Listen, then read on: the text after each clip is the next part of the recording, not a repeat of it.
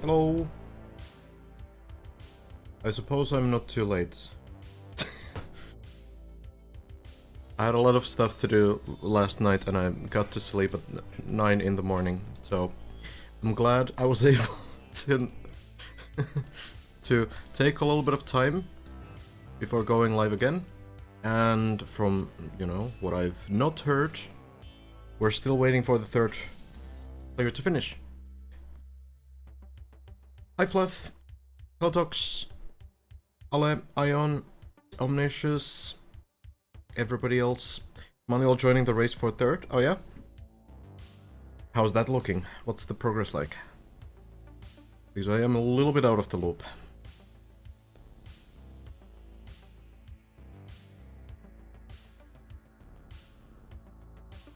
Slightly. 1750. Okay. That's going to be the loop still, most likely, right? Has that actually changed? I think it was already that yesterday. I think Shmaniel got to the wheel hang, from what I heard yesterday. Hello, not.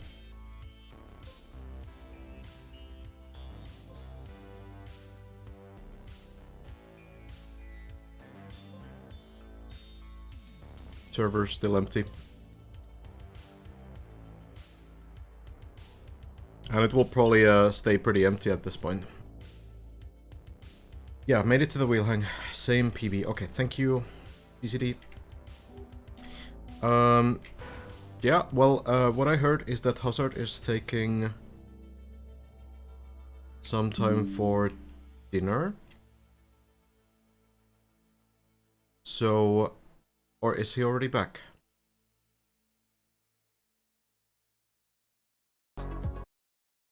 No.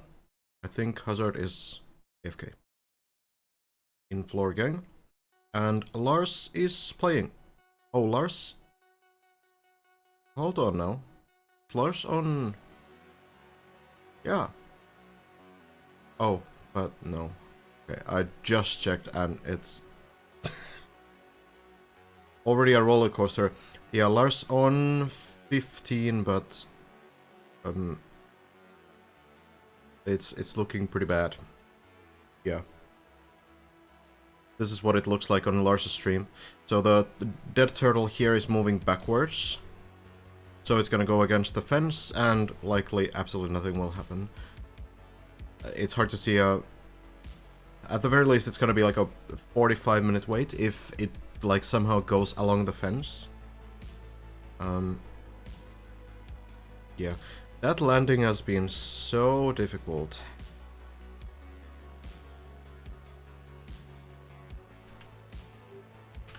So what does that actually look like? Today has not been a great day for Hazard and Lars. I think both made floor 16 only once. Gotcha. Well, I mean, yeah, okay, there's a tree. Thanks, Kubas, for this one. Yeah, I don't think that it's possible that the turtle will go anywhere. Really unfortunate that it didn't go forwards, but that's what it's gonna be sometimes. Yep.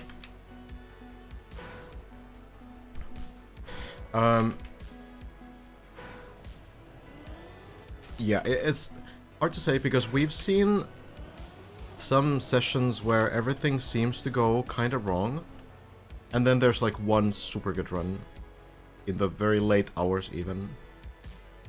Of course, like, it's more likely if someone has like a really good session, it's more likely that they will also get a really good run. But it's still possible that you just get that one run. And you know, maybe Hazard taking a break, maybe Lars as well now, with the turtle. That might help.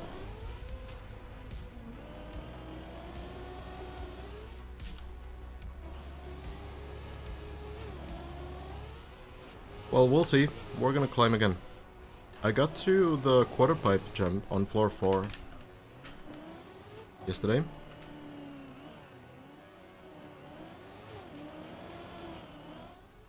See if I can get there again.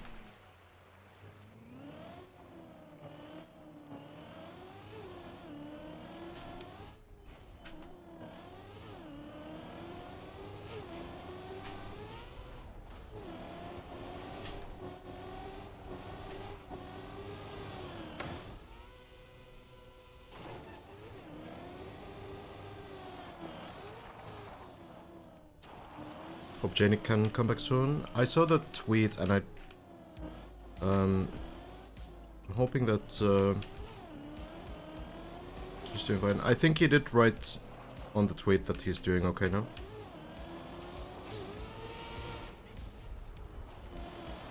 Hope so. You know, your first session's PB.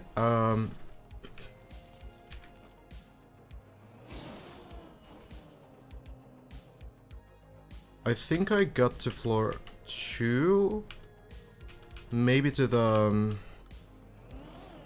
I'm not honestly 100%. Where did I get to on first session? I mean, I could just check. But... I think I definitely did get to floor 2. That I know. But I can't remember how far. I think it took me like 3 sessions to get to floor 3.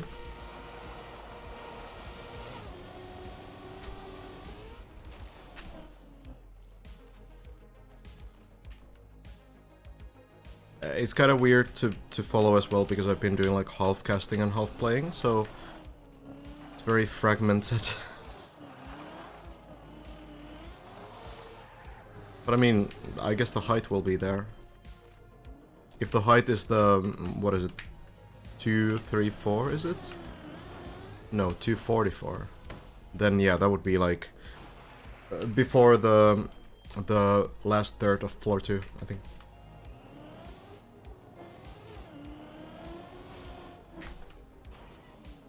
Oh god, I thought that was good. Honestly, getting to floor 2 is no longer a problem though.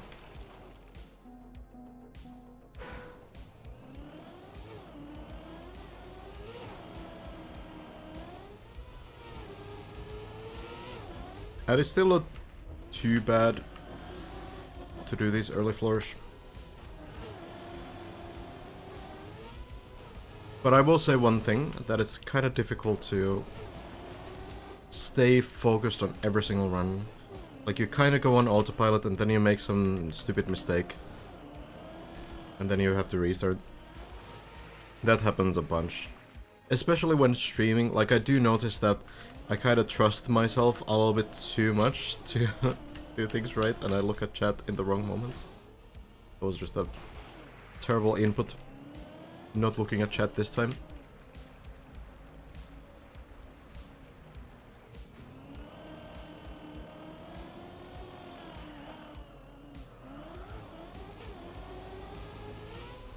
Kind of makes sense. I think that's not necessarily even part of the... It's not like the same thing that happens on every map. I feel like, you know, it's not just the lack of checkpoints and everything in that case. I feel like this map legitimately just requires you to kind of like expect the unexpected a little bit. Because sometimes you might just get like a weird angle on a jump that you didn't really think you would get. So even if you think like, okay, this is just a straight jump, I can momentarily look at the chat message, then yeah, it's not necessarily the case. Seems to happen a bunch, honestly. Or you forget that you have like icy wheels or something. There's just so much to register.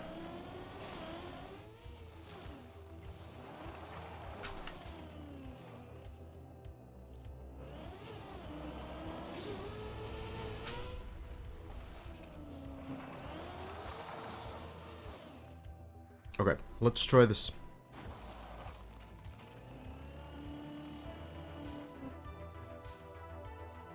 Really, like, on floor 2, it's mainly the first jump still. That is my biggest fear. Okay. I think this is possible, just need to... Oh, yeah, it's hard. I think I saved it once. You just need to, like, kind of balance the car in a different way. I need to drive a little bit forward.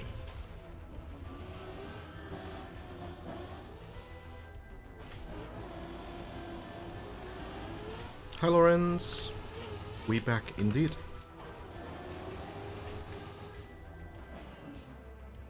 Waiting for Lars and Hazard, mainly.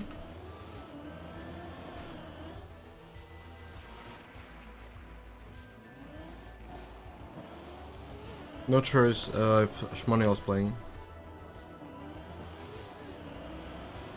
Scrappy, I would say probably out of the battle at this point.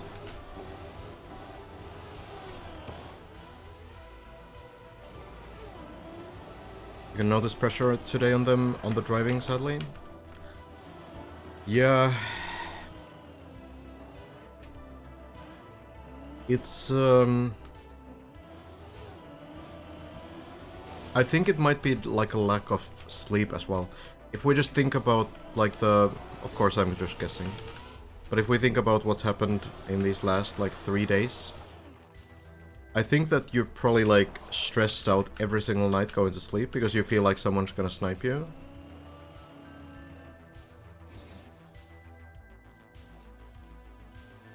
So at this point that might be taking a toll on you. Could be something else too, you know, like it's easy to read too much into runs. Like you could look at my gameplay right now and draw similar conclusions probably. Hi Koda. Hello Batum. The bot crash all of a sudden? Was there just a minute ago.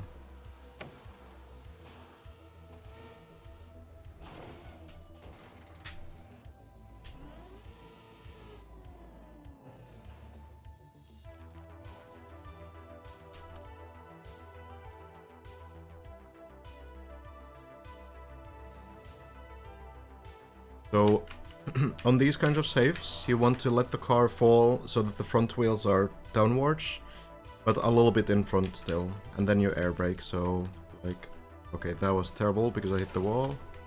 I landed. Not a good demonstration. Yeah, it does seem like now Hazard and Lars are playing at the same time. Lars looked like he would adjust to Bren's schedule for a moment, but now seems to match Hazard's.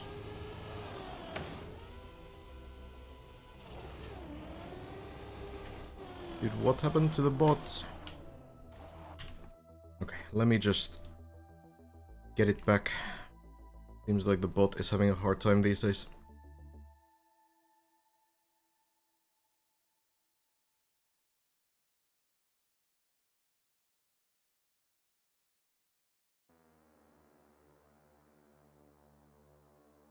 Try again.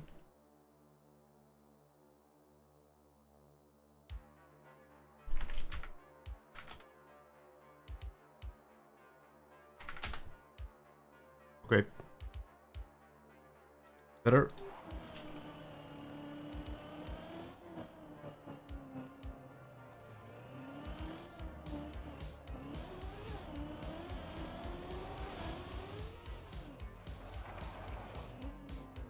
I don't know why it's doing that a bunch.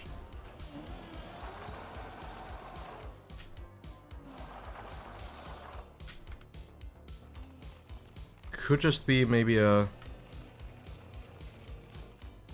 Yeah, could just be that it needs rest, honestly. Hello, Red.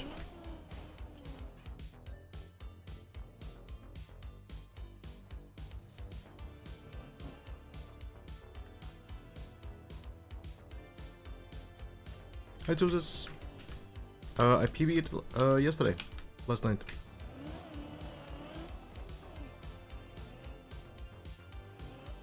Hi, Akiman. Had an idea last night. You could give me a map style and I will try to build an enjoyable map of that style.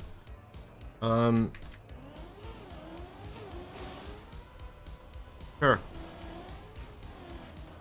Yeah, we can do that.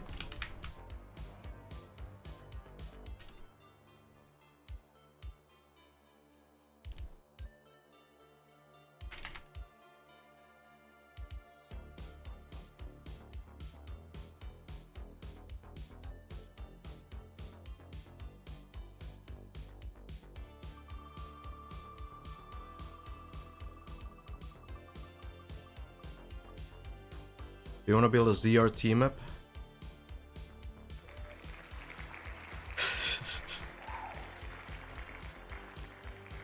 That's the one.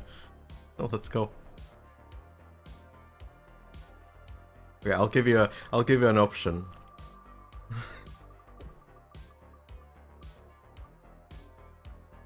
Okay, sounds a bit more enjoyable. Sausage speed tech. Go for it. I don't have scenery styles on the wheel though. No, Nico, not. ZRT refers to Zerator, which is, well, some call it French mapping. Essentially, it's like building very weird stuff that is not very player friendly and putting like a billion poles on the map. Usually it. Kinda score.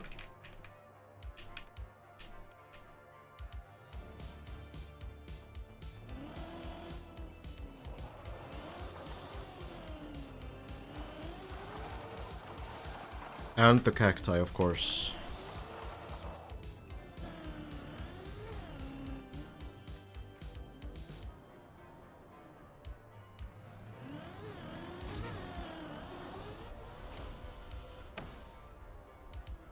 Boing. Okay. I need to start getting this jump more often. I wonder where I could line up. Could I line up from here, maybe? I think that's gonna be too slow.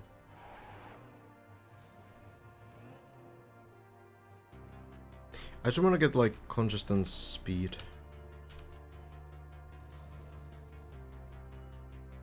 Here? I'll try this. No, but that's a bit slow. Oh. Dude, why is everything ice?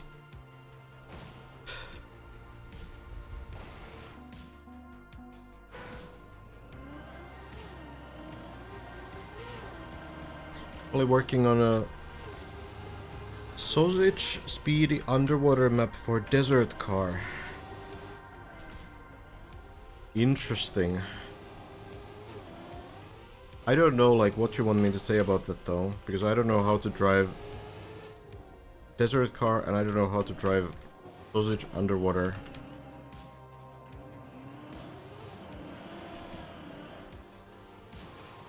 Hello, Lord Bobo. It's been a busy weekend, but pretty good. What about yours?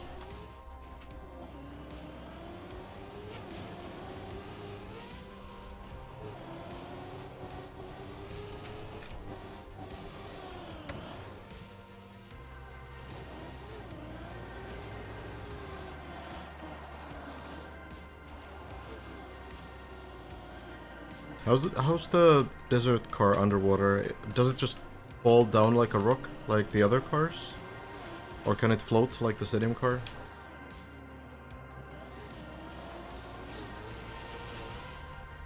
No? It just drives? No, but I mean, does it like float at all? Because I think the snow car like just drops down and it doesn't float like the stadium car, you know? Okay, so it doesn't, okay, doesn't float, gotcha.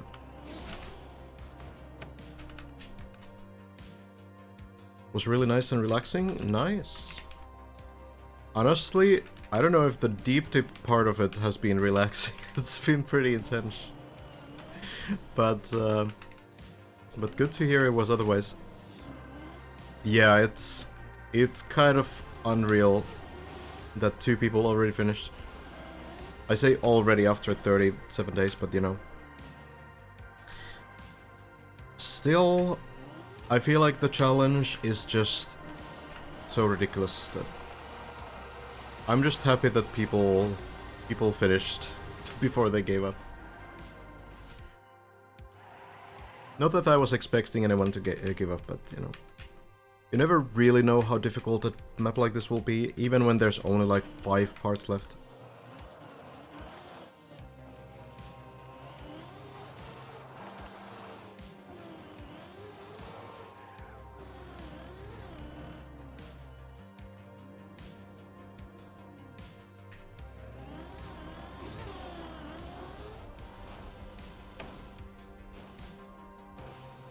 Boing.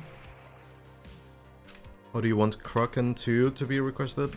How long is that? That's like a water RPG, yeah?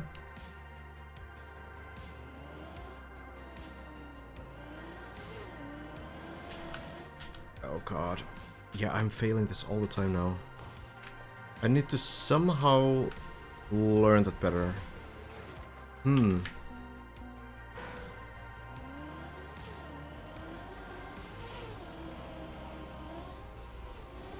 Such a tough jump, actually.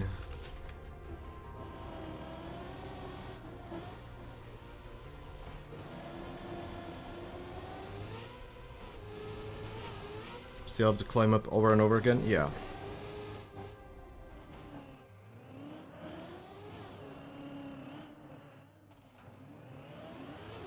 Every trick becomes harder just because of the previous tricks.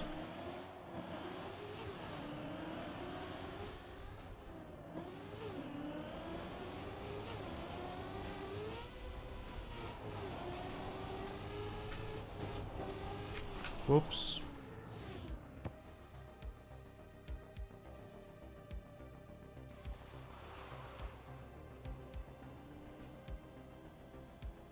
$46 author time. Yeah, I can't really do a 2-hour discovery. So if you want to do that in like map request or something, you should probably maybe choose like 2 or 3 checkpoints or something, or I don't know how many checkpoints there are. But you should choose like a few checkpoints.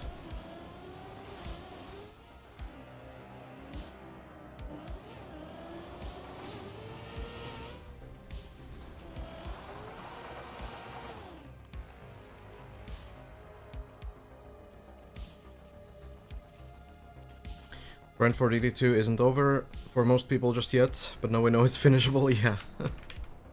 That was a bit of a question mark at some point too.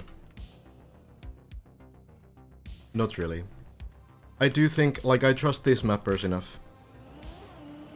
But for people who never heard of these mappers before, it's understandable that there's like these thoughts like, okay, well, what if it's actually like so overcooked that no one can finish?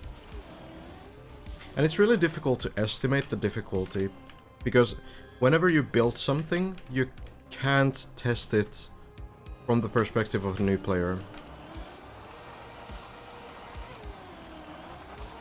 Yeah, that's why you have map testers, but you can't really have like a 1-month map tester either, right? Who plays 200 hours on your map, so you never really end up knowing on a map like this.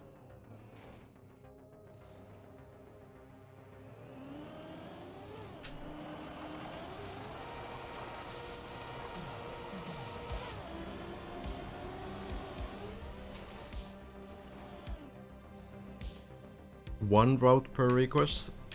Yeah, I mean, look, like, oh, thank you, plastic.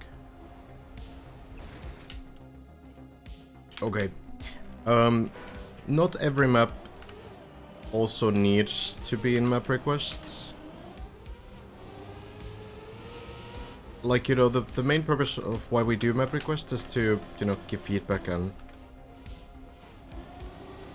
help mappers with something they're like unsure about and that they are sort of also willing to change. So I guess like you have to also ask like what can be like the most worthwhile way for you to get feedback on that map, because if I just rush through some like, you know, 15 checkpoints, and that already takes like half an hour, then I don't really have time to go in detail and give feedback on anything.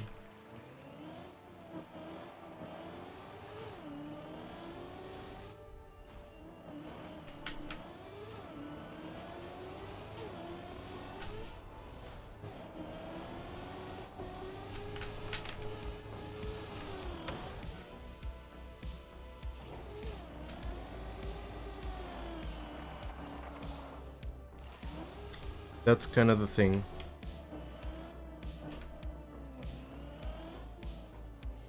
We do map requests usually on Saturdays, not during the deep grind, but I usually dedicate the entire Saturday to viewer maps.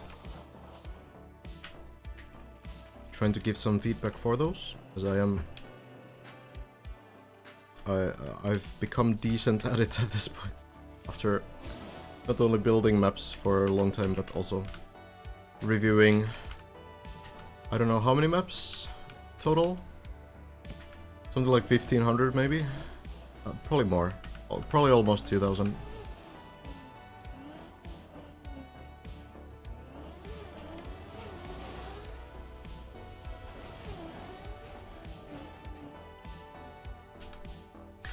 Yeah, it's...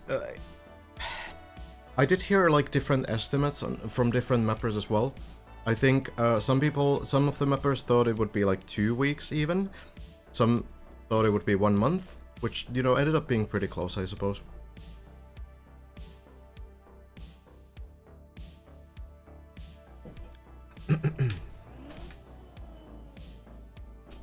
Guess your map request is also used for cool to get my map played on stream.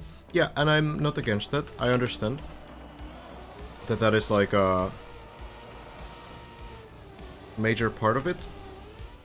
But at the same time, if it's like a map that I can't really like give feedback on, like if it's way too difficult for me or if it's way too long to like realistically you know, have like a detailed sort of view of, then it's just gonna be kind of awkward. Dude.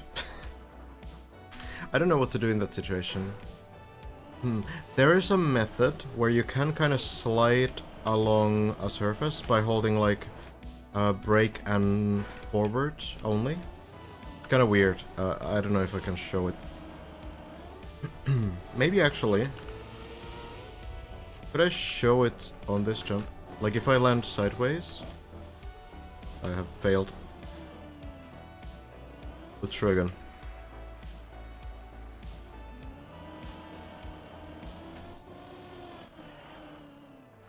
Here?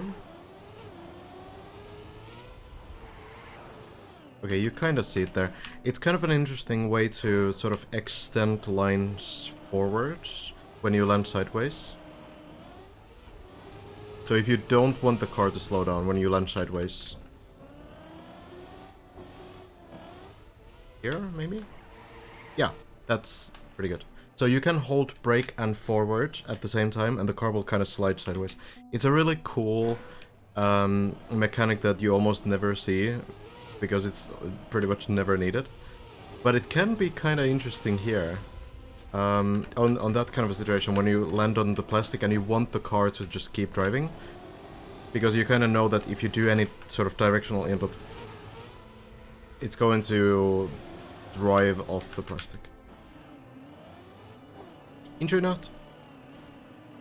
Hello, Sigvason. And yeah, sounds good, Nat.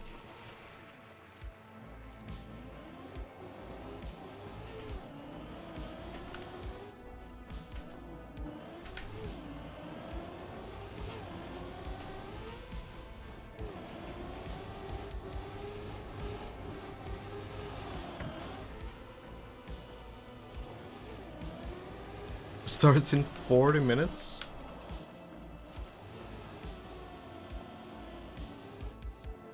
Maybe there's a warm-up or something.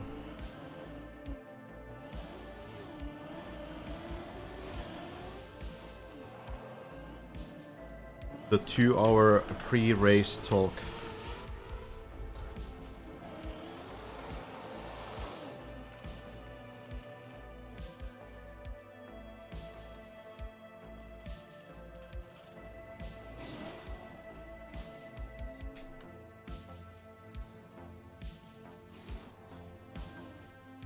Until then it's the resident sleeper, hey, that's what I said.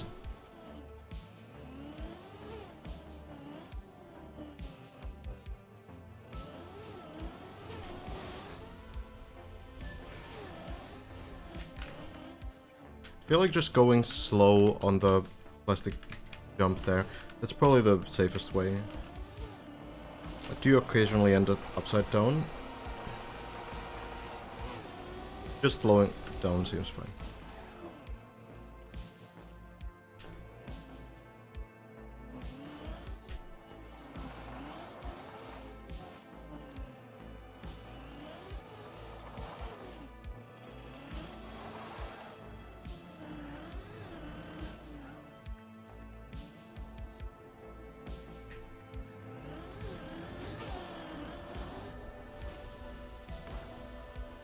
No, come on. Can I just get to the hard part? How do you get good in this game? You practice. But it depends on what you want to get good at. There's many different styles and different ways to play the game and everything else. If you want to get world records, then you need to like purposefully grind for better times. If you want to get better at competitions, then you need to be playing competitions. If you want to get better at fast learning, then you need to play formats that help you learn that kind of a skill set. For example, Cup of the Day or Random Map Challenge. So there's like very different things. And, you know, I, for example, I lack a lot on the aspect where I would be like good at grinding maps for like records and such, because I haven't really done it. I think I kind of want to do it at some point. Hi SMB, Lars went to rest. Got it, got it. Well, I guess it's up to Hazard then. Want to impress my imaginary friends? Khaki is the answer.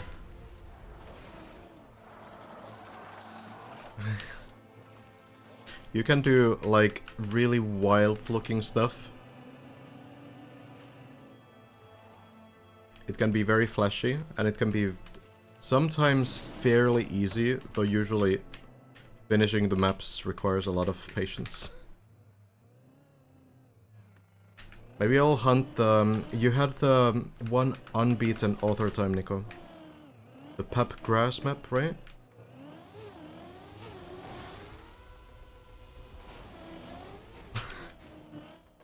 That sounds like a miserable journey, though. I would never get it. How long did you hunt it?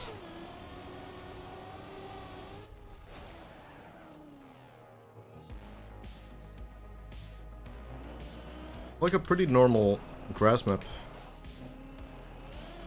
But it's like... how old? At least a year old. And it's still unbeaten. The author mill.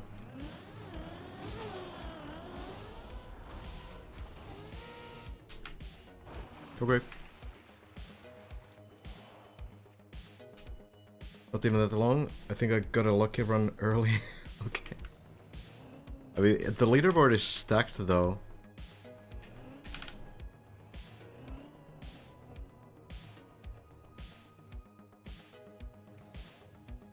I think a lot of people tried it. But what about between these two lines? Let's start from here. Between this and this.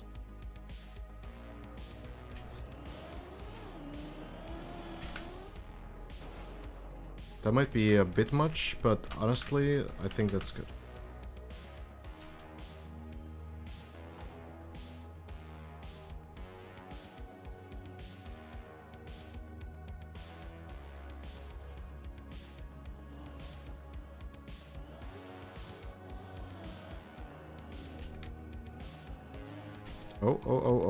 Oh no.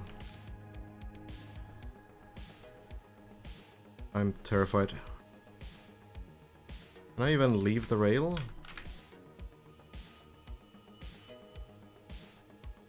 I don't think I can. I think I'm stuck. Am I? Dude, can the camera stay still? Why does it rage like this? Stop. I just wanted to stay still so I can see the car.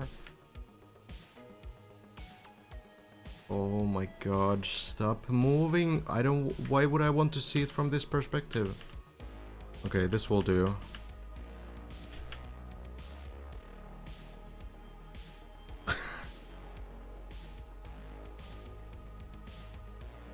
I don't think I can do much though. First kind of moving on its own. Okay, need to be a bit more careful with the flip. Gonna go somewhere. Oh, hit this, but I don't see how that's gonna help me.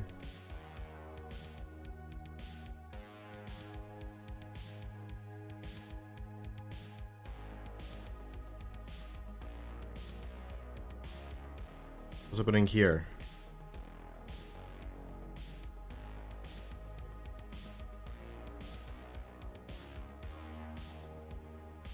I think my car is just broken.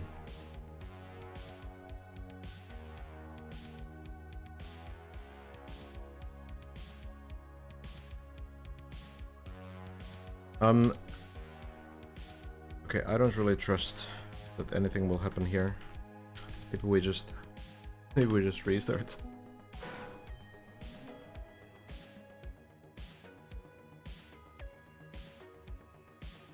Really curious if oh, Hazard floor 12? Continuing the run?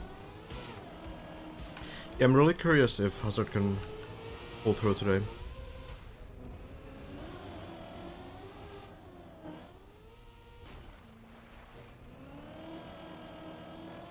Now also, it could be a little bit less pressure for a little bit because Hazard probably knows that Lars is not playing anymore today.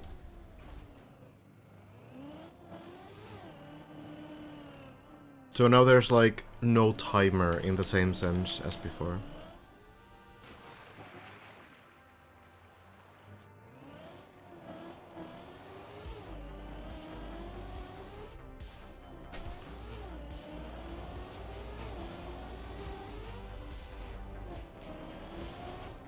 We can tune into Hazard's run when it gets to floor 14. Probably a good call.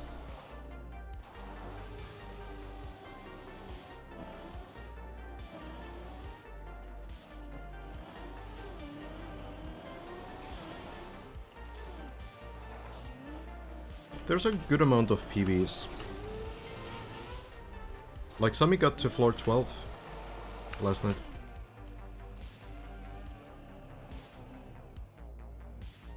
So I feel like we're approaching a point where once the checkpoint version and everything will be released,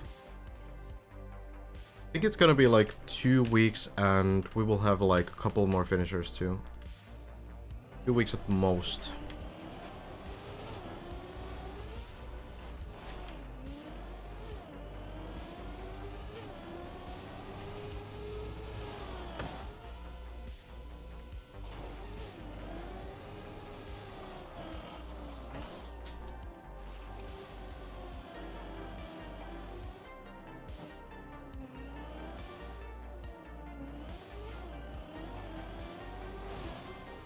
And then also virtual will be back eventually, and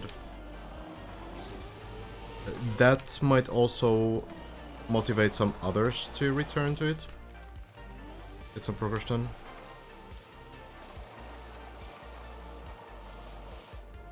I do wonder what's more difficult, reaching like floor 10 in this version, or finishing the checkpoint. Oh no, that's the answer is obvious there. Let's say getting to floor 8 on this version versus finishing the checkpoint version. I wonder which one is like...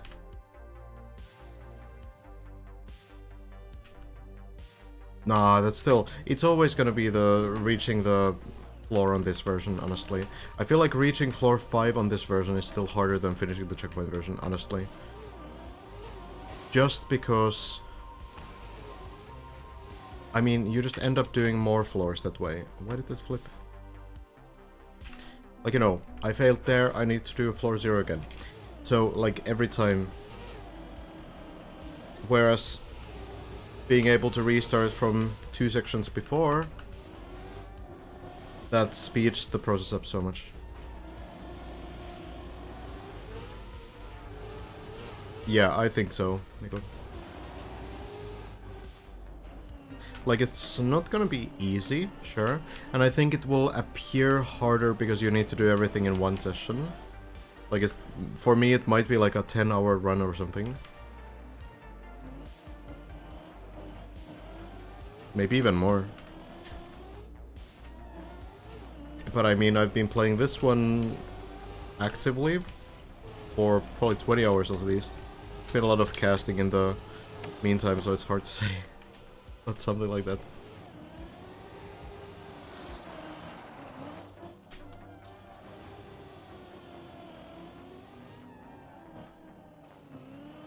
I guess Hazard might be already on 14.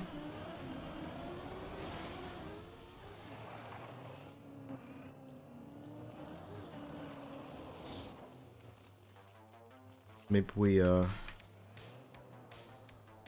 park here.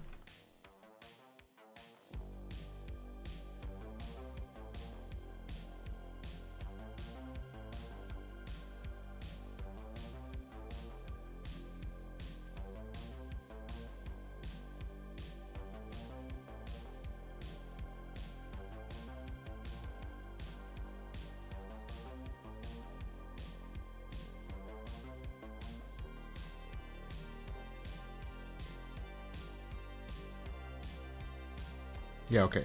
Floor 13 right now. Let's check in. Let's check into Hazard. See how the run develops. So now, on the bobsleigh loop, we'll see. So Bren finished first yesterday, pretty early.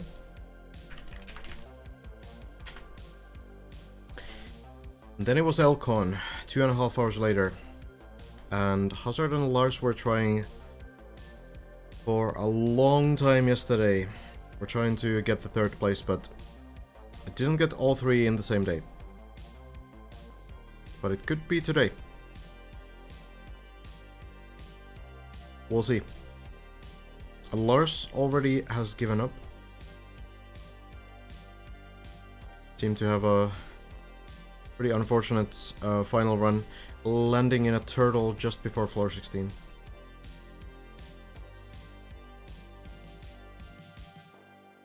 Lars went for 10.5 hours today. Yeah, that's brutal. Really wants to get the podium spot, but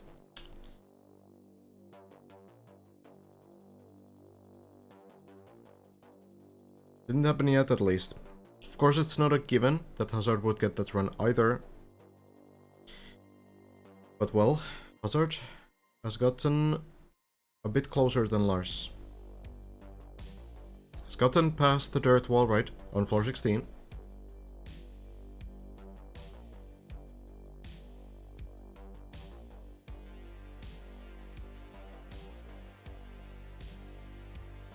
This jump doesn't work. And why? I honestly don't... Okay, that was a wicked flip. But why? Why didn't it work? A gear problem? I honestly don't know. I don't know.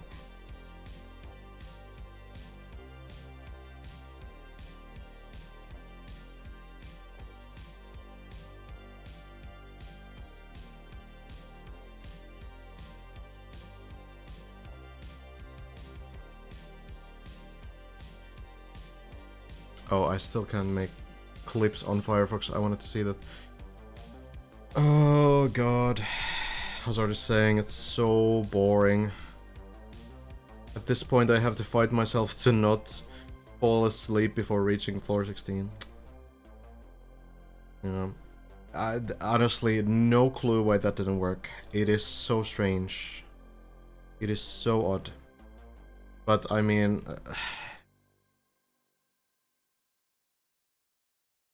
like, could it be a gear issue? Some, like, you know, usually what we mean by gear issue is that you essentially lose the gear when you kind of go into the ramp. So when you go into the ramp, the gear drops, and then you lose the speed from there. So it could be that, potentially. I don't know, it's super weird though. Need to wet the wet wheels.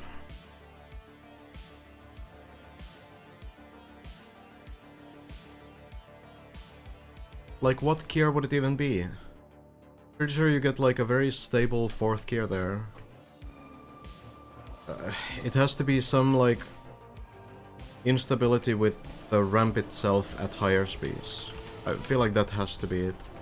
So it's like something about the angle of the car, and the car like weirdly like... I don't even know how to say it. But like something has to happen during the ramp. Like, you know, maybe the car sort of like crashes into the plastic because it's going so fast into like a steep ramp like that.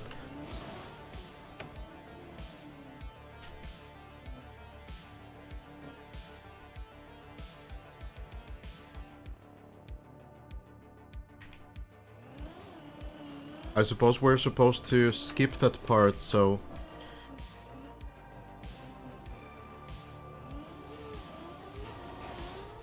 There's other shortcuts. There's already a way to skip that, of course. The Elcon way. But, like, that's not something you want to start learning right now. You just want to finish the map at this point.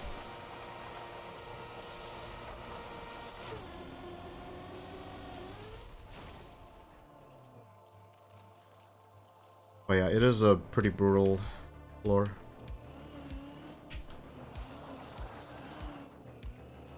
We'll see.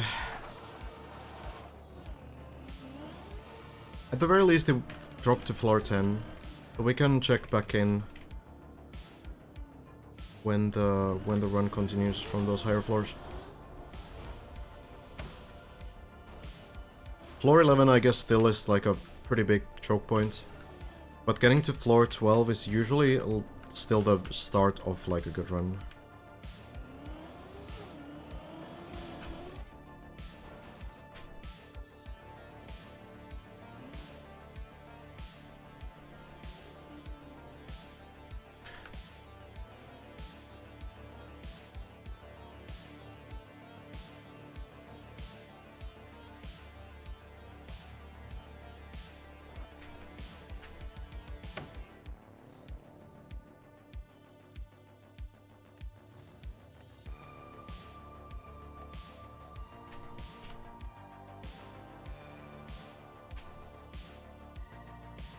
Elcon did finish, yes.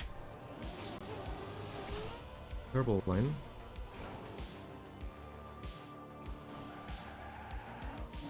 I'll try this jump.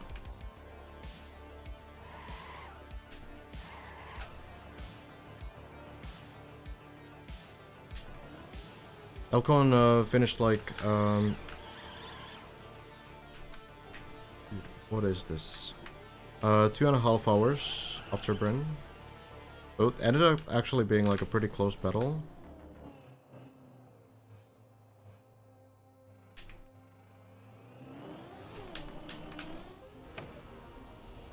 It's really funny how... Oh, maybe I could have saved that with a very clean ice slide. It's really funny how floor 1 and 2 recoveries are harder than any other recoveries on the map. It's the weirdest thing. I have no clue why they made it like that.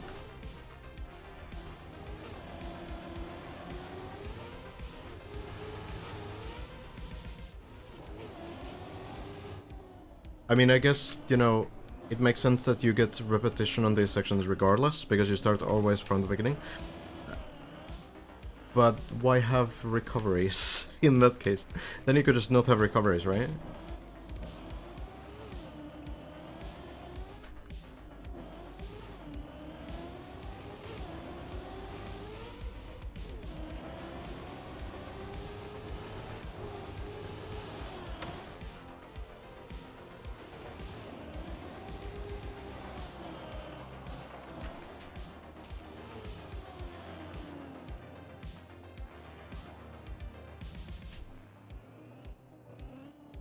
I think honestly that mostly in the mapping process, they probably just focused a little bit more on the higher floor recoveries. That's probably the answer. So basically they didn't look too much into these because it wasn't necessary. So they just probably stayed the way that they were built in the beginning. But then when you have like floor 11, it's like, okay, well, let's think about this a little bit more. Hey Rolly, halfway through your 2023 campaign, hunting author medals. It was a good recommendation and great campaign. Hey, no worries. That's very good.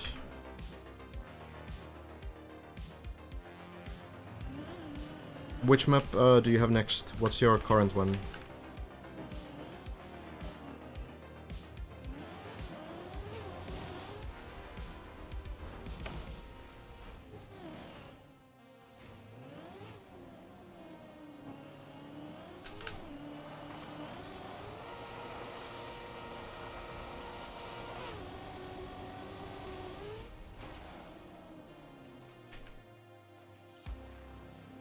Exactly the half. It's a tube one next.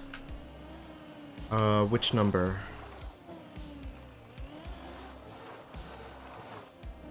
Oh, do you mean the bobsleigh map? Like these blocks? 14, I think.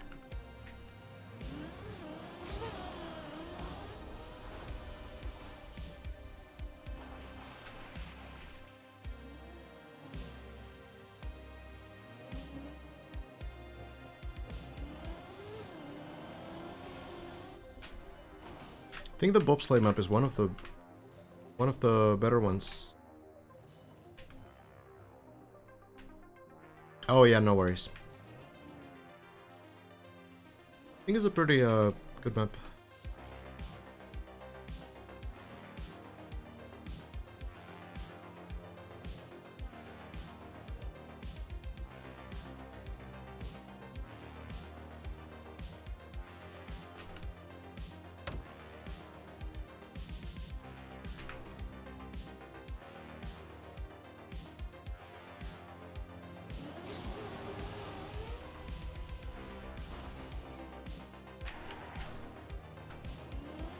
You waited. Anyway, how can check author times in game? Just grind. I just grind after a goal to get it. There's a plugin. If you're on PC, there's a plugin that you can use called Ultimate Medals, and there's some others too. You have some different options. So I think the extra leaderboard positions that I think shows also the medal times, but the ultimate medals is what I use. So basically what it does is, for example, on this map, gives you this window that has all the medals. So then you can see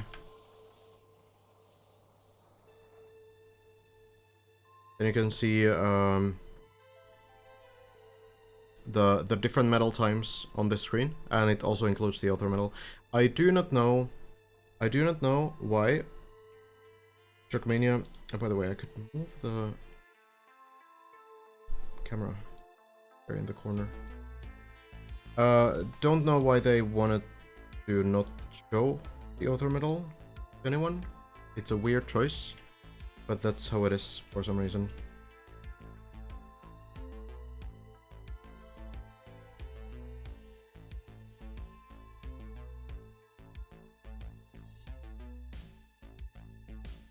First time I played Trackmania, I didn't even know there were author medals. Yeah, it's pretty common, and yeah, I don't know. I don't know why that is.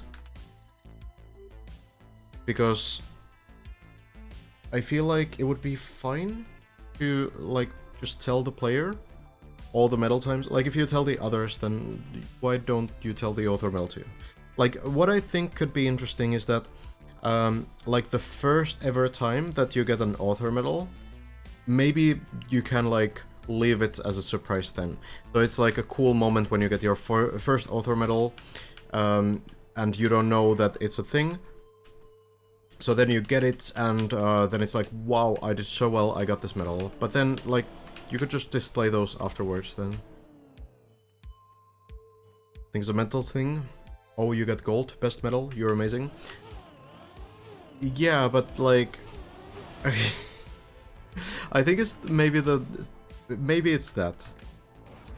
I don't know if I agree with it, but that's maybe the reason, yeah. Also, like, showing the leaderboards, I don't know how it is now, but it used to be turned off by default, so you wouldn't even see the leaderboard. I feel like it's fine for players to, like... Okay, I think it's fine for players to see that they have, like, sometimes some achievements that they're not yet ready to achieve. I feel like most players will be able to approach a game in the sense that, okay, I have more to learn and I will eventually get better. I don't think people will immediately cry if they see that someone's better than them at the video game.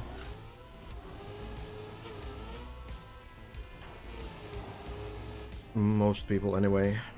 Hazard 14, okay. Let's check in.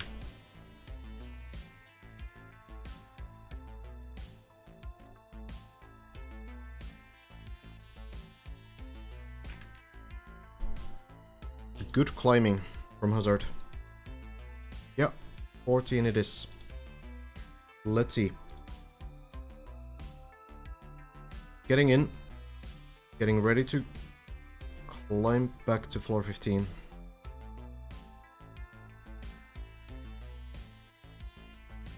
So, back to Virus floor. We've seen this many times before. And maybe we're getting closer to the end of it. Turbo walls work pretty automatically. It's quarter pipe jump, kind of rough though. Pretty tricky. You need a very clean speed, clean landing. And then a straight line. Landing into this beam a little bit off can bounce you around, so...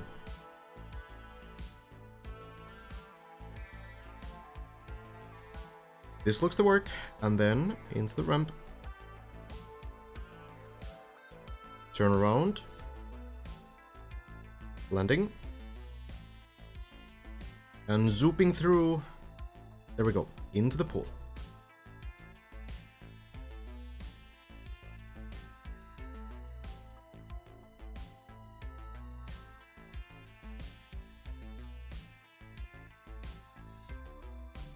I do believe Hazard will probably finish this map before me.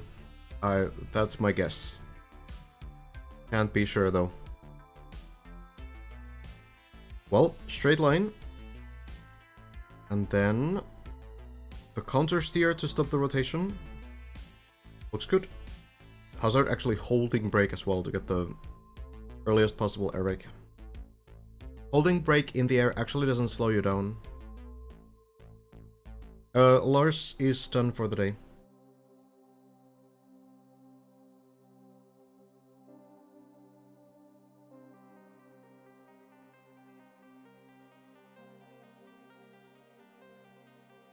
Landing works here.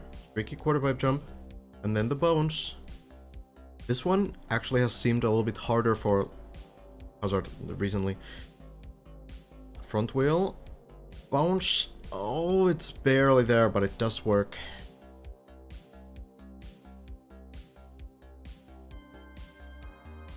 And the landing. There we are. According to Deep Stats, you will finish this map in 7 days and Lars in 17. Yeah, sounds like a good estimate. Into the ceiling, getting the grip and getting pushed into the pool, and that should be floor 15 now.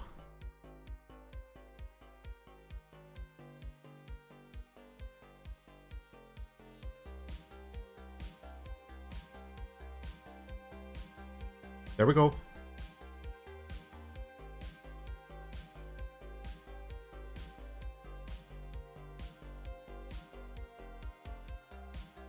So the clean line through the ramp. Looks to be good. You can retry this if it doesn't work, but this one does. And the landing is very clean. Initially, we were very worried about this very first quarterpipe jump, but it honestly has turned out to be one of the least problematic parts of floor 15. Can't wait to see how Kubas does this floor, though. I think there's still some consistency strats that we haven't quite figured out. But plastic bones here looks to work.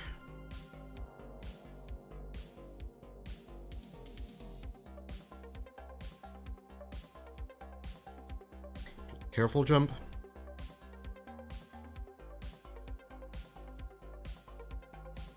And now the shrimp. So careful wall hug. Slightly steering towards the wall. This looks to work. No bounces. Works perfectly.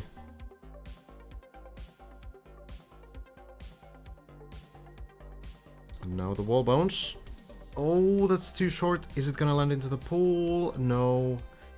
There is a small pool below, but it's not there. It's a very small one. Oh, well, lands to floor 11, and this looks to be a possible recovery back to the beginning of floor 11, so that's something at least. You can do this jump here, and this is actually a safer beam to do it from. It does go to the very beginning of floor 11, so in that sense, it's not ideal. But just doing this jump will be at least something. Getting to side large. Side large floor. We'll check back in when Hazard gets a little bit further in.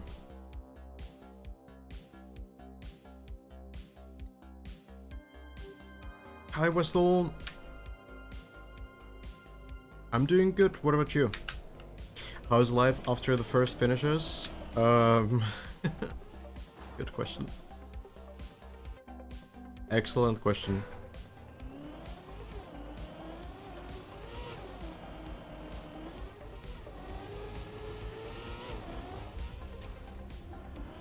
It is a little bit strange. I kind of, in some ways, I keep forgetting that the map is actually finished.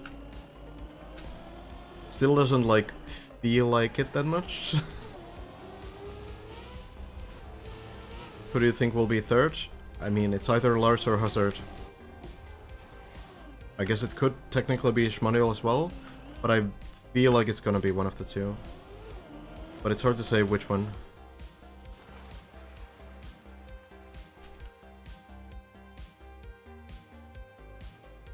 Life has changed now. Been a memorable month at least.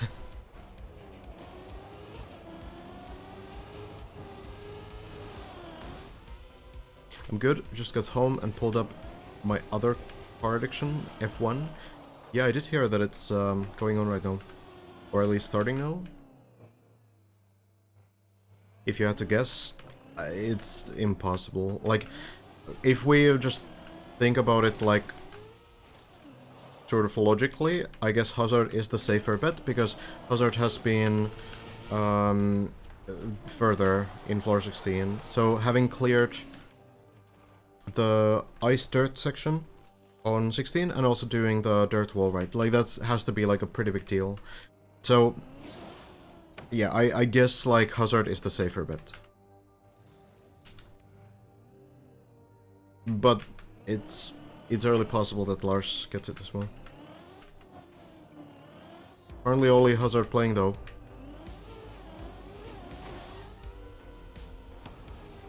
Oh, okay, interesting strategy. Gonna land. Nice. No Dark Horse Miracle Scrappy run. I don't see it. Like, not having even been to floor 16 at this point is just... That's too far behind, I think.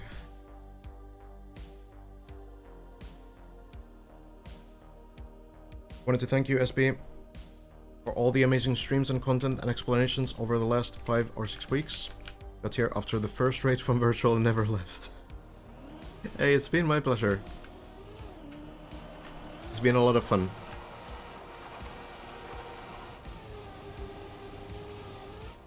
And it will continue to be so. I'll get into... Yo-ho-ho, Wessel. Thank you so much for the 11 gift subs. God damn. Very generous. Thank you so much.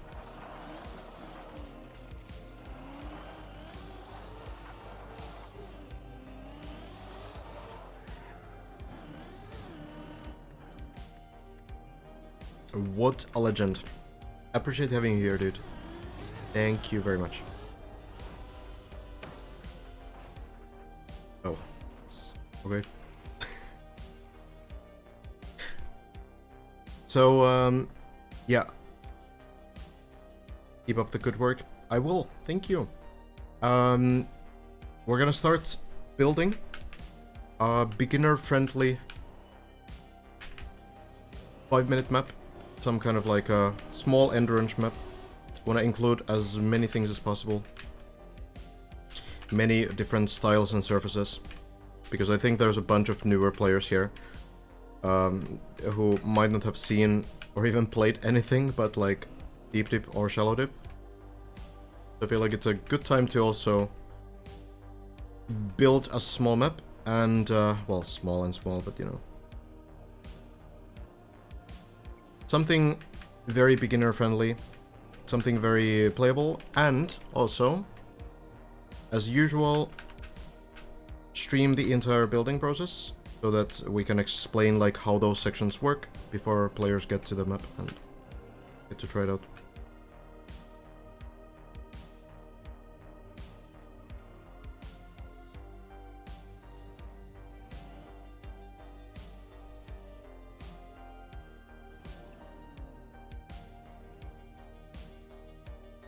You're a newer player? I don't know if you are, Sigva-san.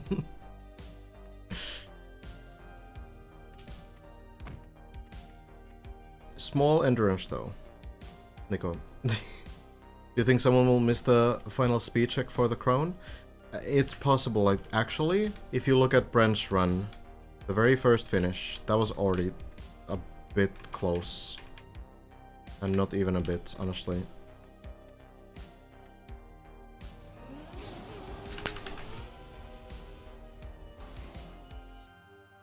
But you know what the good news is? We have 2 runs that have made it, so that players understand what kind of speed is safe to go with. So I think that's going to actually help so much. So it could be that, you know, eventually someone will finish, or will miss the finish line with like a wildcard run or something. I don't know if it's gonna happen like to the top 3 though, because they have so much information, they can be so careful about taking it, only commit with the line that they're absolutely comfortable with. So yeah, maybe not during the competition, but eventually when someone's trying to rush it for like a wildcard, that's probably possible.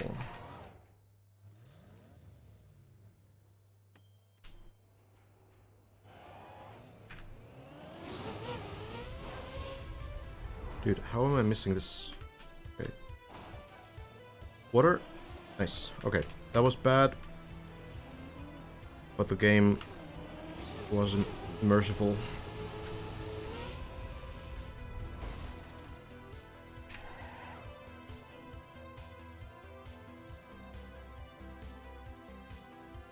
Started playing this decade. Fair enough.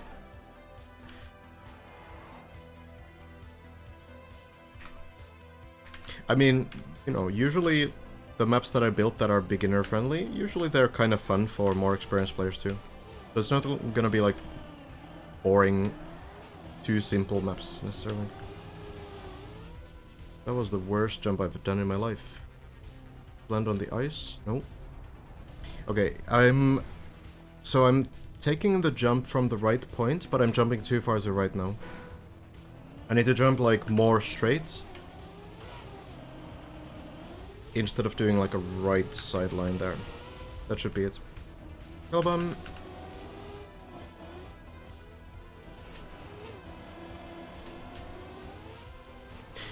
But one thing I'm excited to do also is kind of just investigate this map. look at the checkpoint versions and the individual floors and interview the mappers, and gonna be cool to hear all the secrets.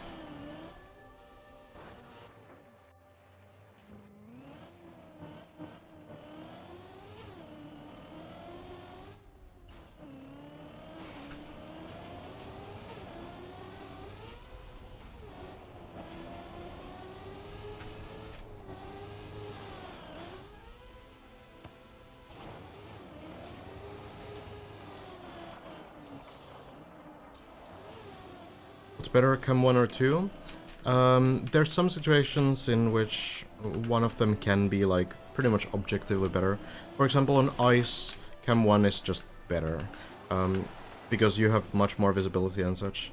And then there's like some situations where Cam 2 is better, again for visibility reasons. So, for example, very steep slopes or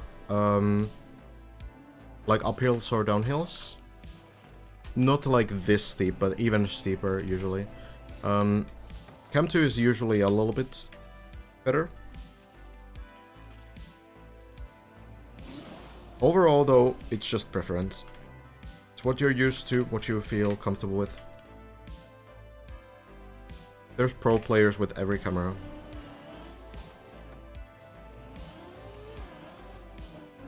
But it's good to get used to switching cameras a little bit. I think one thing that might put camera 1 a little bit above cam 2 is that then if you go to like ice, then you don't need to switch the camera, because there's very rarely camera changes on maps with ice. Usually they rely on the player switching them themselves. If you're fine doing that, then there's no issue, but if you don't want to deal with that, then using camera 1 might save you a little bit of camera changing effort.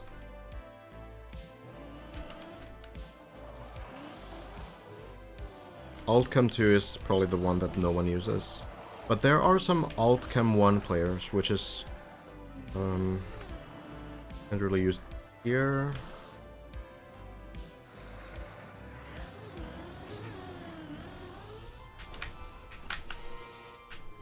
Oh, I tried to slide through. It's basically this kind of a camera. It's like a closer angle of camera 1. It's kind of interesting. So it doesn't fully follow the car as much as camera 2. In some situations, it allows the car to like turn a little bit more. Camera 2 doesn't. Camera 2 always follows the car from the back a little bit more. So Alt Cam 2 is kind of like a compromise between the two cameras, but it's kind of weird.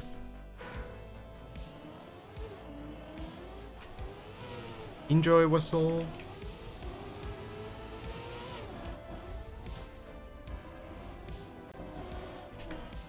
I know that I think Sophie, for example, very good ice player, uses very good everything player, really, uses Alt Cam 1.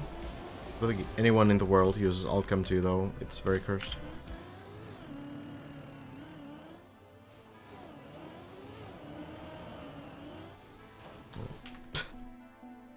I need to be a little bit more careful.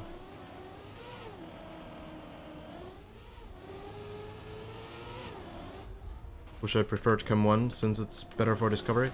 Yeah, on some maps it can be. Like, it's generally Cam 1 gives a little bit more vision. But there can also be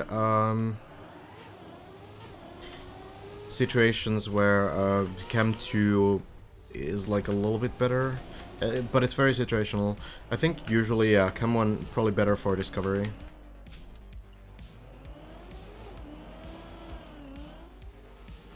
Had my first run of shallow dip today, got to 160 meters in 1 hour. So worth the club money. That's not bad at all. That is floor 1, right? In 1 hour is pretty solid. No more commentary? Well, just waiting for Hazard to get runs up.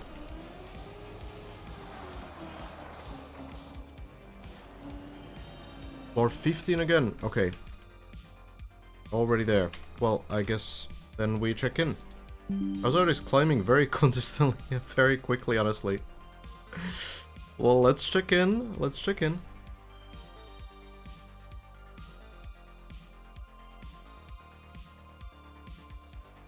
I'm actually not 100% Kabaru. What I do know is that you should do it on desktop and not mobile, because mobile has like some insane fees on it. That's the kind of the only thing I know. Maybe I should look into it at some point.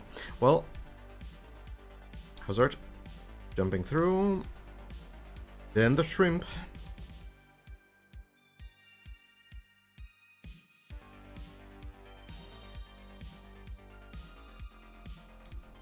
Wall hug, the landing, there we go.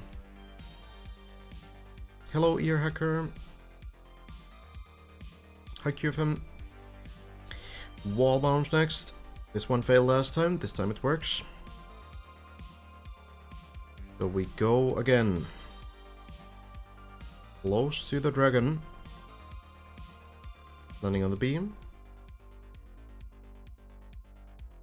And then this centered or even left side approach to the setup. If it works. Instant air brake, and the height barely works. Well, it was a little bit, maybe a little further than sometimes. Maybe 2 more speed than what's required. And we go into the rings. Hazard likes to do this with this internal camera. This is the Cam 3 people talk about. Lands the second. Third. Oh, it's very close, but controls it. Fourth one. Jumps are so much harder to estimate when you are doing them with this camera, but actually driving on the rings can be a little bit easier. Wheels. Flip slightly into the ring, but this is recoverable. Front wheel first. There's fortunately this small wall here that's a little forgiving for this recovery. And going in, jumping through. We're back to the ice slide. Now the key thing on this ice slide again is getting the third gear.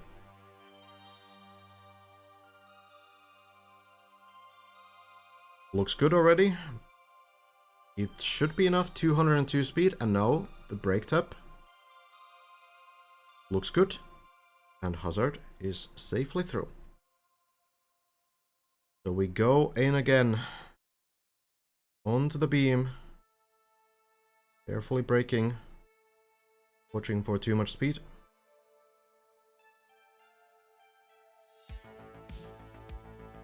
And the final jump.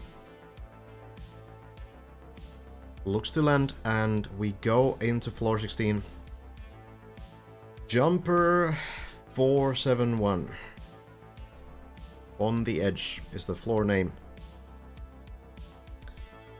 And Hazard has a chance now. Actually get to the end of the map.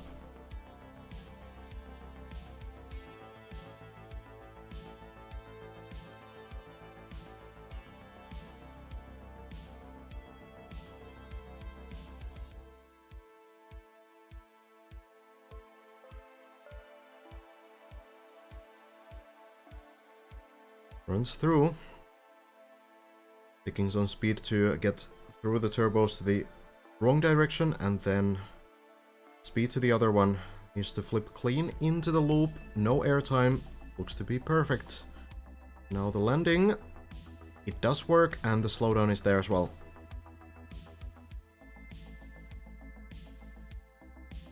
Going to be the time for the wheel hang.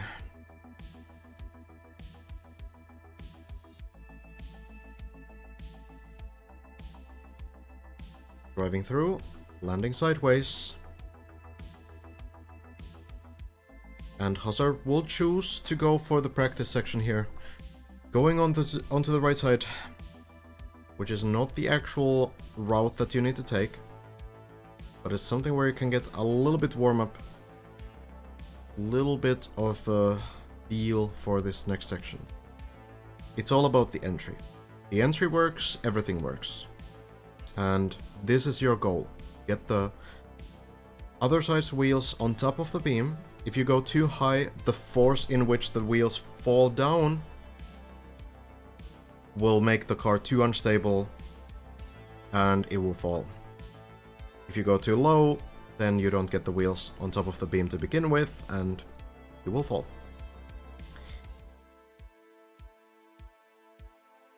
Hazard, ready to try the real thing. Lineup is a little bit different, no plastic here, but the trick is the same. Oh, it's a little unstable at the end, but we'll land to the pool. We'll be able to continue from floor 15. It's super close. It's really, really close. If it survives to even close to the middle point, like there's the sign that you have there. If it's even close to that point, it will stay stable through the entire thing. But it can get unstable a little bit after getting onto the beam.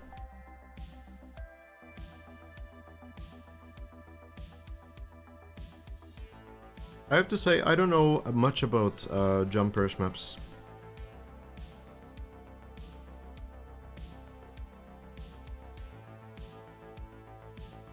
Maybe I need to discover some of them.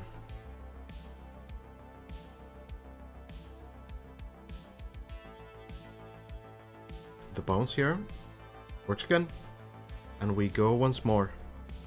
Avoiding the second gear on this jump. It is not very difficult to do, but you have to know that it's a thing. Hazard actually got here as the first player in the world and failed that jump because of the gear 2 happening. What happens is that you get the second gear at 100 speed, whether you like it or not. Gears in this game are automatic. And when you go up the ramp, you can lose the gear. And dropping a gear in this game, that causes a slowdown. So it's better to go with the first gear only, even if you have less speed, technically, because then you avoid the slowdown that happens during the jump. Well, into the dragon, and here just need the speed to work, and it works perfectly. No issue, no issues whatsoever. So here we go.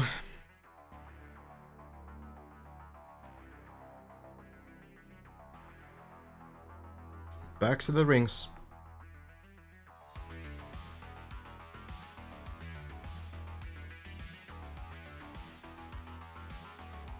Looping through. There we go. Using the backwards camera here as well. Seems to be pretty useful in a section like this. Then, final one. Back right wheel clipping a little bit, but just takes a little bit of speed and it should be okay. Here we are again. Third gear before committing to the ice slide. There it is. Going sideways. Is this enough speed? It will be. Getting very consistent on this. Now there's just the brake tap. Landing looks clean enough, and it will land once more. We go into the beam.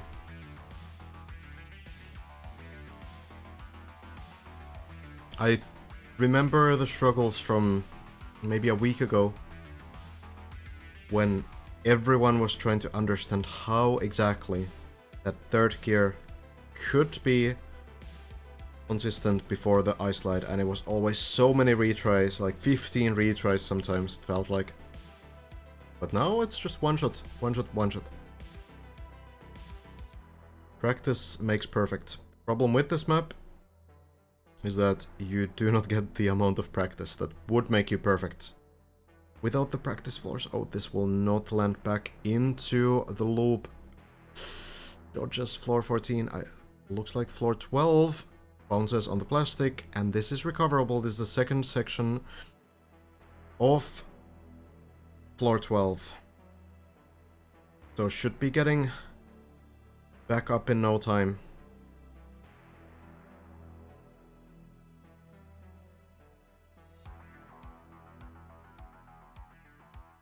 Floor 12 is actually one of the more forgiving floors, in the sense that not only can you retry things within floor 12, but also it covers a lot of ground, which means that if you do fall from above, there's a chance that you at least like hit something there. And we've actually seen a lot of recoveries to this second section, especially from floor 15 and 16.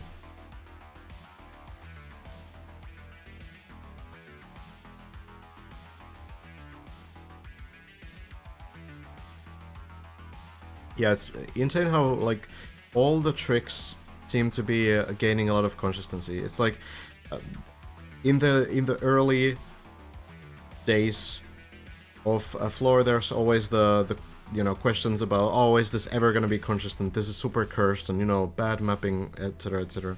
And now like we see those same sections people talked about become consistent.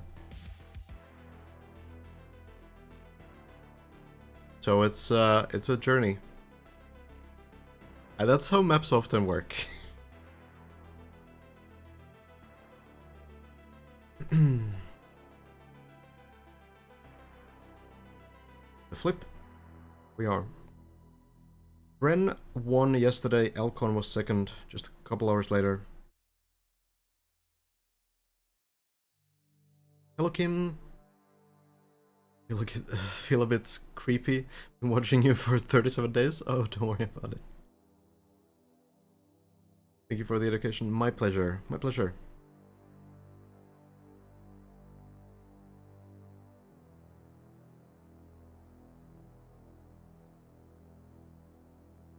Also feel creepy after watching for 1500 hours.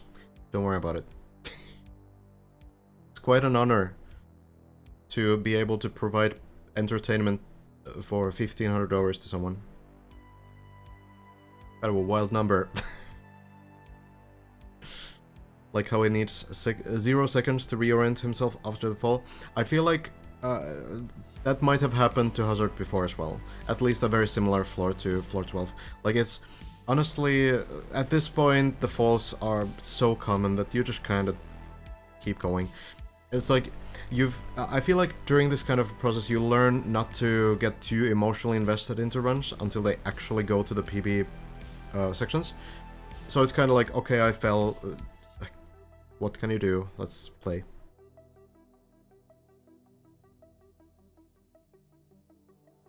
Hi Franco. Thank you for your great streams, love watching it. Thank you. Glad you are. Hello, him. Now I get that ion, of course. If the ramp works this time, looks good. Just seems like maybe it's a little bit too steep. The ramp. To be like 100% consistent, or maybe there's a trick to it. I feel like it would be understandable if some sections of floor 13 wouldn't be entirely consistent.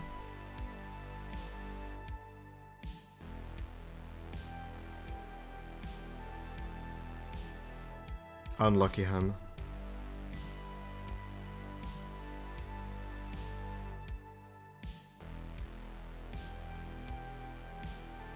I feel like on floor 13 it would make more sense, because there's so many like shortcuts and routes and different things to do. I feel like not everything has been like playtested to the extent that they have on other floors, I would imagine.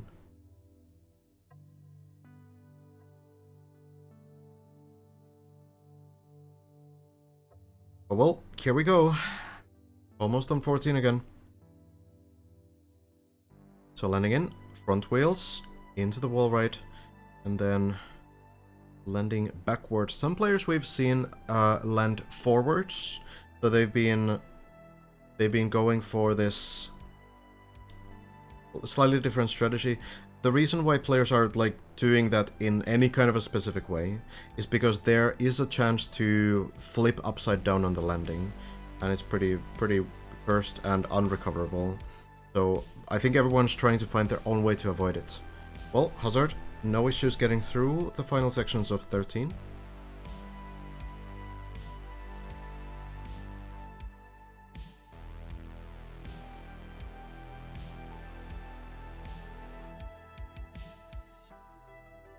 Bones. Here we go.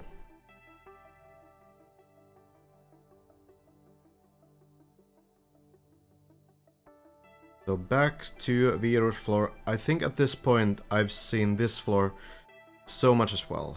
And I think the players are tired of doing this too. What Hazard said earlier was that he is actually like bored of the earlier floors. It's really just about getting to floor 16.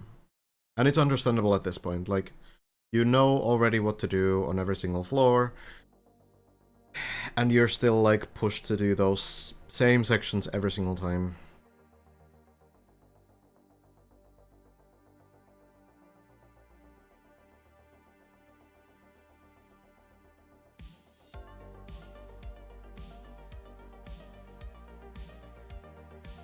Bouncing through. There we go.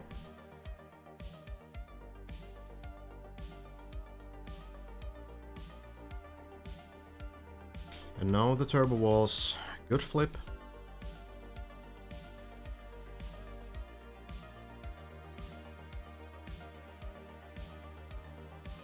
Jumps are working.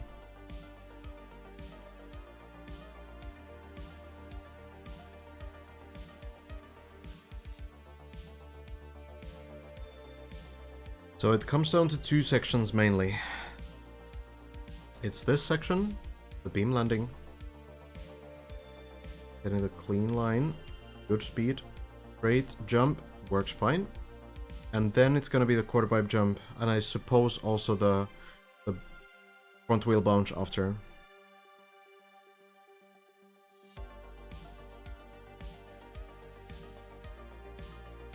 Landing in, jump through. Then the turbo wall looks to work. This is not me driving, no. We're watching. You knew that already, though. Oh, I have cooldown on the shoutout.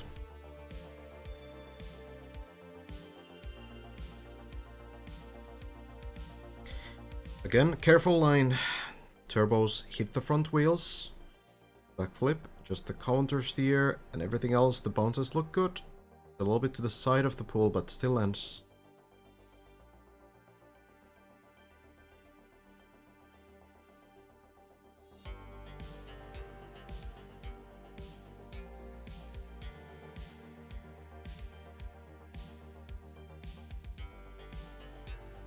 So here's the quarter pipe. Jumping in, lands it. And now just the front wheel bounce. And it works. Two more sections. Hazard has been really good at these though.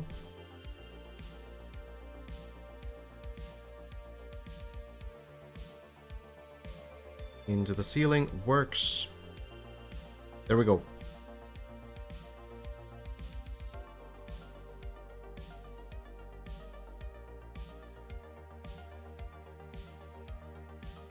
And then the landing. There we are. Floor 15 again. We go back after the big fall.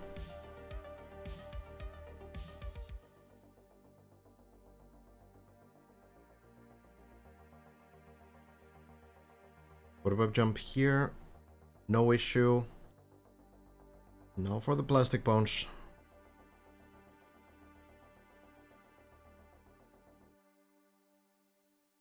Very clean entry here to get specific amounts of speed.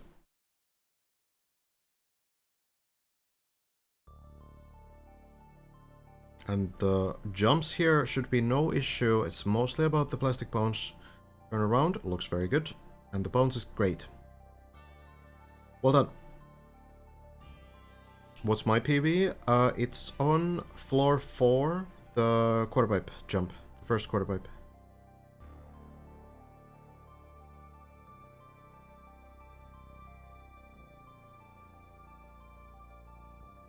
Clean line.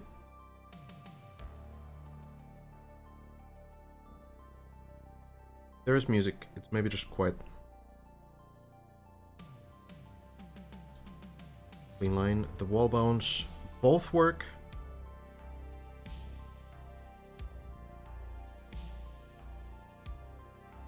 And again to the dragon.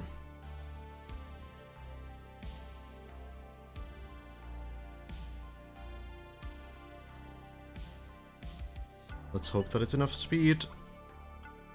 It's much faster than necessary, so Hazard will continue. Be getting into the rings then.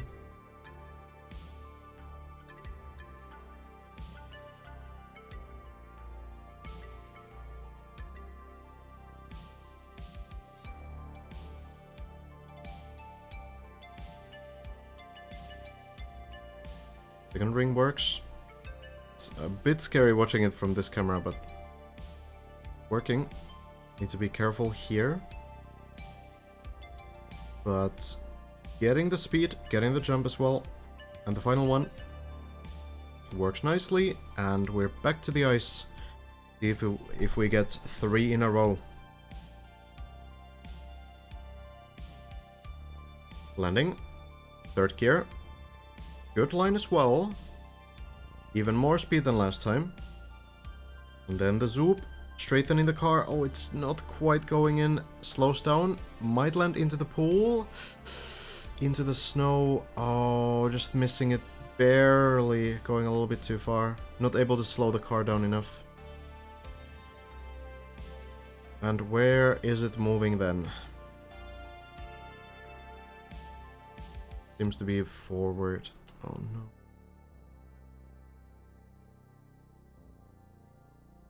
The car is still, like, falling down the snow hill, so the car is still moving backwards, but the default movement is going forwards. The question is, like, okay, well, would it even do anything if it landed onto the beam? Because there's not really much that you can do from there. I guess it's possible that the car will fall, like, to the edge, and then somehow the default movement, like, reverses, or maybe it's just going to not matter.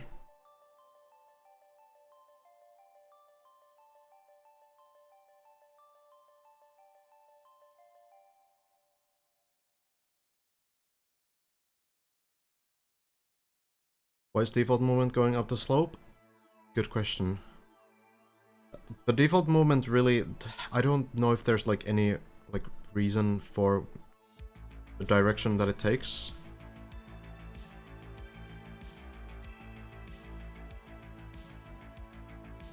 I honestly feel like it's probably kind of random. Just does what it wants to do.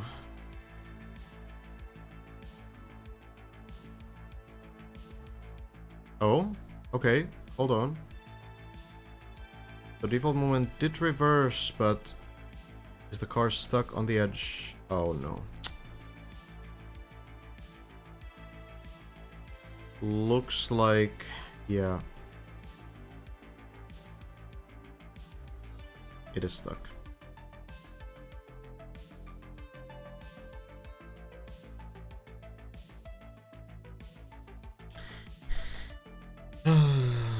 That's a tough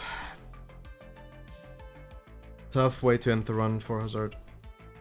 It's been happening before as well. Kind of a same situation.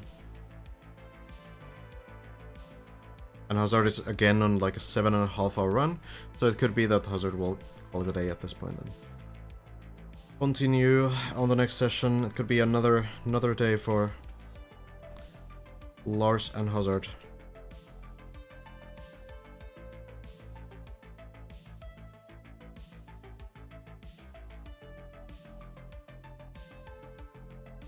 We need deep dip too, but every scenery is a water pool. That would be... yeah.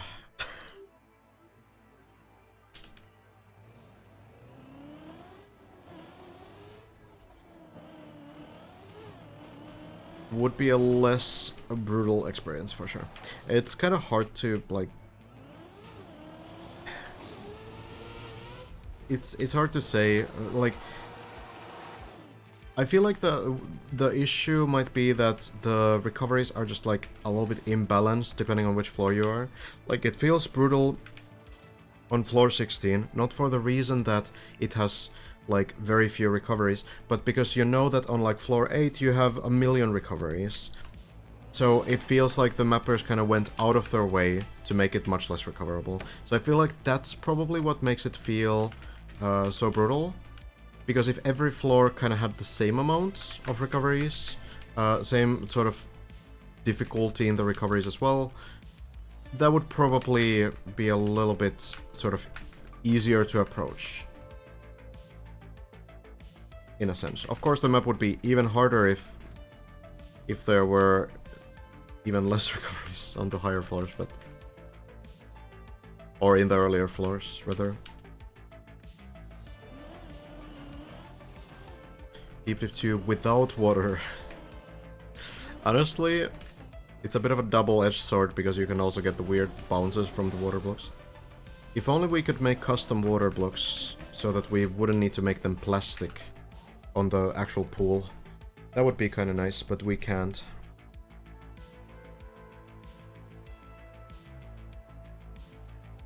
You going for 3rd place? Yes. I'll finish on this run.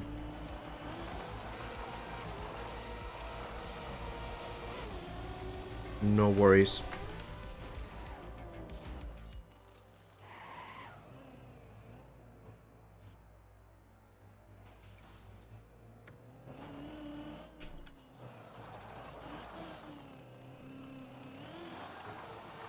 At the very least, there's one good thing about the map still not being like complete after today. And that is that, I think what we heard yesterday is that basically the checkpoint versions and the practice for everything should be ready like around this time. So, you know, at least we will probably get those immediately after the event ends. So we don't need to wait for those. Silver linings, I suppose. That was also terrible. Something about this jump, specifically. Okay, it wasn't that run, I suppose.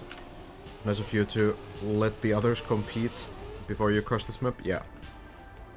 Even gave the top 2 to other people. I'm actually really looking forward to Kubas playing this map. Kubas was one of the mappers, built floor 15.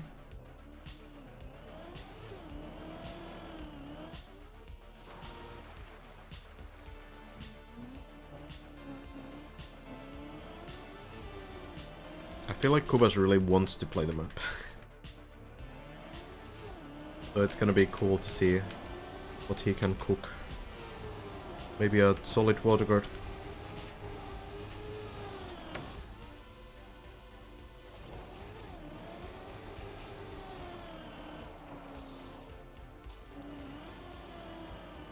They should wait for both Lars and Hazard to finish.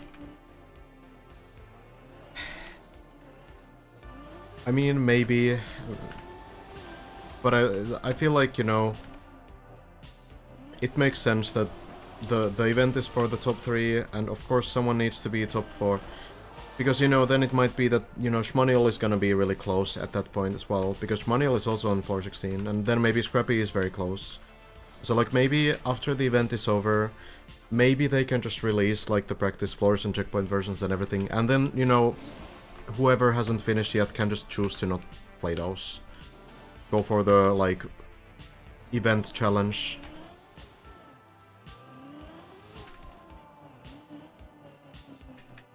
Oh, Hazard actually going again. Okay. Well, There we go then.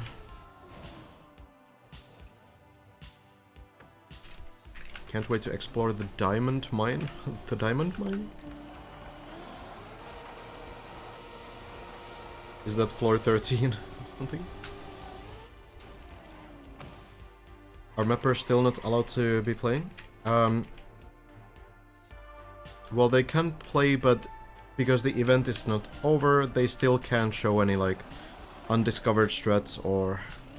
Well, I suppose floors have not been unexplored yet, but... Or anymore, but...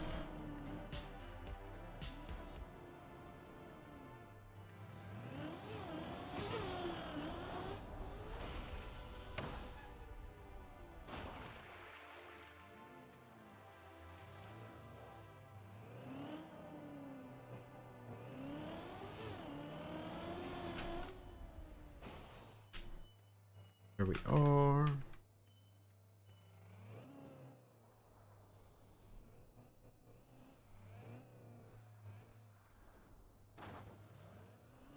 Guess we're going right this time. Kind of the angle that I landed with. There we are. Maybe there's a secret floor still. Would be kind of cool if there was some super overcooked underground floor that was well hidden.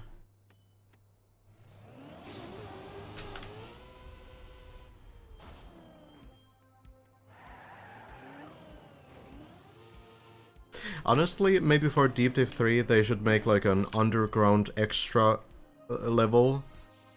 That's like... That could be a 66-hour validation.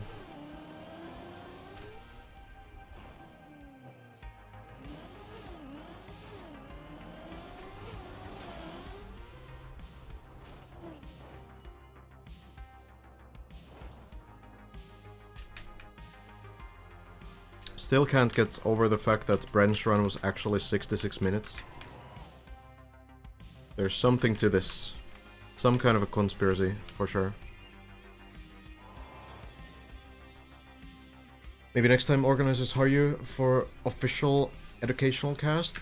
It would be cool to do this again, for sure. Oh my lord.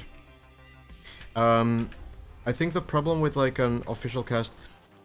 You would want to run that probably 24/7, and if you build like a 1-month map, I'm not sure how sustainable it is to do like a 24/7 cast, you know? You definitely need like at least 3 people to do it. They do have like casters for the world first raids in WoW, don't they? I feel like I've seen some.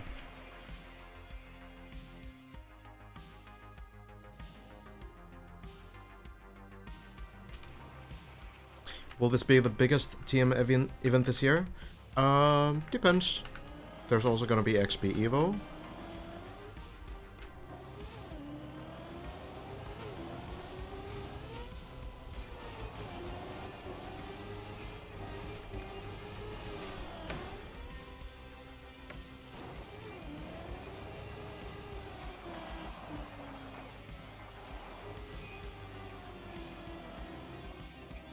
I guess, you know, there might be something that's still unannounced, maybe?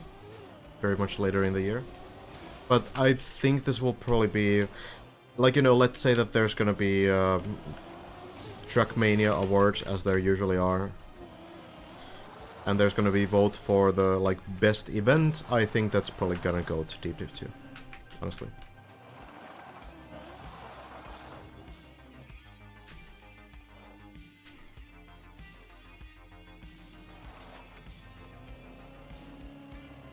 Ask more people then? Yeah, sure, but then you just need to, like...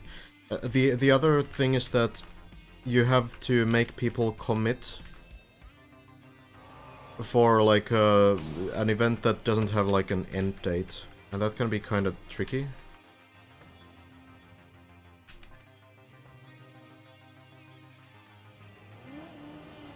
I suppose the players already did it, but, you know, the caster can't take, like, days off and such. really depends how they would do it, I guess. Isn't the Void template map higher, or is it the same as Stadium? Well, it depends on the Void template. The Stadium is a little bit, I guess, shorter in the sense that on the Void template you get rid of the grass, and the grass is not the bottom of the floor. You can build like 8 blocks underground too, so I guess in that sense. Hello, Rioter. Sparkling made a lot of keki maps, actually.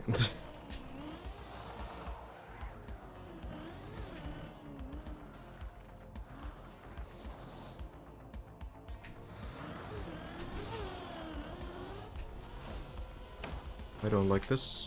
Okay. Dude. I just want to get to floor 3. I need to be a bit more careful with everything.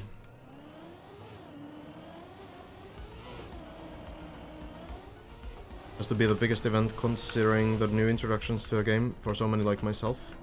Trackmania community should target the Rocket League community more. I think you're right. We've had these like Zerator events, for example, that do get a lot of viewers. Like hundreds of thousands. But I think that those are mainly like viewer events in the sense that I don't think many like viewers who normally don't play or watch Trackmania can really relate to the experience. I think what really made this event cool is that you can play like Shallow Dip and kind of like try to understand why these things are so difficult. I think that has kind of made this a really cool way to get introduced to Trackmania.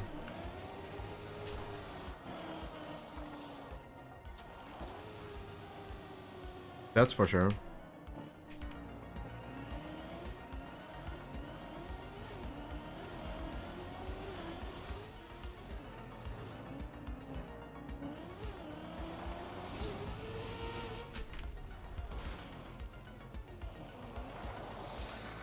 In Trackmania 2, there were tons of randoms who else never played the game on the ZRT training servers. Yeah, I think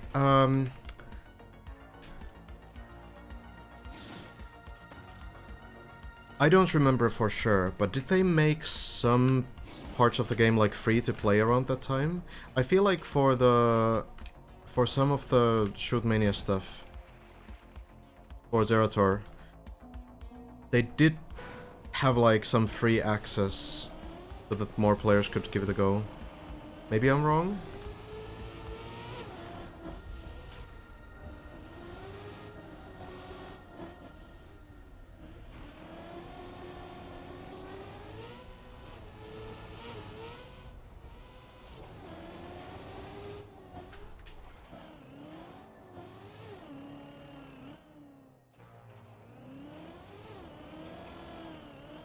With this difficulty of a map, they could have released Shallow Dip on the first day of the event? Yeah. I don't think anyone really expected the event to blow up in the way that it did.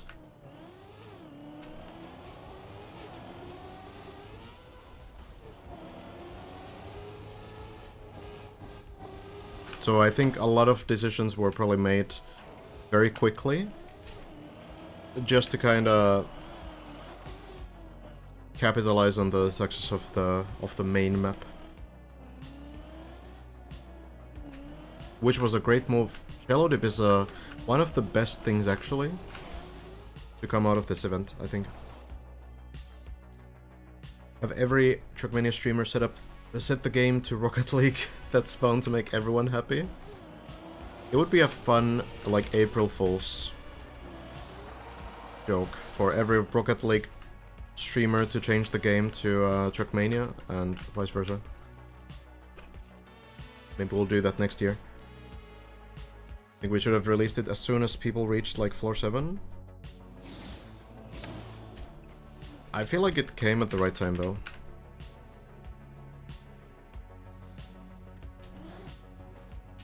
Looking forward for a many checkpoints version of this map. I think Rioter has been building it. And I think it's ready.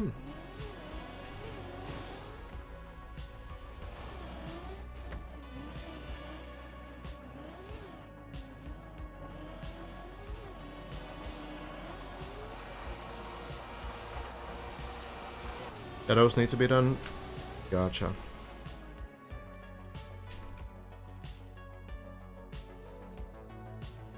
Are you validating it? Or are you just gonna use the same author time? Can I suggest custom medal times? Perhaps? I mean, I guess it kind of, you know, it's a weird consistency, I suppose, but... if this one doesn't have custom medals.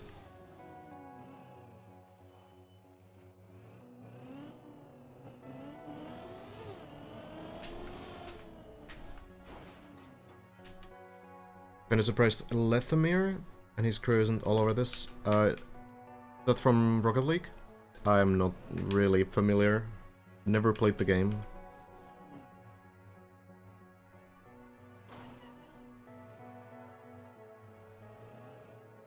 They need a shallow dip in Rocket League, so I will get into that game.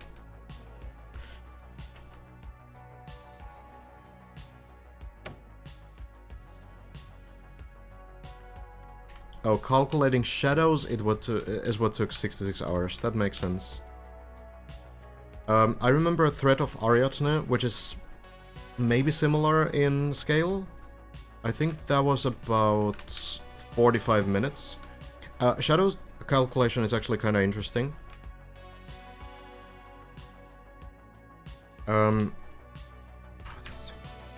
to take a careful lineup here.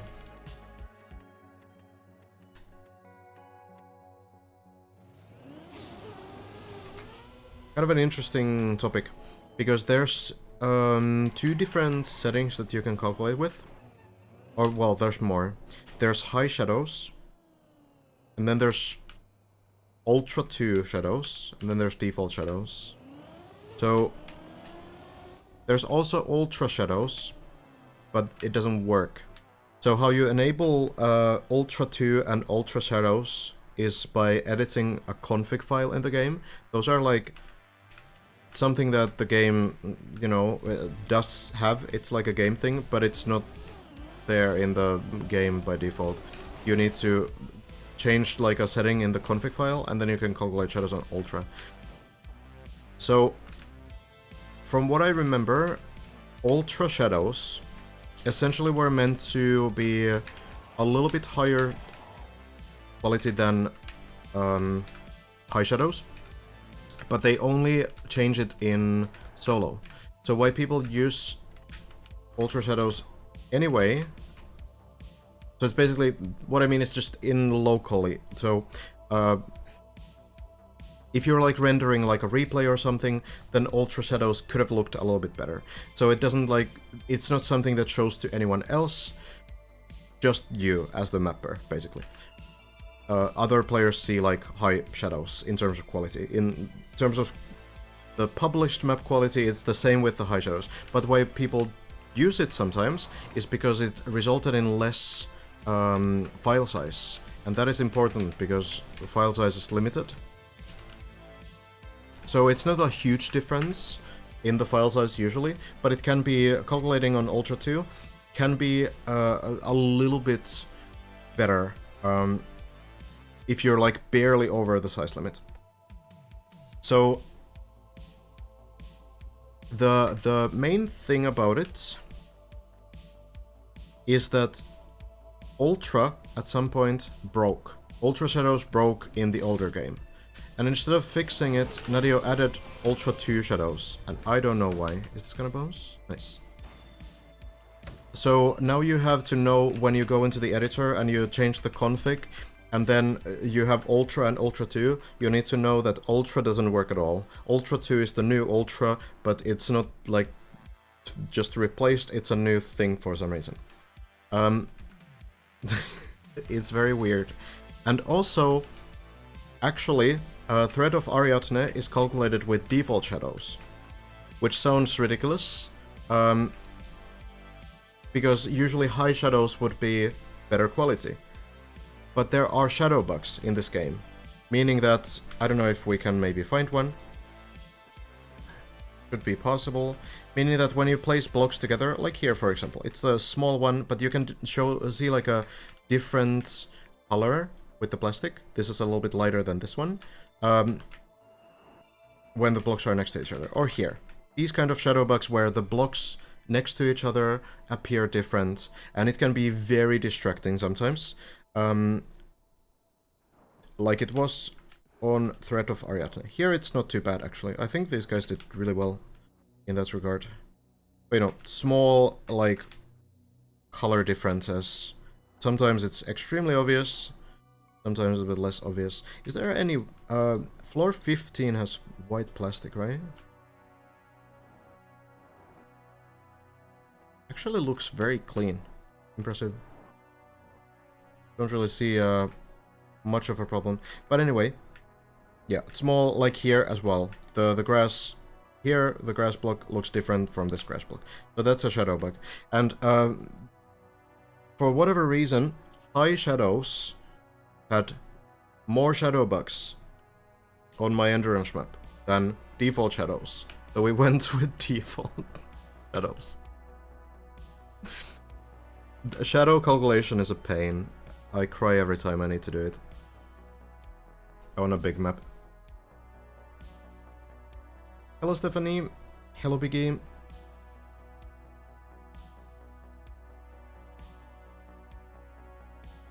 Zertrov was editing shadows somehow afterwards to make the lower floors lighter? Okay, I need to send a message to Zertrov. Has Zertrov figured out light map editing? That's like the holy grail of Trackmania.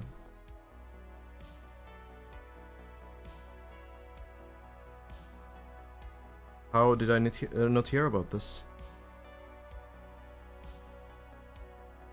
Shadows seem to often look bad in this game. They always have these staircase borders. Yeah, the light map's file size is just very limited. So when you build anything like larger scale, it's going to break. Like, the game just doesn't have enough resources in the light map to do like accurate shadows, essentially. If you build a very small map, like, you know, a 30-second map, it's probably gonna work just fine. But yeah, the game is not really designed in many ways for this.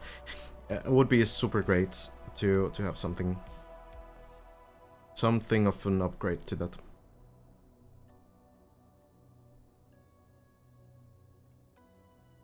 Move to a different country on Wednesday. Oh! All for 3 months. Enjoy.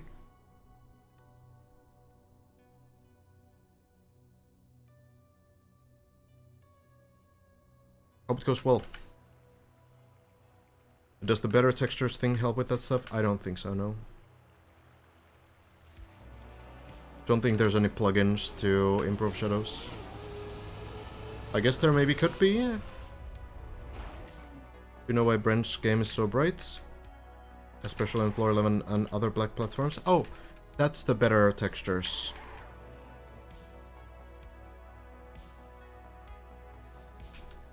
That is a plugin that some players use to change the colors of certain things like ice and the black platforms to be a little bit more visible.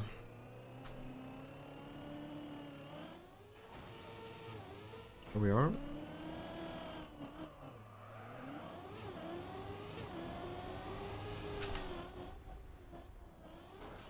I'm so lucky. Please do not only speak Danish to me, Stephanie, if I'm guessing what you said correctly.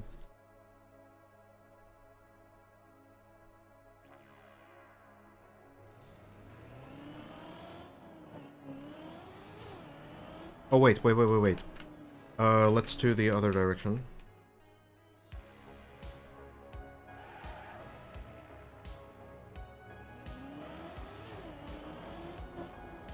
This is so weird, now that I'm already used to doing this.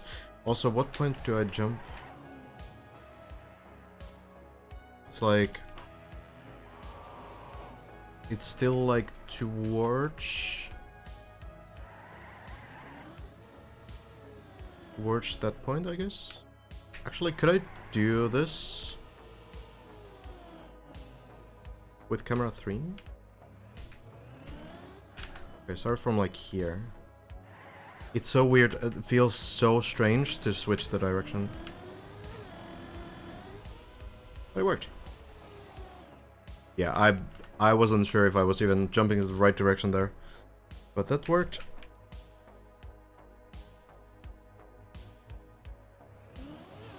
Oh, no.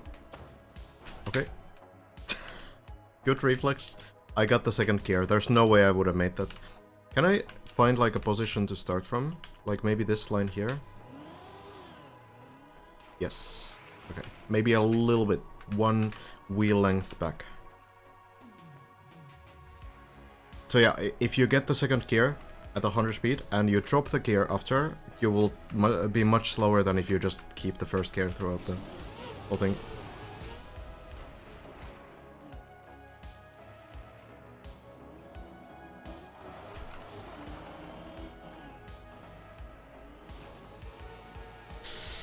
Okay, I don't like that line.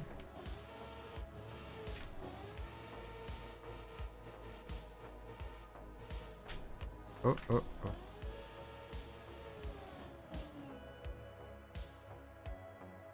Okay, let me do this section before looking at the chat.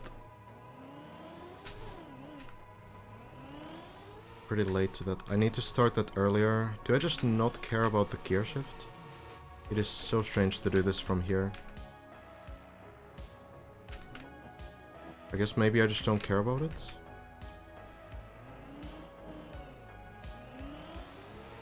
Okay, that should work. Alright. Good. Maybe after DD2 is over, you could do something that tells new players how certain wheel conditions behave on certain undergrounds, or how gears behave, etc. If I hadn't been watching you since DD2, I probably wouldn't understand. We're gonna do a map. I'll build a map, and it's gonna have like different surfaces. It's gonna be like a small end rush map. So it will have different surfaces and different mechanics and techniques. Probably nothing super crazy like on this map. I feel like I'll just focus on like beginner friendly stuff.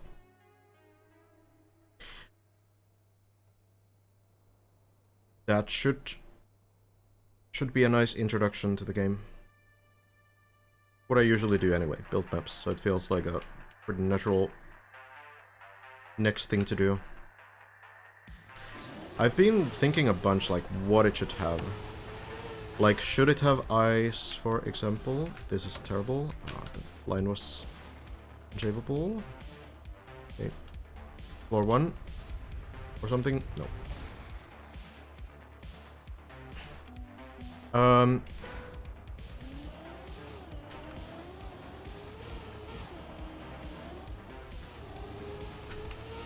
But yeah, ice is always a difficult question. I'm really thinking about the structure of the map, because I don't just want it to be like a beginner friendly map. I want it to be like fun to hunt as well. I want it to be like enjoyable to practice, and I want it to be balanced as well. So the question about ice is that, like, here's the kind of stuff that I think about. If I put an ice section in the beginning, it will be more repetition on that section, which is good, but it will be a run killer and a reset hell, which is bad. If I put it at the end, it's not gonna be a reset hell. You get further on in the run usually, but then you get less repetition and it's too hard and it ruins the map. That's not good. So what I'm kind of leaning towards is that I could potentially add an ice section, like a small ice section, maybe like 3 ice lights in the middle. There's an option to not put ice at all, but then I feel like if I don't introduce that surface on a map like that at all, that feels like a bad idea too, right? like not exposing newer players to things that they will have to learn on the game anyway. It's kind of what was wrong with Nadio's spring campaign last year. What they did was essentially they did such like baby level maps that it didn't challenge players in the right ways at all. They didn't include like real things that they will actually have to do. And the reason why they did that was because there was a console update just before the spring campaign. So they figured that, okay, the spring campaign needs to be mega easy so that the console players will actually not cry, I guess, or something. But like what they fail to understand is that Trackmania is not easy. Trackmania requires you to learn a lot of stuff, and that's kind of, you know, what you want it to be as well, as a Trackmania player. That's kind of the target audience, you know? That you have to learn, to an extent, how different surfaces work and how different things work, and then it's very satisfying to, like, actually apply your knowledge. Like, you know, this kind of a map shows it pretty well. Not every Trackmania map needs to be deep map, of course, but you know. So, you know, you need to challenge players to an extent. You don't want to put a challenge to them that makes them, like, frustrated necessarily, but if you challenge them in, like, good ways, balanced ways, it can be, like, really beneficial for them when they move on from one map to another. So that's kind of my goal as well. So I feel like not putting ice at all is kind of doing a disservice to people. I'll just go from here. Try this again. I guess I... Oh, dude. I don't know how steering at low speeds on ice works. Like, so much inverted steering, it's crazy.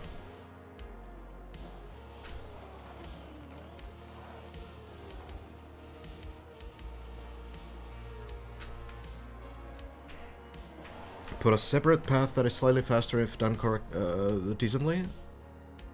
Interesting idea. Interesting idea. That's an option, if done well. I'm a console player and I'm in tears. I'm so sorry.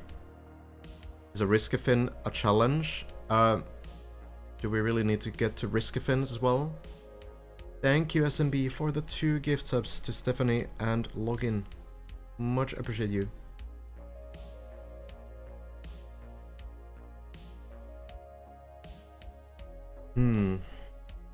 Hi, normally. I'm doing good. What about you? No, don't be sorry, Login. Yeah, I don't personally like risky fins much.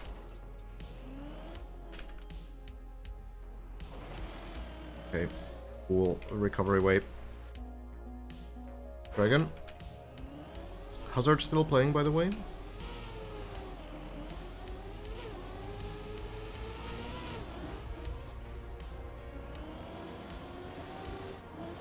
You're doing nominally. That's good. Hazard on floor 13. Gotcha, gotcha. Let's check in a moment again. Make one good, easy introduction map, and then the following map, the skillful version. I could also do like 2 versions. That like triples the amount of work though, honestly. If you want to do it like really well, it's so much more work. Oh, 12. Oh, no worries. Pretty close. I think I can just build one map that works fine for everyone.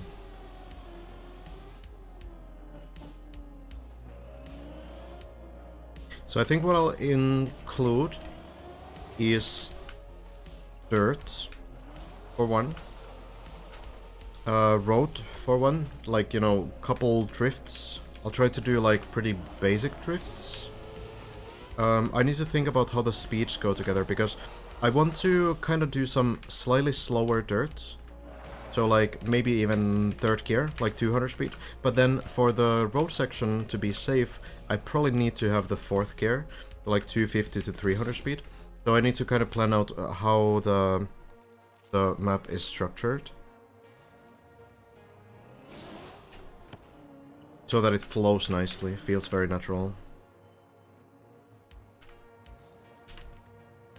You just put like similar speeds together and then you find a way to like transition nicely into the faster styles. Or slower styles if you want to build it that way. But it's easier to build so that you go from slower to faster styles. So I think that would probably mean that the road section is at the end. And then can like maybe get progressively faster. So maybe the 2.5 minutes at the end would be faster styles. First the road drifts and then maybe some kind of like full speed style as well. If I can manage. And then I also want to use the new... I want to use the new plastic items that Juice has made. What's your favorite jam?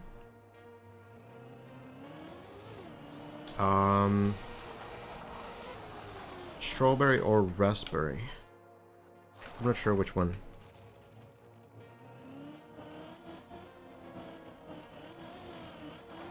Or cat jam. Cat jam is pretty good. The emote.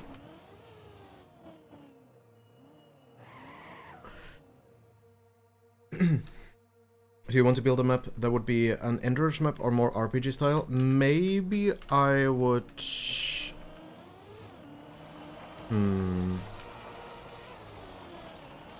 It's difficult. I need to think about it. Like, I would like to include some RPG stuff there as well, but it's hard to balance. I kind of need to plan it out. We're already gonna plan it out tomorrow. If the event ends, I think. I want to get to it pretty quickly. Oh god, I don't.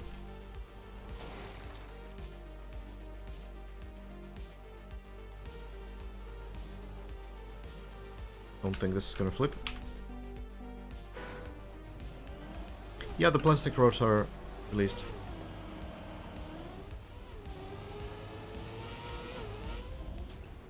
Strawberry or meshuggah. Good picks. I guess Hazard might be on a decent run still. It's kind of wild. On like an 8-hour session, still going in.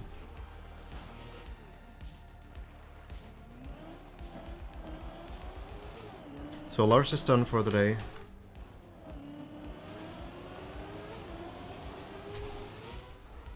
Crystal floor? Okay, okay.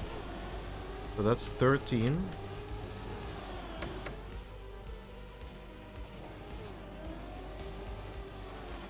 Can check back in on 14.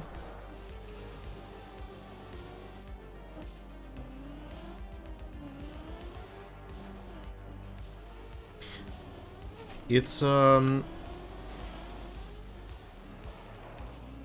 honestly probably a little bit easier to play now that Lars is offline. You don't need to kind of look at that progress all the time and worry about it. But at the same time,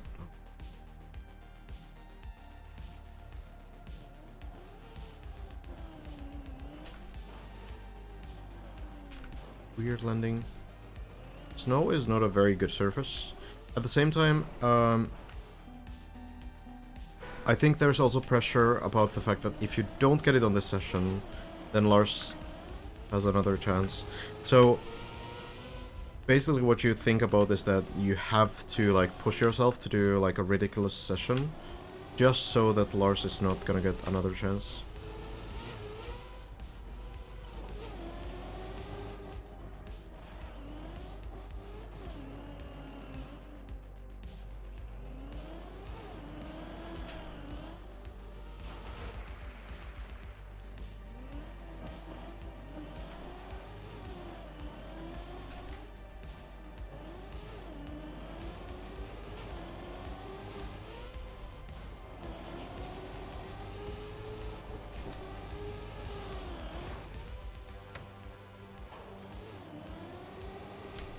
I don't think Hazard knows that I'm currently doing runs.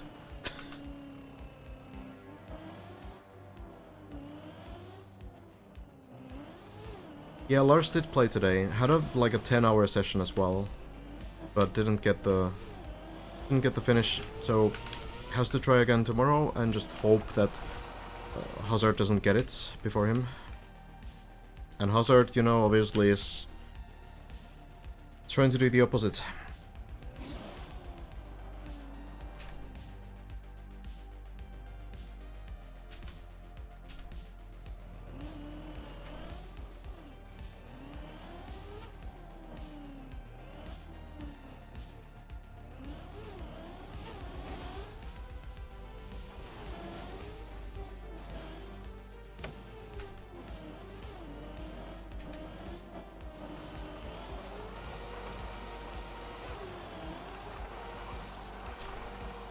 Slide-outs here are so strange sometimes. I don't really think I actually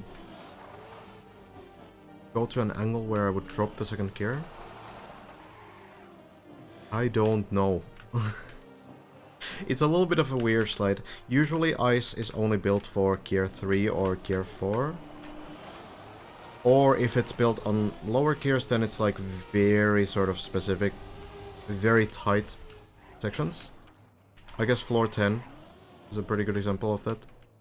Hazard on 14, thank you for the update. I will get to a save point.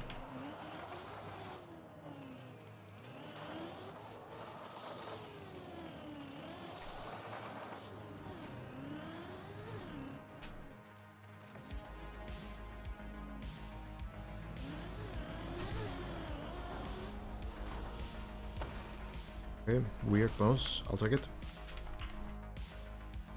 Lars had like 6 turtles in a row on higher floors. Oh no.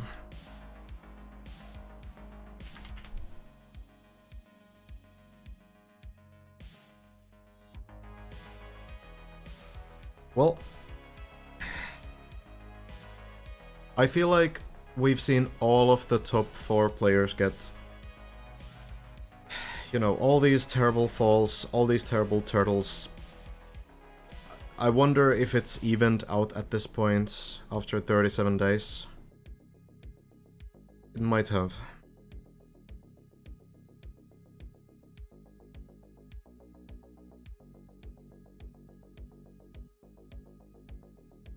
Hazard into floor 15 though, and maybe this is the lucky break now.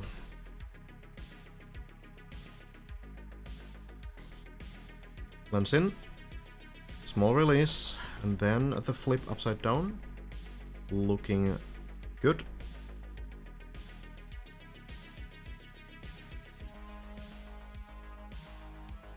Then the shrimp.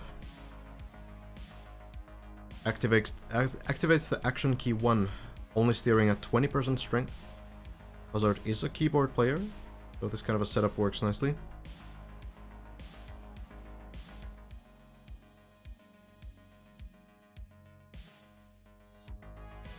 The wall bounce, sometimes a bit tough. This time works.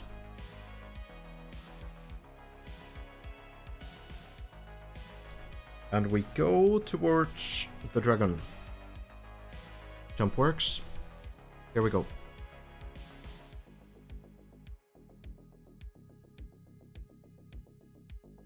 Landing is good.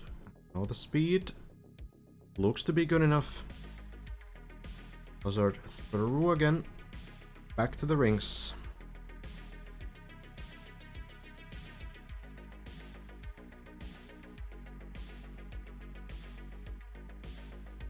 There we go.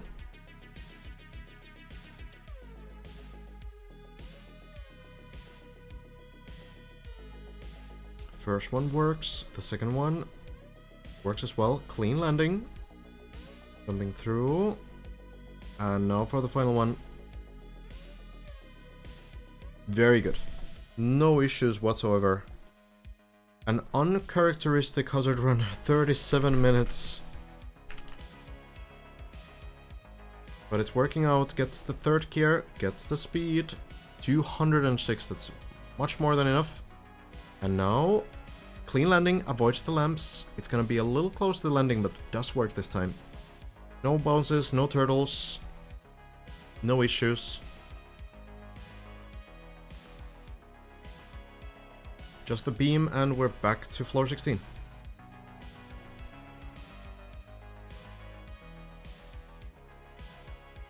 Landing looks good. Here we go. Here we go again. Getting some speed from the quarter pipe. Then going over the turbos. They slow you down a little bit, but with a little bit of speed you will get through them. And then the clean line into the quarter pipe. No airtime. Looks good. And the drift to the side. Oh, almost hits the plastic, but it's far enough from it to not cause any issues. And then the jump.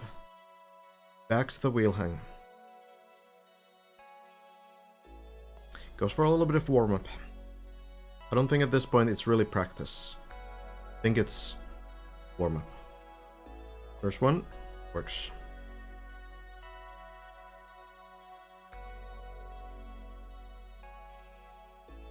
That's good enough for Hazard. Here we go. The real deal onto the left side. Right side wheels on top of the beam. And the back wheel not quite high enough. So Hazard will need to retry this. Usually Hazard's mistake is going slightly too high. But this time the right back wheel just a little bit too slow. A little bit too low, rather.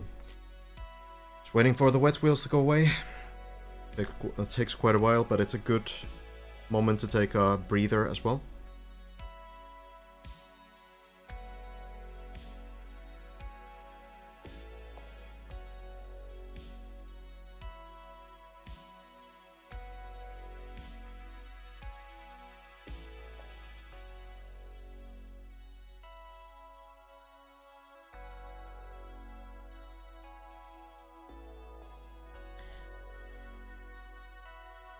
Usually, you know, Hazard's runs get to the best point when they reach about 2 hours on the timer. So maybe Hazard will will have to redo this floor 16 a couple times before getting to the end.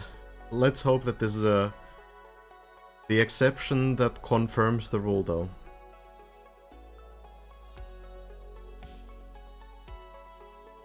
The bounce. Oh, it's in the pole. Keep going. Come through.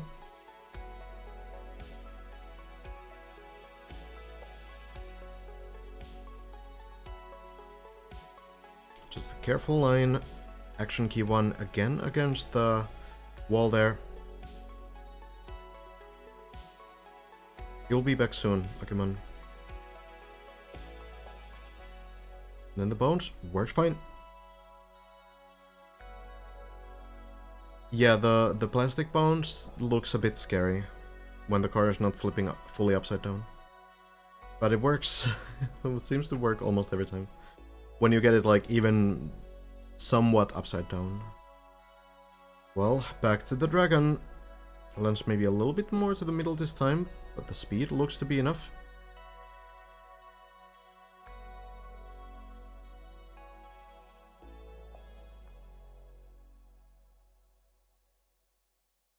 And the late air brake to land with the front wheels first.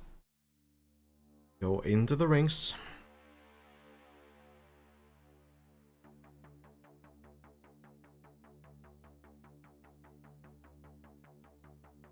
Second last one.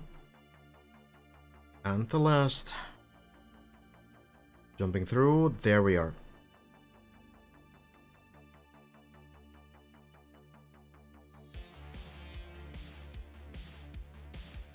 Third gear, sliding through, should be good enough speed.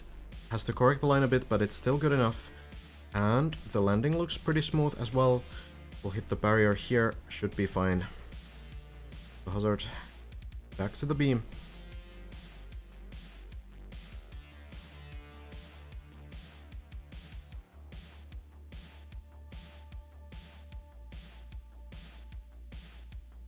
Just the turbo. Jump through, and we're on the ice. Well, It's time to do the loop again. It's such a long climb back from failing the wheel hang, actually. Will fall... Will it flip back up? It will. This time, a little bit more fortunate. Lands on the fence and the car will flip back. So gets a second try at this.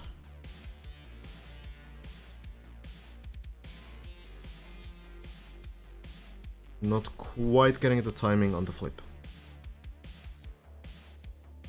So we go again. The danger here is that if you do the flip too slow, your car's underside might kind of like grind against this beam that you jump from. This one works well. Doesn't lose the speed to that, and the drift works too. Or if you do the flip too early or too quickly, then you might not land it at all in the right place. It's a very tricky section because of the timing and the angle. Well, one more warm-up for Hazard before going to the wheel hang. It works. Now we hope for the same on the other side. Oh, wants to go for more. Wants to be sure.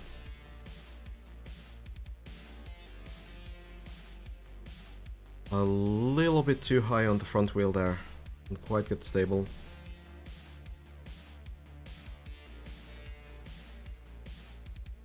Can't really blame him. You want to be confident, first and foremost. And this is how you build confidence.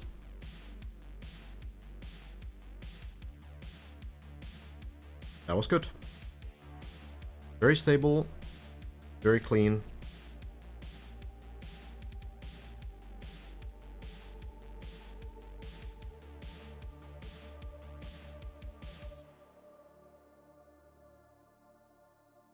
That one, very good as well.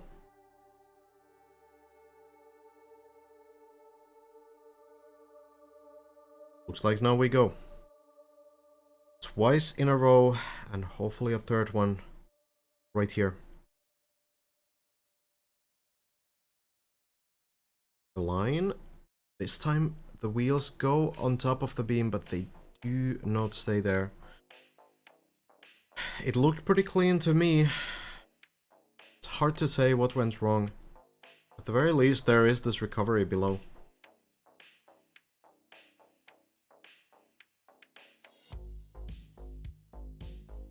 It might feel very different doing the actual thing because it's to the other direction. I feel like the more impactful thing there is that it's not the same setup. The practice side has plastic, and it's a little bit shorter. Plastic has higher acceleration, so I guess the reason for that change is the fact that, you know, they didn't, for whatever reason, want to put another block at the end there. Or maybe they purposefully wanted to keep it a little bit different, so, you know, you can't find some weird strat there, I don't know. So you will probably get the same amount of speed from the plastic as you get on the slightly longer tarmac platform. But it's still different, because you start turning at a different time, and it's, you know, it's not exactly the same. So I think that's probably more impactful. You can't really replicate the strategy. All you can do is really try to get the line into the wheel hang the same way. So kind of like pay attention to visual cues and try to figure out what exactly you want to happen when the car like enters the quarter pipe. So that's probably the strat. Probably all you can do in the practice. Hello Yumi, Clips, Leah. Good evening, good evening.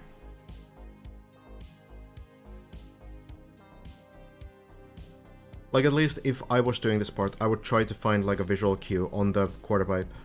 There's like a couple different textures and colors there, so that can help, I feel. Has her ever cleared the section? Yes, and many more after. Multiple times.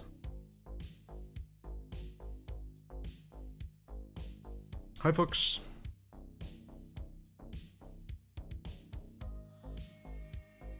Onto the beam. Once more. This Hazard has also done. Probably to... probably enough for a lifetime, honestly.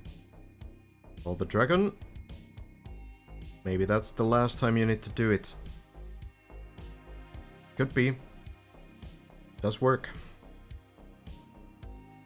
Landing to the pool, no issue. And here we go. Dragon has been slain for the 3rd time on this run.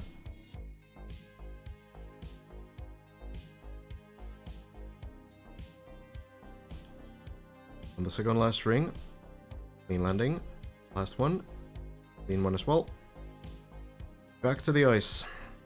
Has been getting so much better at this as well. Seems like getting the speed is working really really nicely. Mostly about the brake tap at the end. So again, Hazard, confident in the speed, and it's enough. Now the brake tap straightens the car, looks good enough. And there we are, small bounce, but no danger of bouncing over the fence.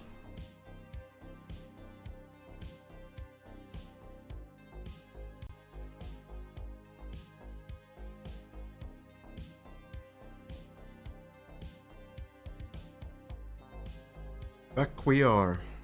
Floor 16. Where are you from? I'm from Finland.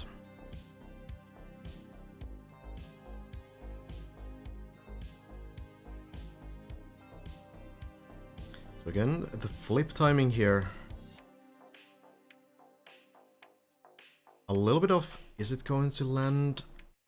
Yes. Flips nicely. Usually when the car falls like fully upside down from like a reasonable height, it will flip back up. It's extremely rare that it would just like splat upside down. Usually that only happens on like smaller falls. Usually it will do like some kind of a flip. Fortunately, especially here because it's a landing on the quarter pipe, which is a little bit like a slope. Well, now this time, I think Hazard lost a little bit of speed. Is it enough? Oh, barely. I'm actually really surprised that Hazard went for that, because there was a little bit of grip loss. It did get airtime. But, well, it does work. It does pay off. And just goes right in. No practice. Here we go. Wheel hang. It does work. It's stable. It's going through. And at this point, we just press forward and get the flip. There we are. Then the patience check. This lineup, so important. You want to go so unbelievably close to this plastic wall on the side. That looks pretty good. Your car will never land clean onto the platform.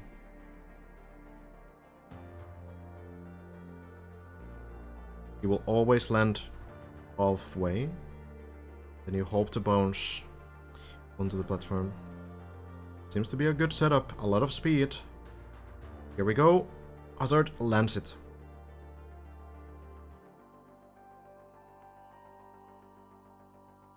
Onwards.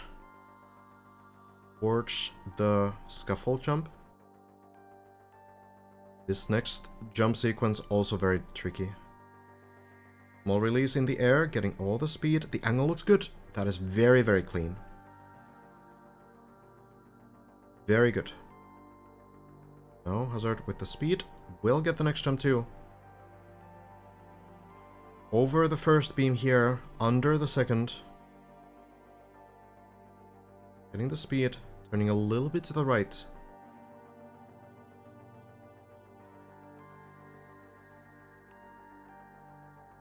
Nicely done, and the slowdown works. So then the question, once more, as always, is going to be, do we go to the left, or do we continue the map? Because there is a practice wall ride to the left, and usually Hazard has had a couple attempts on it to make sure that the muscle memory for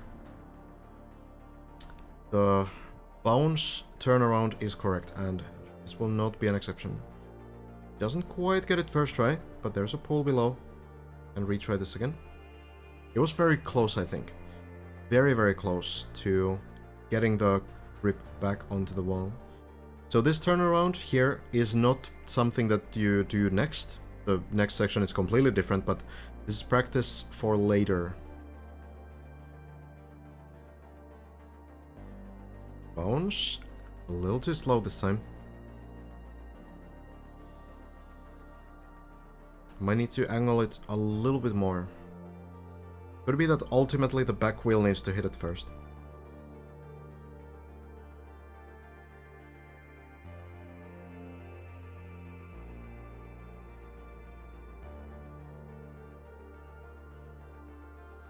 Yeah, that was back wheel first. So it might be that that's the key. There we go. Are we practicing more or are we going in? Going in means jumping and turning around on the quarter pipe. Hazard. We'll still practice though. Back wheel. Quite the speed again.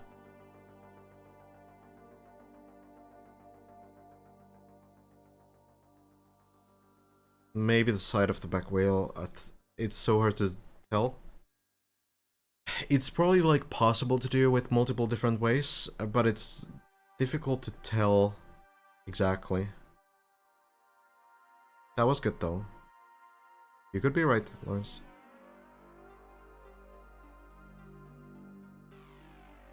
We're going to miss TD2 or glad to continue to new projects? Both. I think both. Is that a good answer?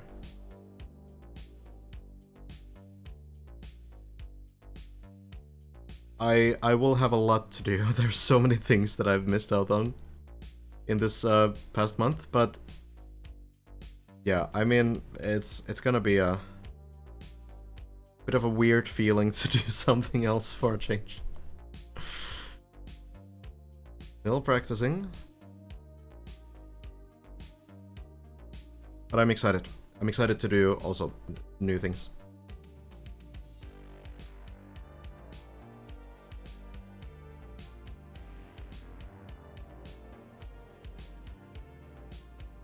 Yeah, anyone can play Deep Deep 2 as long as you have Trackmania.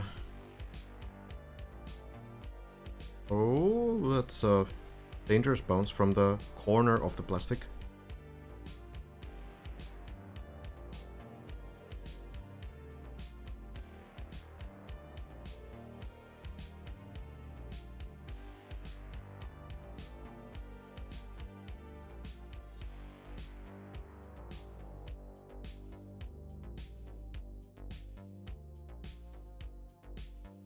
That was a weird bounce. That was like not a bounce at all. Didn't even look like plastic. So not sure what happened there.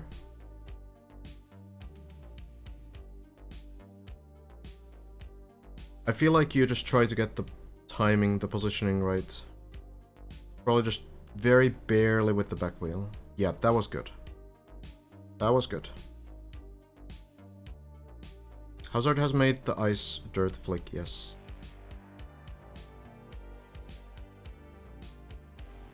Let's see then. Let's see then. Still wants to get the confidence for this. Oh, goes a little bit too high. Not good either.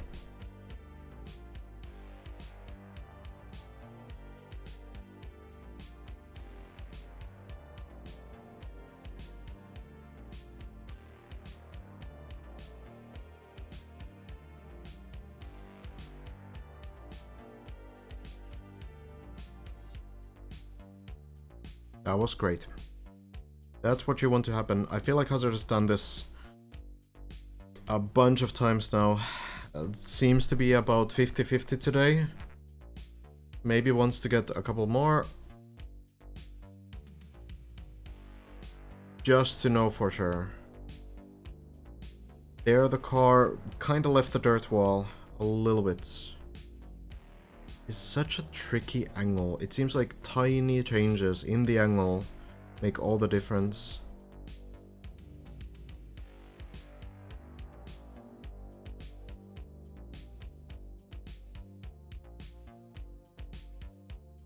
That bounce works. Yeah, getting any kind of airtime after the bounce, or going too high or going too low, that's mostly going to make you leave the wall. So when you get into the wall, it's going to be fairly stable, but it's really like tiny things that make you fail it. That's twice in a row now.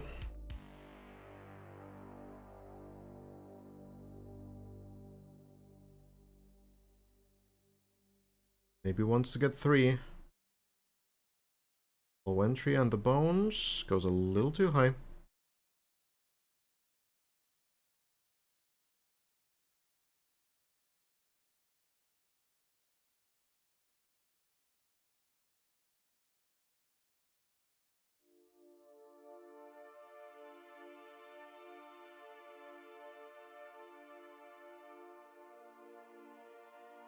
That one barely gets the grip.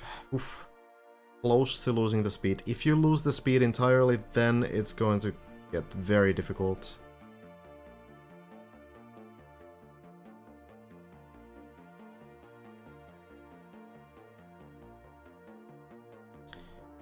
But it did work. That bounce, very strong, for whatever reason. You cast other similar Trackmania events? Occasionally, some cups. There are not really many similar Trackmania events. Okay, there we go then. That's a couple in a row again.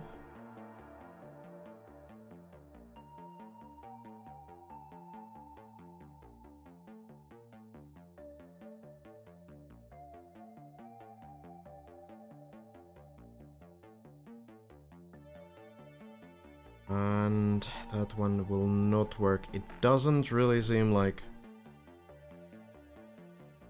it's ever going to get 100% consistent. Looking pretty good.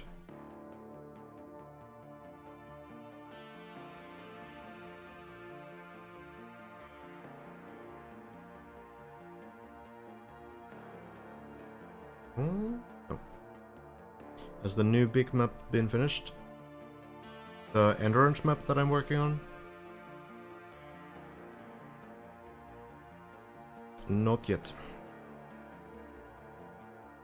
I think he's steering left too soon after the bounce, causing him to slide out since the car isn't stabilized and fast yet. Maybe. Maybe you need to push it a little bit further, like downhill, yeah. After the bounce, if you don't get the beat.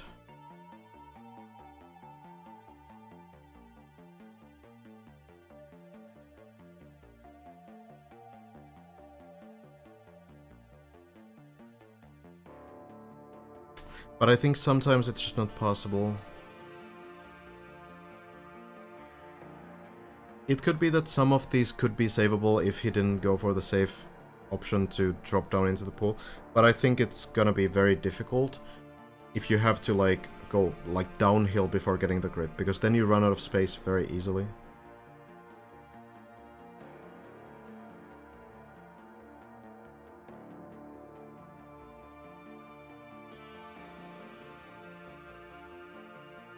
But it's not really worthwhile to drop down from this practice section, of course.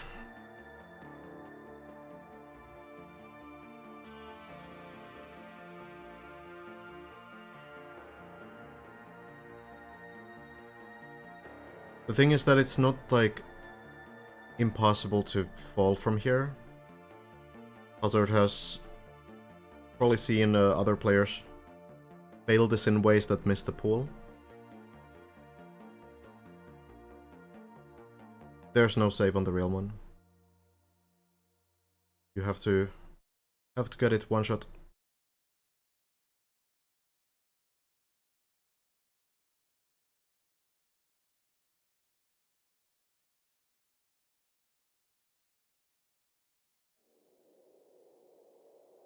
On the real one, you drop down to floor 13.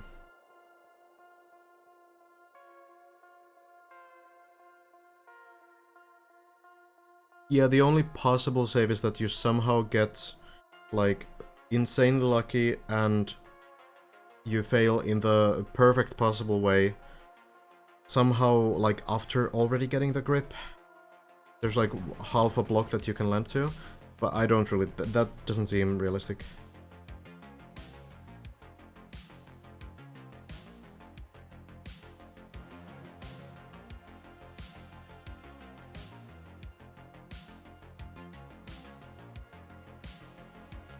Yeah, the problem with floor 13 is that there's like 20% chance that you actually get to continue your run at all, because the issue is that you have all these crystals that you will likely bounce from, and there's very little like flat ground, especially right below.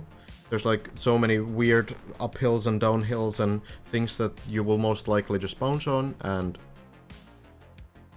yeah, I would say that there's like a 80% chance that you will not be able to continue the run from 13.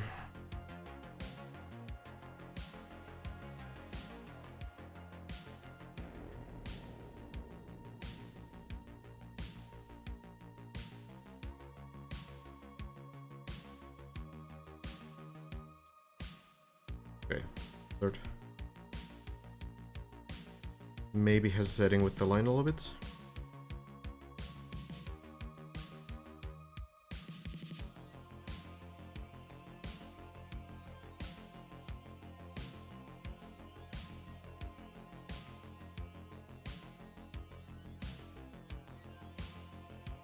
Yeah, like, Hazard is not even trying, right? Not even trying on that kind of an attempt. Of course he's trying, like, overall. But it could be that that previous attempt would be savable, but he just doesn't want to fall, like, outside of the pool, so he's playing it safe. Here, yeah, he's confident that it's gonna stick, so he's gonna try it. I think that's probably the strat, like, more of these can actually work. It's just that he's bailing out.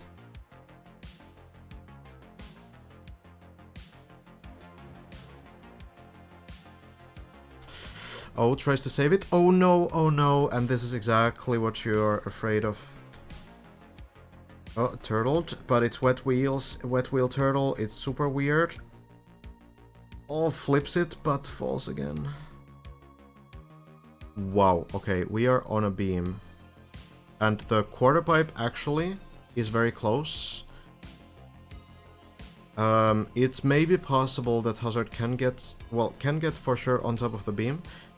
But then, like, somehow getting to the quarter pipe on the right, that seems like a big jump. Floor 13 after the plastic bounce, basically. So, like, it's not worthless.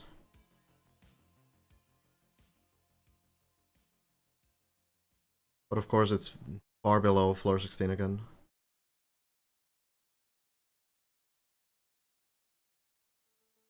It's really hard to say, like, you know, is it the right call to you know, go for the super practice, because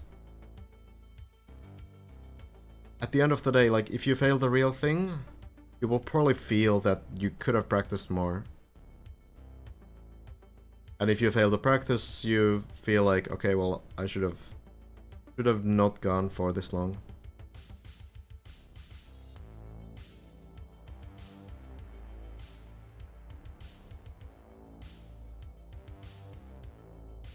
Still waiting for number 3. Yes, Goran.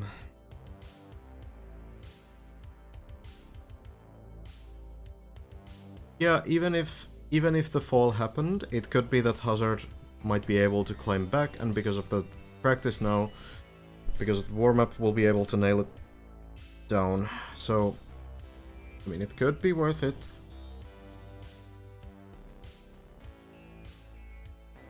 He said, wouldn't have made the real wall ride anyway. I mean, there was a chance. Not like none of the attempts worked. I want to see this position here. What are we dealing with? So Hazard right now is right here on this beam.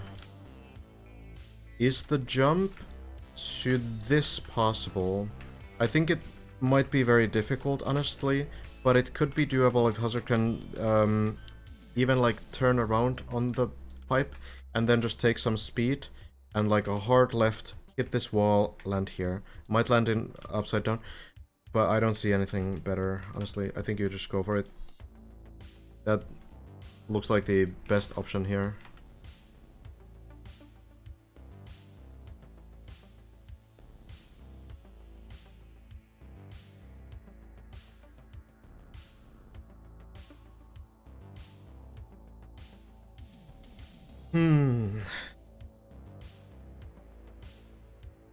Did you expect first and second to finish the same day? I kind of had a feeling that like at least two people would finish like very quickly together. So you know, within the same like 3 days. But having them only separated by 2.5 hours was kind of unexpected, I guess. After seeing the players in the last few days, I knew that it could happen, but it's still like, you know, kind of unexpected. So then I think we just go for the landing here. Just try to do the left side line as much as possible. It's such a weird jump to do. But lands it. Oof, very nicely done. Very well done.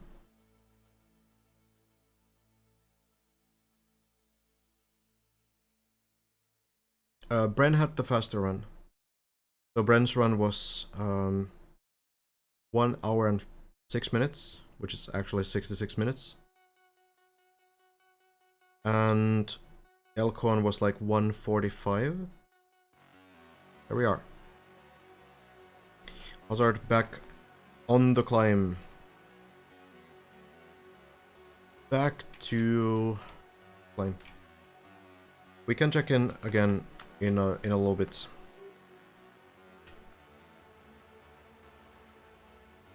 When he gets a little further. We'll see. I mean, you know, we talk about the fact that Hazard's runs tend to go pretty far. They tend to take a couple hours. And this looks like it's a similar run.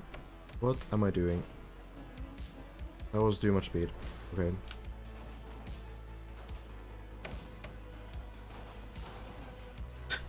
Sure.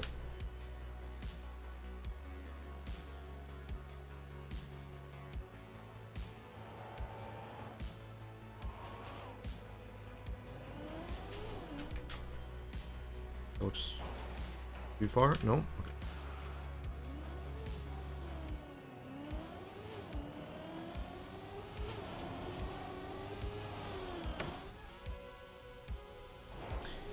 Lars had like a 10-hour session today, but didn't really, as I understand, didn't really get to like the PB area.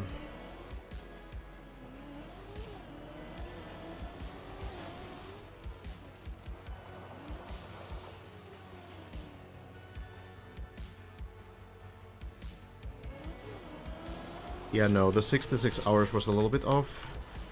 But hey, the first run took 66 minutes to finish. Maybe we'll take that. Yeah, Hazard also on a super long session. Probably had like a bunch of breaks, but still.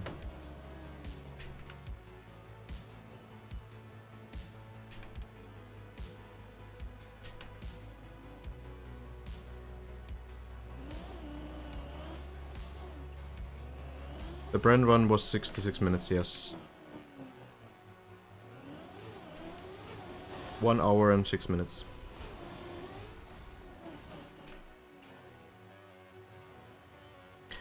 Yeah, it's true, Hazard also hasn't got to the PB. Though Hazard's PB is a little further, a little harder to match, I guess, but yeah. Getting to the practice dirt wall, that's something now. Each run that passes dirt wall ride actually finished the map. It's not quite true, because Bren has failed it, and Hazard has failed it as well. Oh, Hazard fell to 10. Rough.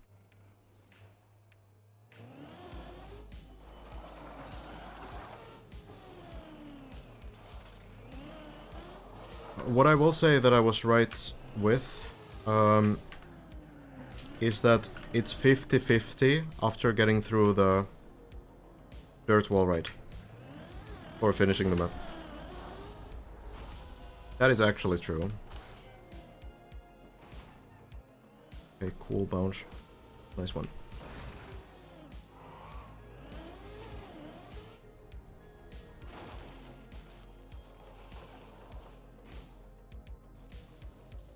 Money all started again? Okay, cool. Sounds good to me.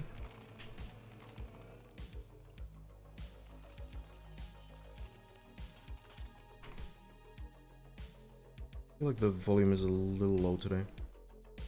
Slightly more.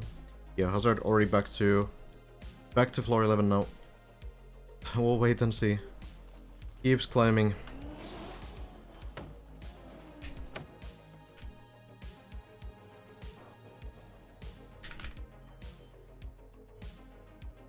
Honestly, I can tell that Hazard just really wants to move on from this map.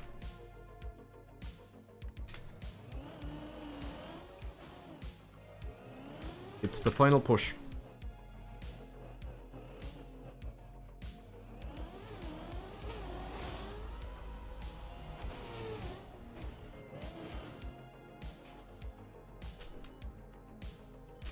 There's a World Pinball Championship going on right now and there's 12k viewers. God damn. Are they playing like real arcade machines?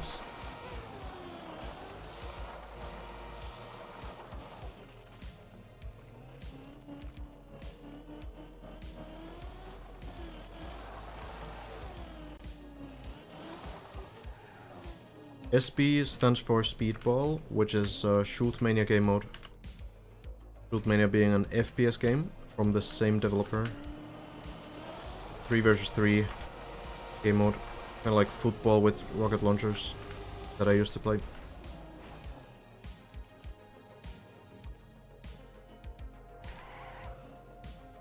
I know Bren is world champion, but what makes him so good on deep maps? Yeah, he does have like a very strong skill set on this kind of style. Has played a lot of RPG maps, which is basically, to an extent, maps like this, you know? Some, you know, pipe sections and some very tricky transitions and such. I feel like anytime there was like some kind of like a pipe-based map, Bren would always have like a top 3 time on it. And yeah, even playing on like the World Championship level,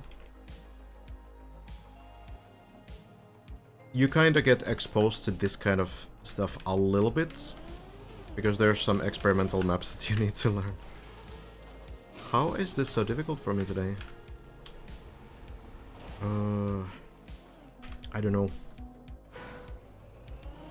You play all Mania games? Can't say that I do. But Trackmania and Shootmania. Just, you know, Nadio's excellent naming.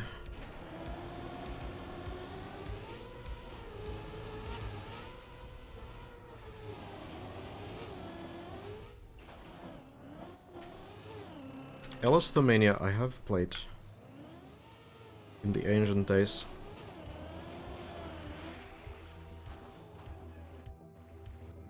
Questmania soon. Any day now.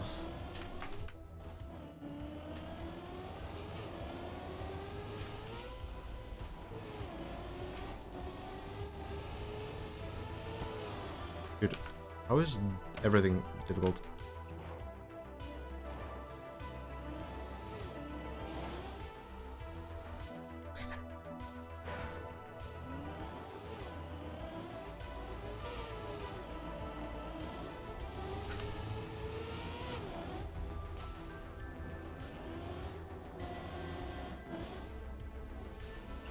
Sami's making actually really good progress. Got to floor 12 already. Like to hear your comment on Nedio's choice of 3D engine. It's hard to imagine like Shootmania working on any other engine. Works in a like it shares similarities with a bunch of games. A lot of people say that it looks like Team Fortress 2 rocket jumping, or even like Counter-Strike Surf. But it's like mechanically so different from Source engine. So it's difficult to imagine it actually being on anything else.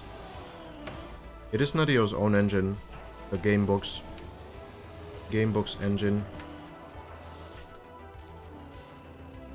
There's a lot of good things to it.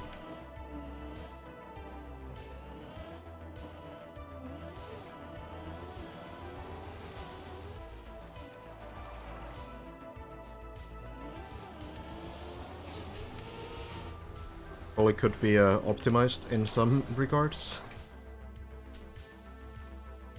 Suppose every engine could be.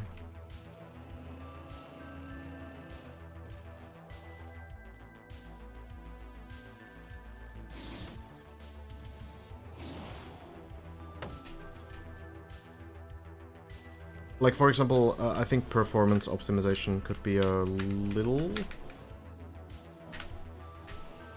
better.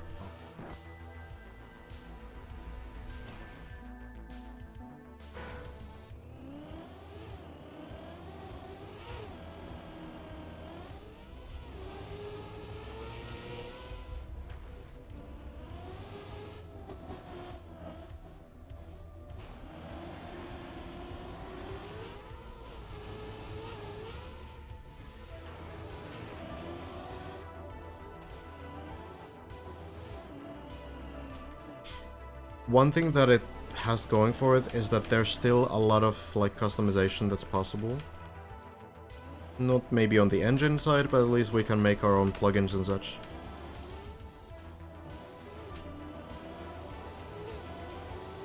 And that helps kind of fix some of the things that the engine is maybe lacking, or, you know, not the best at.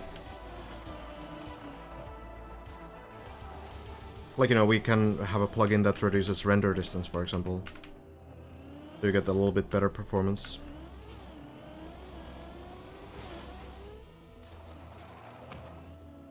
Seems like it doesn't utilize the new cars potential, I guess you mean?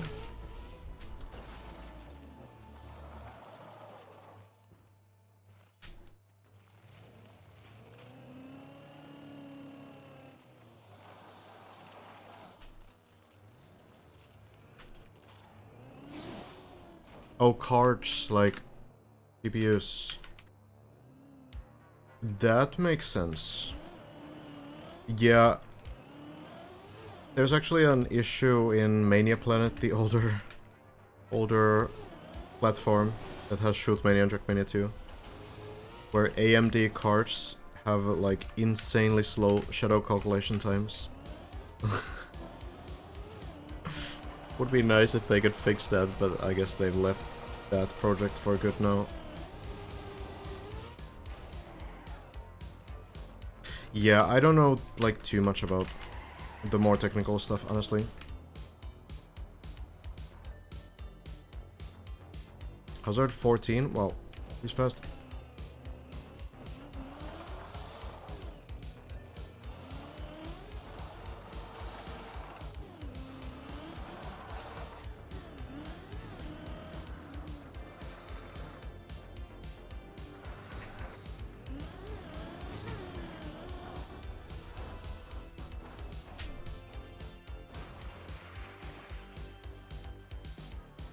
Okay, let me see if I can maybe land this section.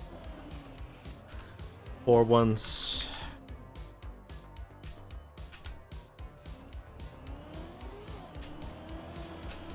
Looks good. Thank you.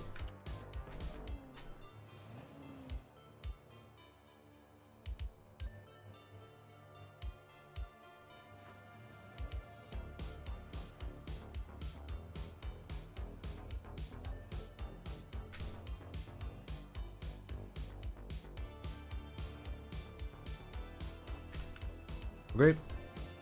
There we are. Maybe I can park here. Looks like a safe spot.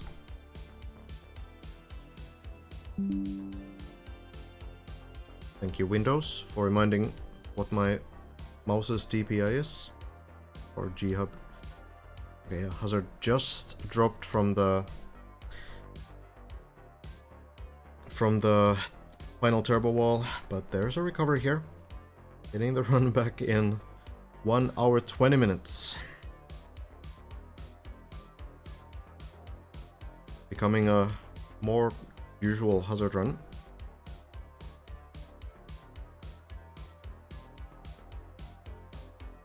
Yeah, no, that's fair, Moonless.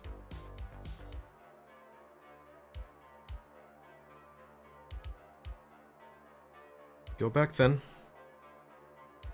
Floor 14, pretty forgiving with these recoveries, for the most part.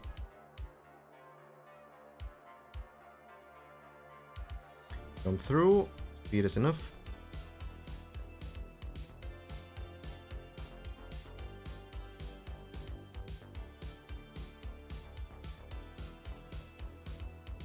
And again. Wait, oh, hold on, it's not, okay, sorry, yeah. I misclicked probably. My bad. Thank you.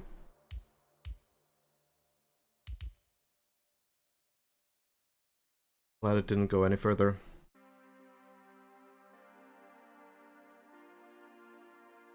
Well, here we are. Didn't miss anything. We are just climbing back into this forward section, the ground turbos.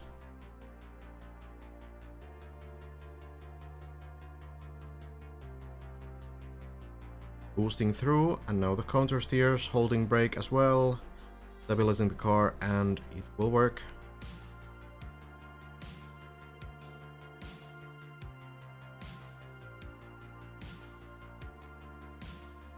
Getting rid of the wet wheels on the dirts, and then one more time this difficult quarter pipe jump.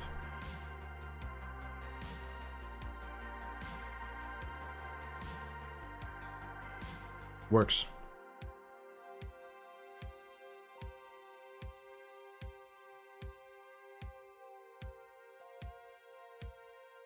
Bounce. Oh, barely works. Has been struggling with this a little bit, but it does go through, hopefully for the last time. Hopefully no need to try it again. We're now going into the turbo ceiling.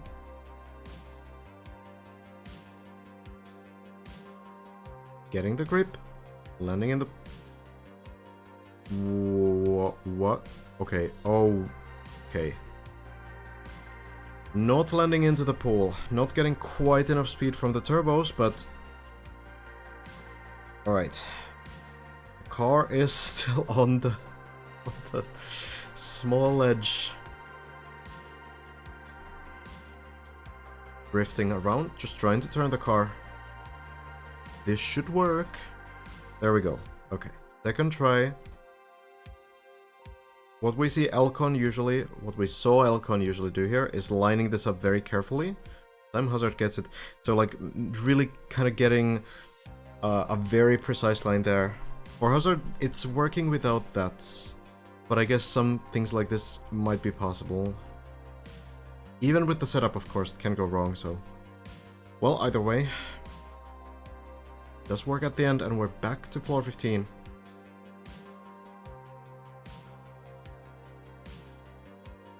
Landing here. Looks clean enough. Hazard commits. Ooh, is it gonna land? Very close to the edge, but does land. Now around the ring. Again, the same old setup. Setting the car right next to the hole in the middle point, and landing works. The next jump works fine, and now the flip looks good. Bounce works.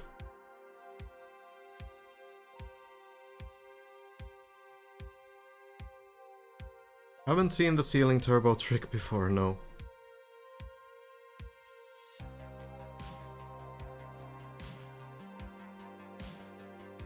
Oh, the line a bit shaky actually. It doesn't really get the wall hug there, but it is still stable enough that the shrimp does work. That's all you really needed to do at the end of the day. And then the wall bounce. Good. Landing onto the beam, and then the dragon.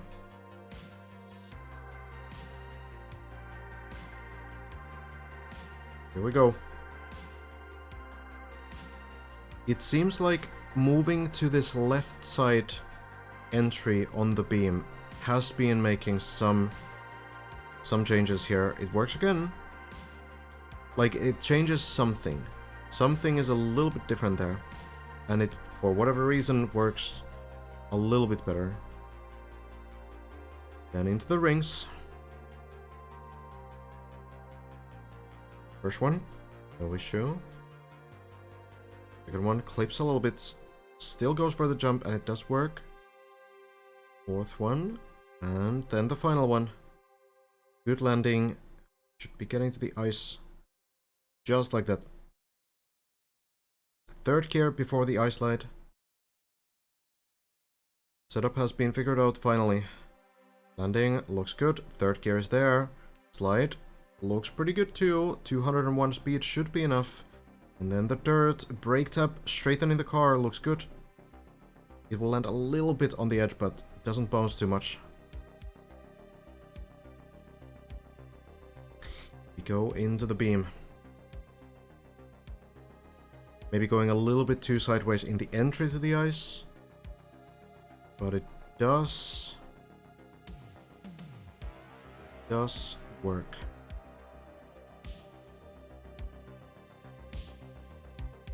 Now the quarter pipe. Back through the turbos.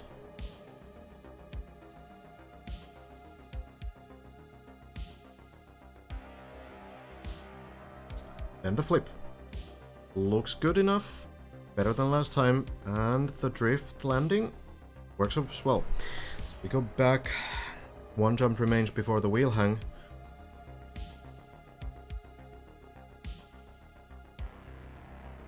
There we are. No practice, no warm-up. We just go in, hope that it works. Slightly unstable, but will fall into the pool. It is so close. I feel like Hazard has like a 75% chance of sticking it. It's so close every single time. It's just so precise. Like, he's doing everything right to the point where a human really can.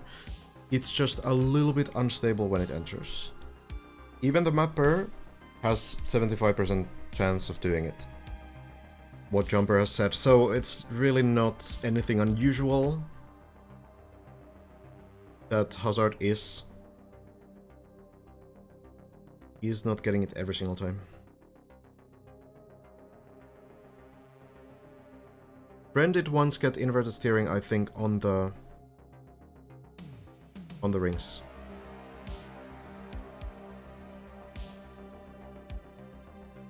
I think it resulted in a fall.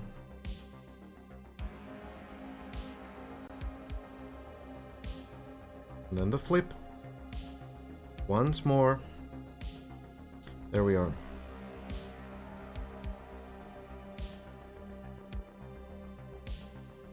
Into the shrimp.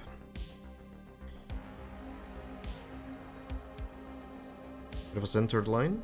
We'll correct that a little bit towards the left side, and then a small steer tap towards the wall so the car stays in a stable line. This looks very good. We'll bounce once. Should be all. Since Elcon and Hazard started doing the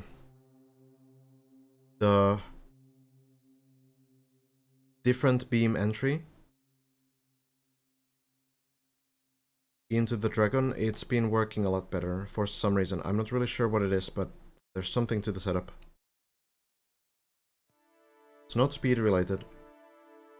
It's like, it has to be like line related. Go. Good landing.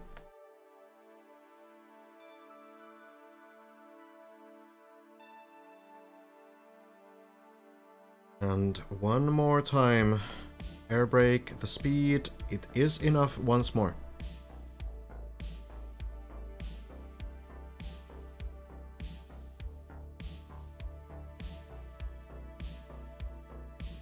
Oh yeah, it's definitely possible to fail the rings. They are very scary. At this point, it's a lot of experience though. Going to the second one. Third, oh, landing pretty far, but it's good landing. Final one, good as well. Jump through, there we are.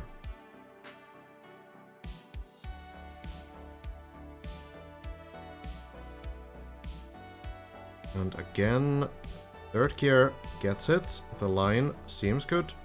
Speed is definitely enough. Then the dirt, straightening the car, looks very good. No issue this time.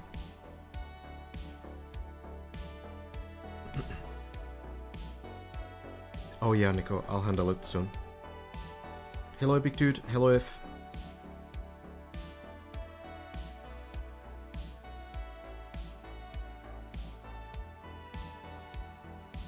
The reason why inverted steering would happen is because, yeah, the car thinks that you're going in reverse sometimes when you're, you know, at very low speeds, kind of sliding backwards, for example.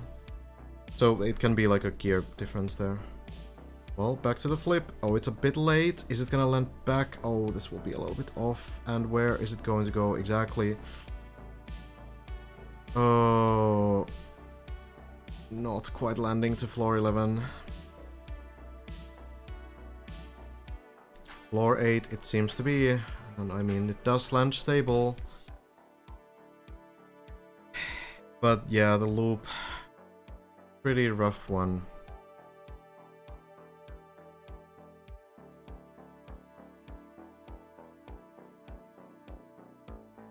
It could be that Hazard will have to call it as already on a 9-hour session. I mean, it really depends, I guess. It's still floor 8. Let me see what he says.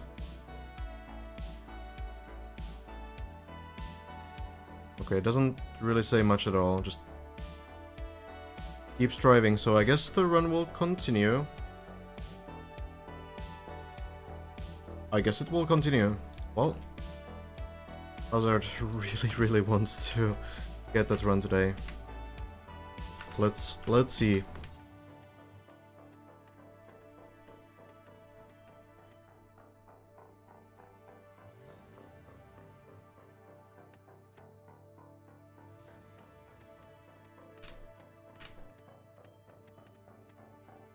It's of course like hard to call it at this point when you know that you've been very close multiple times. You've got a good run just before. And also you know that there's another player who will likely start their session before you tomorrow. So it's kind of hard to justify to yourself to end the session. Don't think you go anywhere from here.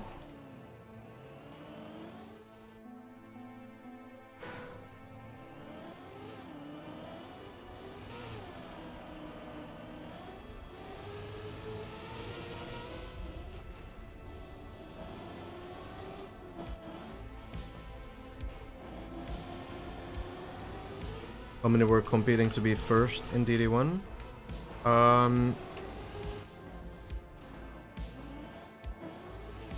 At the very end, I'm not really sure if there were too many.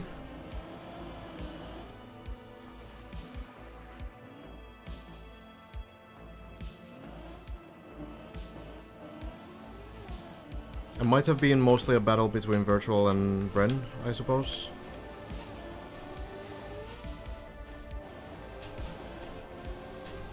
I think it's actually like, it's not really that this map only has 4 players like actually competing. It's just that the other players are so far like further down. It's actually kind of incredible that after 37 days we have 4 players that were also close to the finish before anyone got there. Leaderboard is broken. Oh, is it? I think it's been having some small issues recently. Not that we really need to look for the leaderboard anymore. Yeah, DD1 was only like 1 week.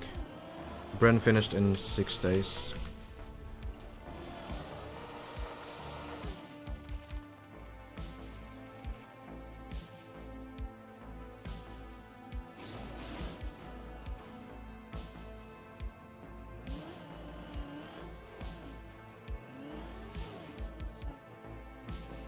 I think Virtual did finish the same day, yes.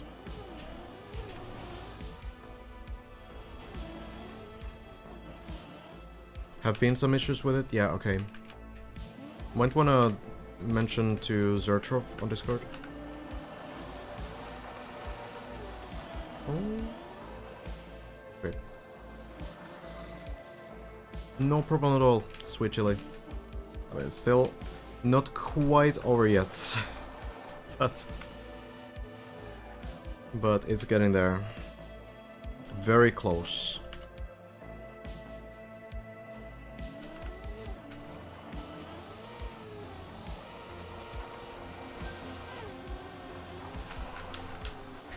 Come on. Uphill slide outs are so painful.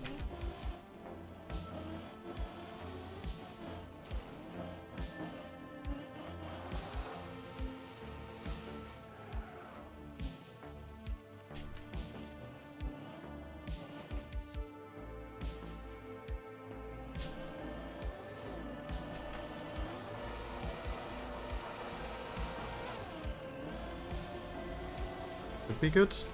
Yep. Early.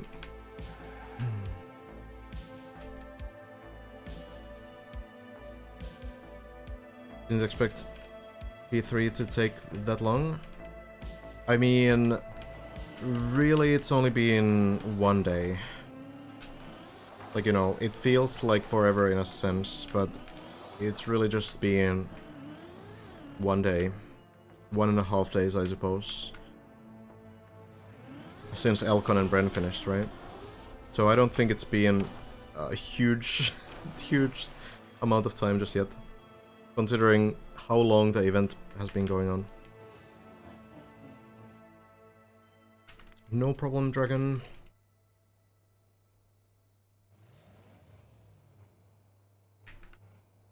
Yeah, there's a lot more happening in Trackmania all the time. Well, usually events don't go this far beyond, like, outside of Trackmania community, but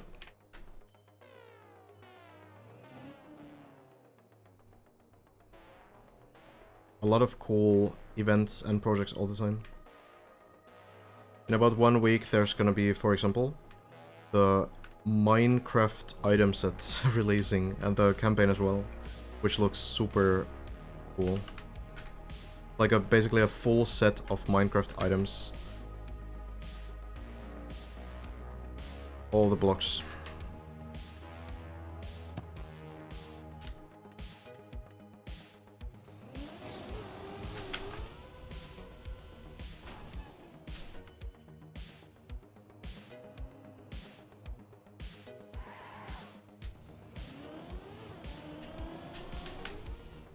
Would be fun to watch them play Getting Over It next. Would be interesting to compare some other games to this.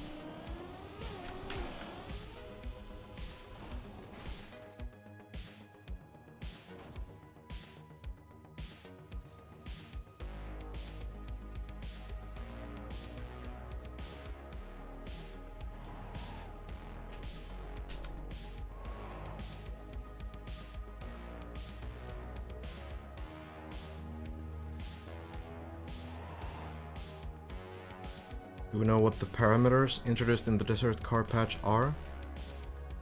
What do you mean parameters, exactly? Might bounce. Great. Barely.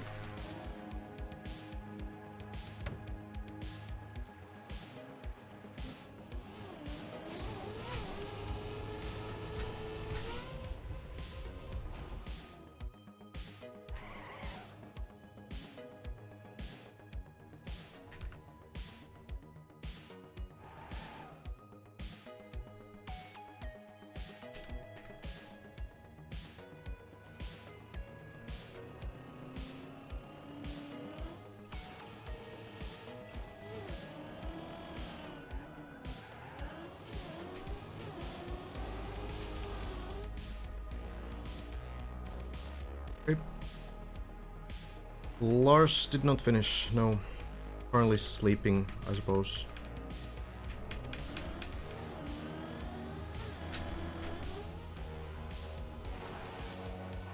That was pretty close. 70 new blocks and items, along with 200 variables. Yeah, I don't really know. I haven't actually looked at it too much. There are like... It's mostly some like different quarter pipes though, the new blocks. And then there's like a couple like barriers and things like that. Nothing really like super game changing. But not bad to have.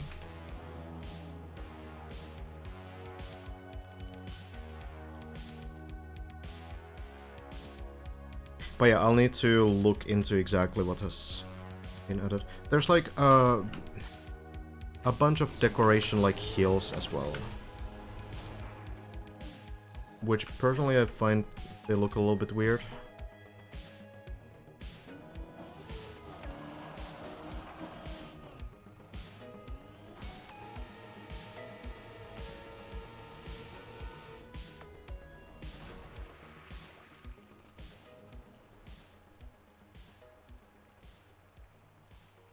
I think this whole event was most about the ability to learn quickly. That was a big part of it, yeah. The mental strength to keep going is definitely super important too, though. But you need both. You can't really have one and succeed. You do need to have both.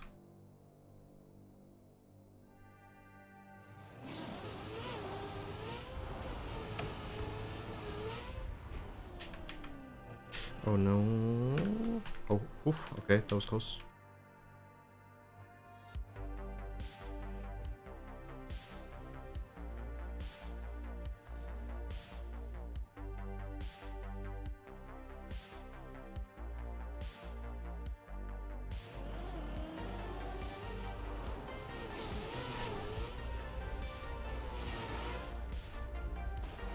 There we go.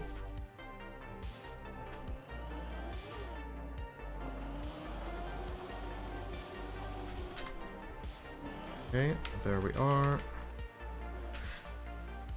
Yeah, Lars had like a 10-hour session. Getting some rest. Still looking to probably start early tomorrow. Get the runs going again.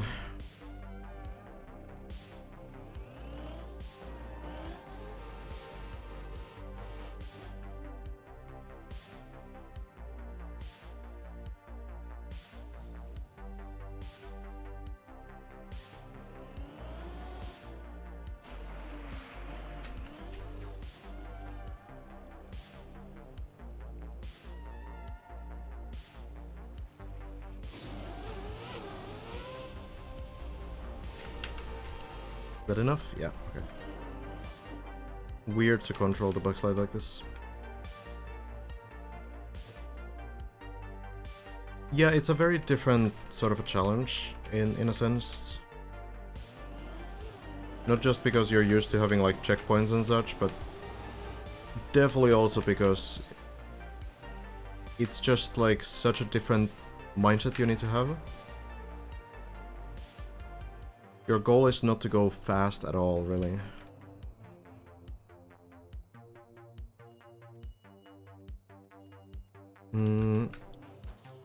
Yeah, about the Minecraft set, I think I'm a little bit more interested to play the campaign and such, because I think it's gonna be a huge amount of work to actually try to use those yourself.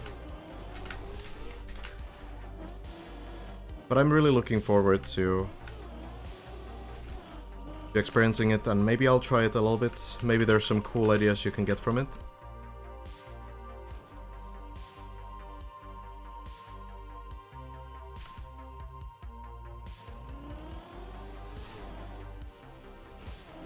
Is that okay? I didn't feel great about that one.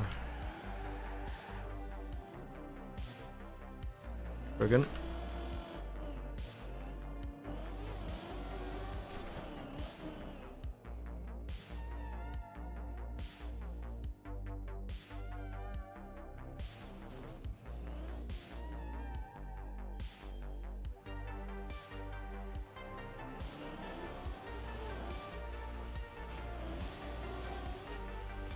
does work.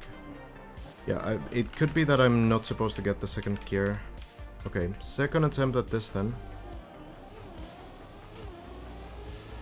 Oh, this actually looks kinda good. Oh, I steered too much? Oh, oof. Okay, I did get it. Alright. So... that's a PB. I'm pretty sure I know what to do in this next part too. Just drop down on the side. Watch out a little bit. And... careful. Okay. Okay. And I know this next part too. Just get speed. Early line, low line. I don't know if there's too much to like really look into here. I know what to do. I've seen this enough times. Just need to somehow get the jump right. It might take a couple tries to get correctly. Okay, I don't really like that line, so I'm gonna redo.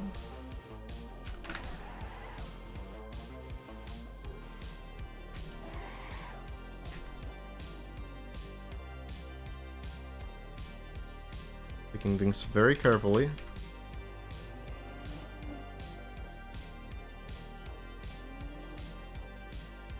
Okay.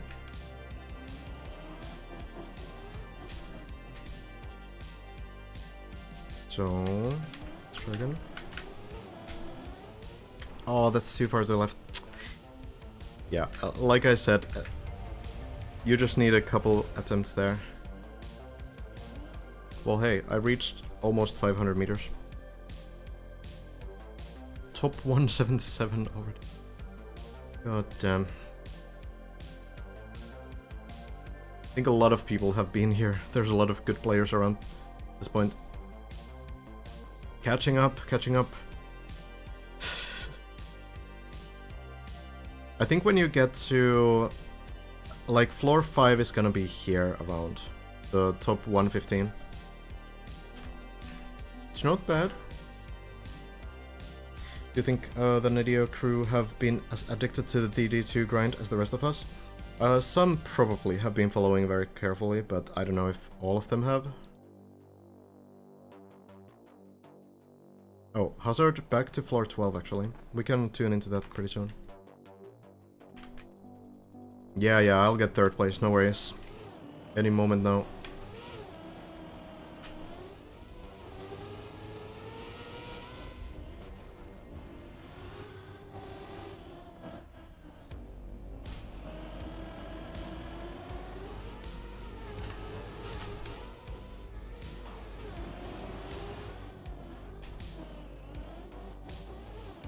Honestly though, I think I'm doing pretty nicely. Of course I know all the strats and everything. But still. I mean, I have been playing this for less than a week. So getting to the middle point of floor 4 is not too bad. Whoops. Have you seen the stuff that they've done, Nico? Like, Everios posted a new trailer.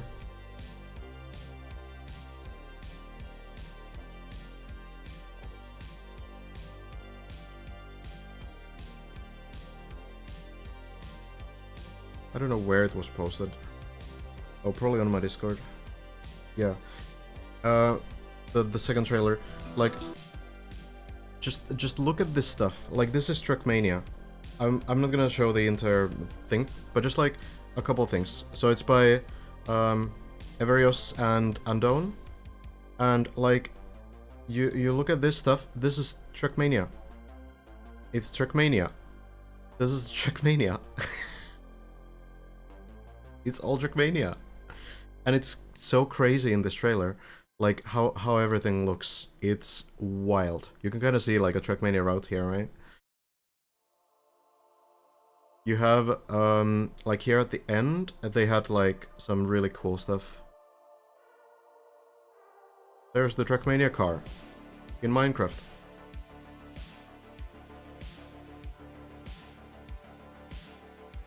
It's actually kind of ridiculous how they've got this to work. Just everything, you know? Even the dragon is like actually moving in the sky. No, this is Trackmania item set. So every one of these cubes is something you place individually in the map editor. Like just look at all of this, right? You have all these crazy maps.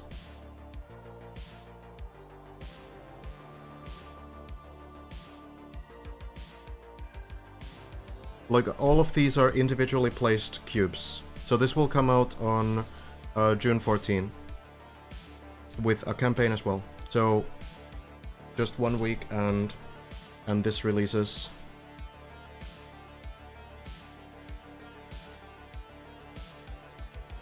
Trackmania community is crazy. There's ridiculous achievements and ridiculous projects that people do. Yeah, I'll link the video. No problem.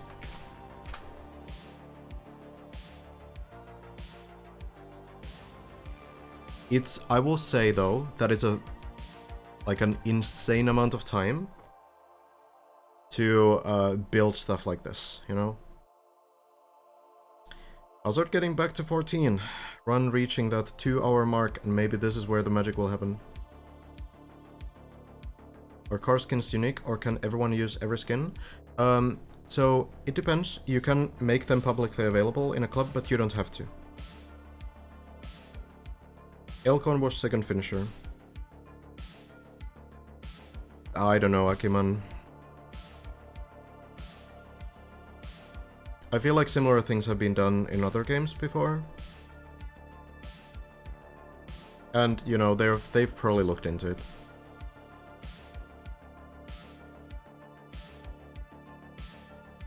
Also, similar things have been done in Trackmania. So, who knows, really. Well, back to floor 14 anyway. The dip still goes on.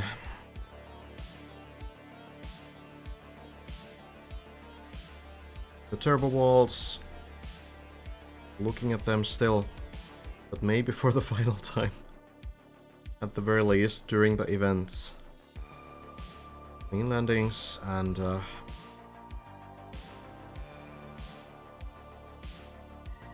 moving on to the middle point. Turbo wall, no more lining up for these. Just going in. Wants to get back to floor 16.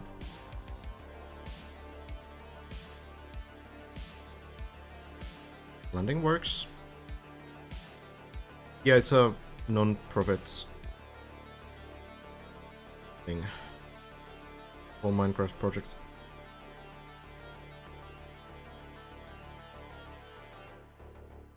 Jump to the side. Landing in. Zooping through. There we are.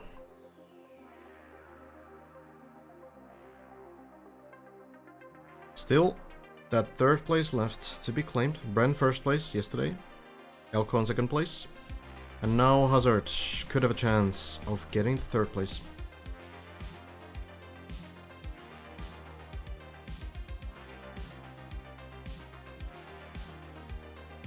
Counter steering, air braking, stabilizing the car, bouncing through, into the pool. We keep going.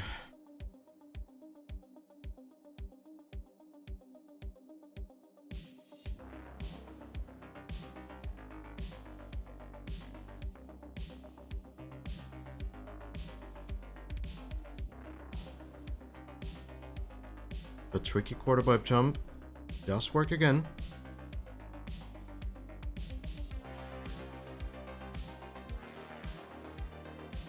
So once more, into the tricky front wheel bounce. The front wheel hits the platform first and the car bounces and slams onto the beam.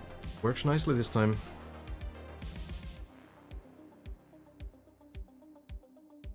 Final few transitions.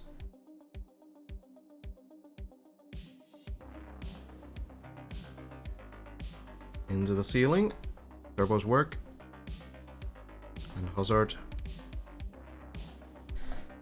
One jump remains on this floor. And then we're again on 15. No issue. Can already hear the rings. I can already hear the dragon, honestly. Right there. But a few more sections to clear before we're there. Gets the first water pipe nicely.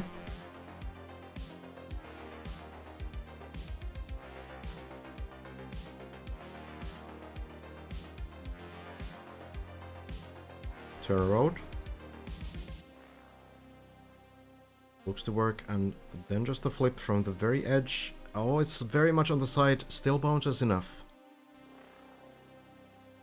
Doesn't quite rotate enough, but as long as it's in the pool, that's all it needs to be.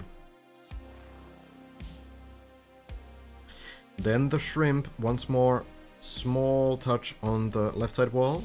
Works great.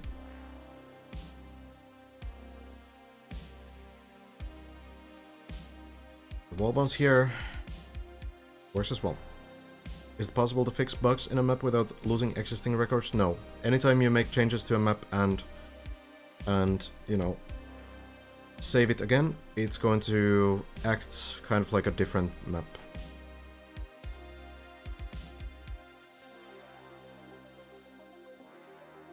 Into the dragon. Landing. Air brake. Speed is going to be enough.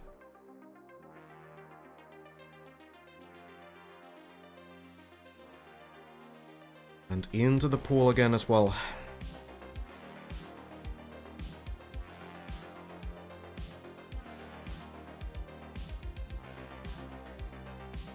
The rings. Third one. Be good. That's usually a problematic one. Fourth one. And the final one. All work nicely. And back to the ice. Once more, getting the third gear right before the ice slide. Looks to be a little bit to the side, but Hazard commits 200 speed exactly. That's going to be enough. And then the brake tap straightens the car. This is not enough speed. It will hit the lamp, and that's actually a good thing. The landing wouldn't have worked anyway. So now, at the very least, Hazard can save this by jumping probably onto the grass just ahead. Careful speed. Air brake drops down. Now gets to drift through the turbo.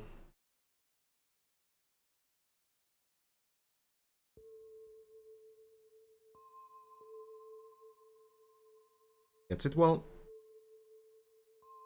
We start climbing back.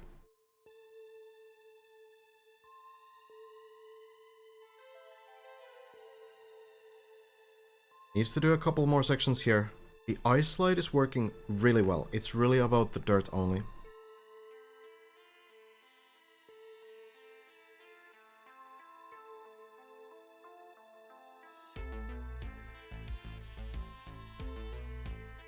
Jumping through, landing in. Speed again is enough. I think Hazard has slain the dragon like 6 times on this run. But that's what it is sometimes.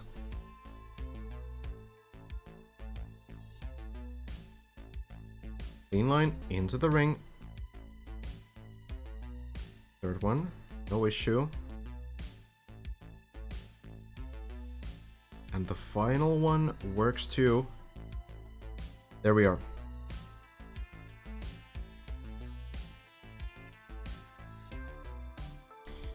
Then third gear gets it again, and the slide looks good. Speed is enough, a little bit more than last time. Maybe that will help. Brake tap straightens the car. This should be good enough. It might clip the landing a little bit. Oh, but it ultimately lands. Doesn't go over the fence. It's not the cleanest landing we've seen, but it is a landing.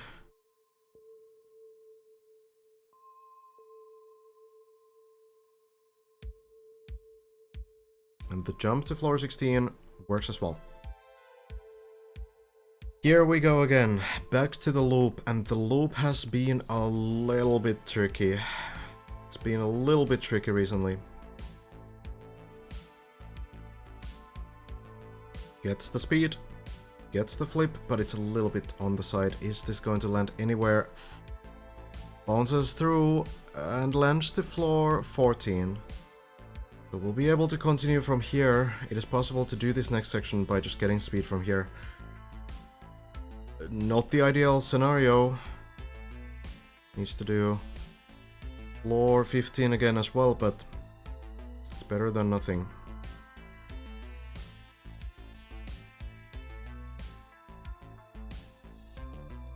Really, this first loop seems to be one of the big issues right now. Hazard. The timing is more precise than it looks. If you do it too carefully, you're likely getting a slowdown from the car grinding against the corner of the beam that you flip from. Bounce, the bounce seem to work.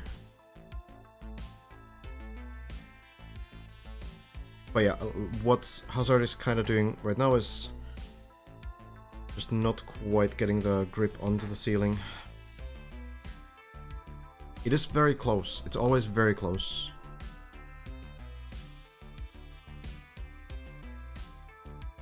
It's just not quite there. Well, the quarter pipe again. Works again.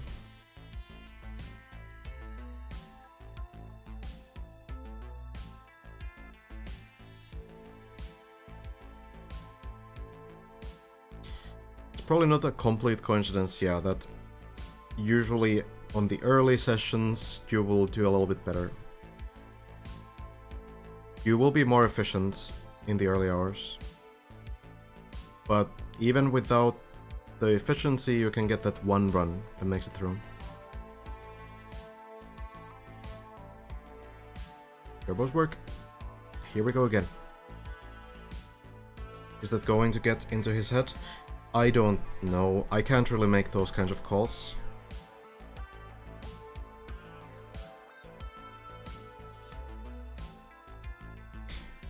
I will say that I would be personally overthinking it though. A little bit. Well, back to floor 15.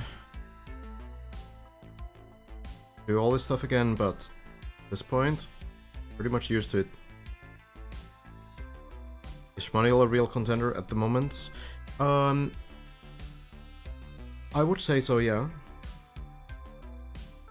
But I feel like there's a lot of catching up to do. The bounce. Getting a little sideways, but it does work again.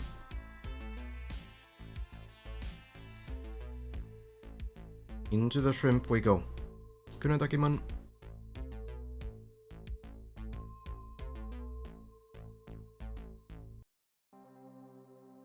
And the flip. Once again it works. These longer sessions, yeah, they can build like repetition and consistency and muscle memory. That's also fair. Schmaniel is still on the wheel hang, I'm pretty sure. Around that point. Could be wrong though.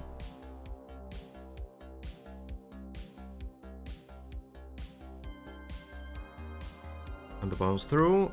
There we are.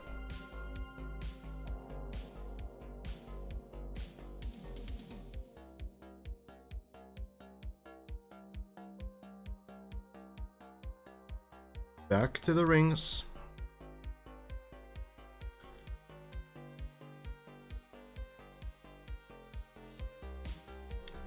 Clips the inside a little bit, so a little bit more speed this time. But the final landing is good, and Hazard again is through. It could be the 6th or 7th time through the dragon on this run, I'm not really sure. Could be even more, honestly. Slide a little bit too close to the fence. Hazard not comfortable going through with that, so this will be a redo. The speed itself was good. The line, otherwise pretty good. White line. But it's a little bit too close to the edge there. Might have worked, who knows, but it's not worth it to take that kind of a risk. If you're too slow on the jump, you will fall all the way down.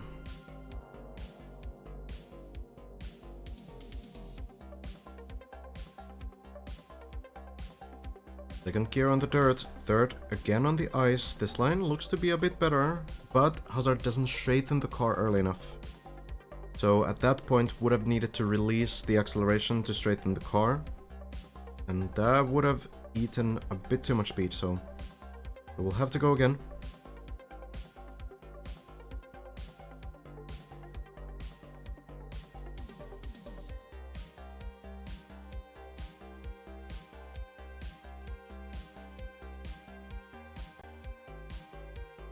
Fortunately, the recovery is not too bad. Pretty quick as well. Third gear once more, and the line again too close to the fence. What Hazard is doing to bail out from this bad line is just holding brake, so the car kind of tightens the ice slide, turns around.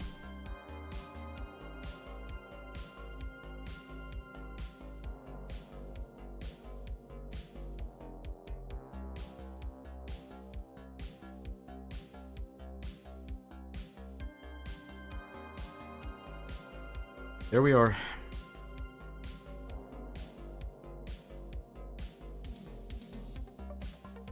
Again, getting the line.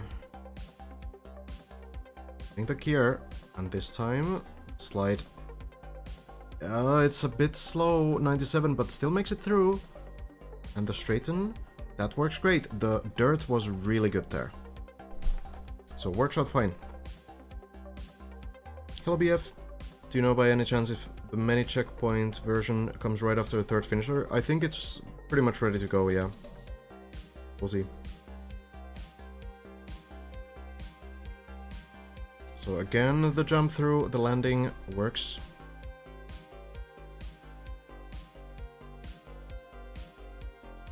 And again into the loop.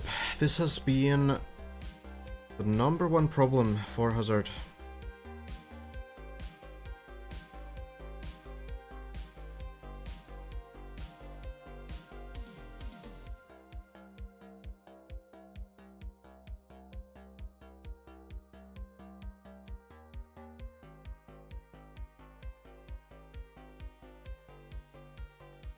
It's a scary section. You definitely do need to keep the grip throughout the entire loop. If you get any kind of air time, you risk losing too much speed. Or only accelerates on ground.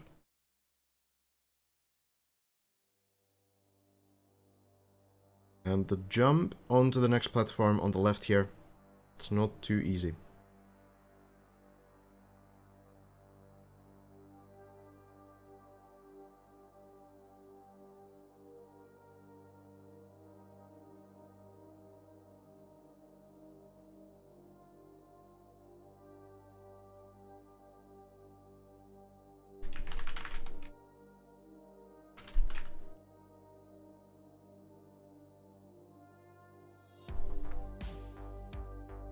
Do you think top players from DD2 will come back for DD3?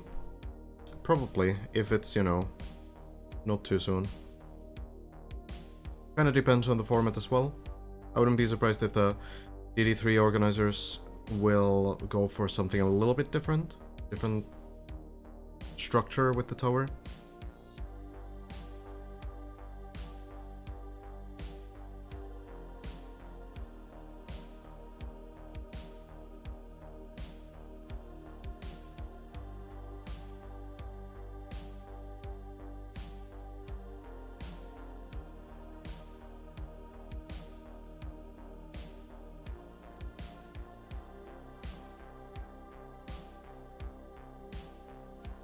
Obviously no one will want to play Deep Dip 3 right now. No one wants to think about Deep Dip 3 right now, out of the players.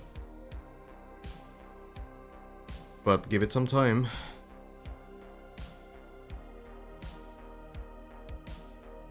Here we go. turbos and the flip. It's a little bit better. It should at least land back in, and Hazard controls it enough to not fall down.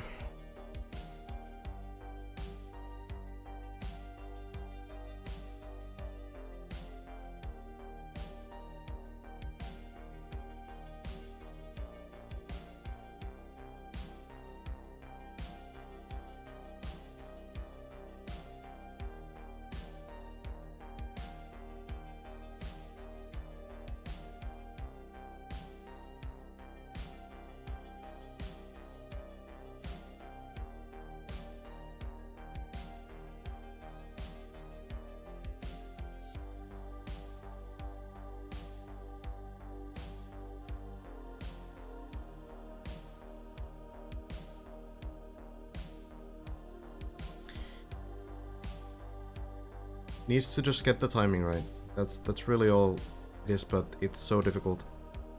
Not really more complicated than that.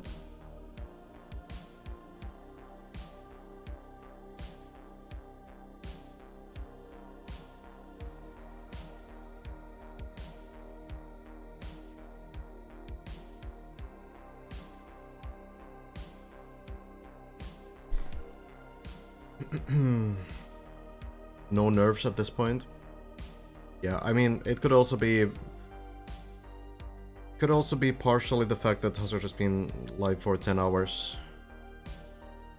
You might not really feel it yourself, but it might affect your accuracy like ever so slightly, and that might be enough on a tricky section like this.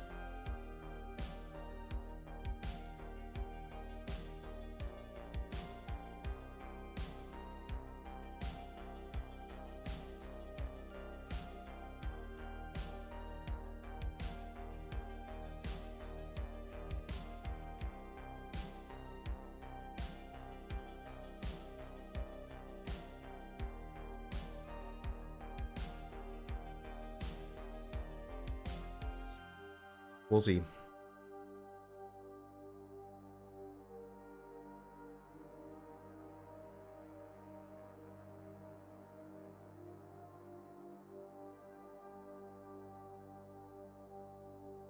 Hazard in the bathroom.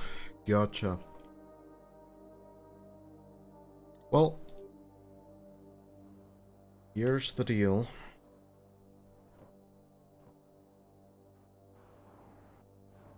So basically, you need to leave this pretty late so that you don't bounce super hard into this. If you leave earlier, you not only go too far forward and you exit like here, but if you go like too aggressively, it might be that you might land only here instead of getting like a super clean landing in the entry, and that might already kind of lose the speed enough to not get you through this. And then here you need to just dodge this plastic, go a little bit left, drift sideways, and getting the landing well. That's pretty much the section. It is a difficult section for sure.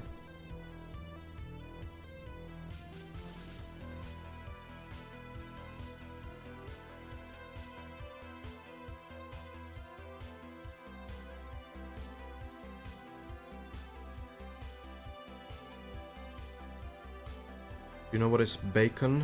Elcon Spokane is break and we'll come back for bacon. It's probably beacon. Beacon is like a mixed competition tournament, basically meaning that it has like a bunch of different styles and surfaces mixed in together. Hello, Bmake.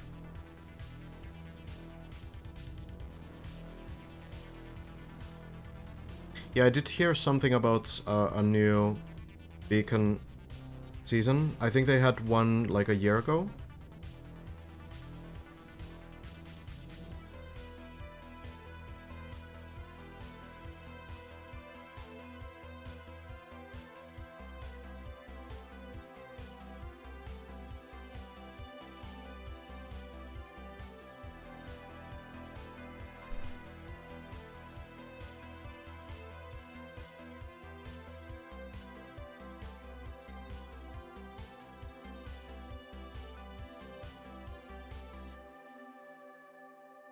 Yeah, I mean, it could be like an eating stream, I don't know.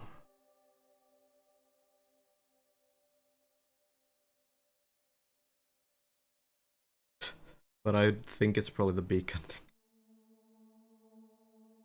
Back we go then. Let's hope it works.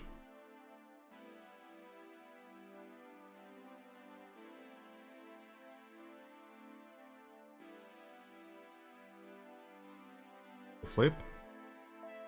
Looks better this time, and Hazard lands it, drifts, and saves it as well. Nicely done. I kind of do understand now why Hazard committed to that line earlier with a slightly low speed, because I suppose he hasn't really been getting good enough attempts all the time today. Decides to go for the practice here on the wheel hang as well.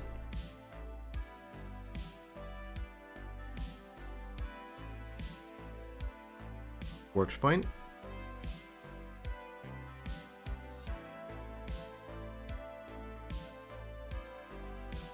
And we go in.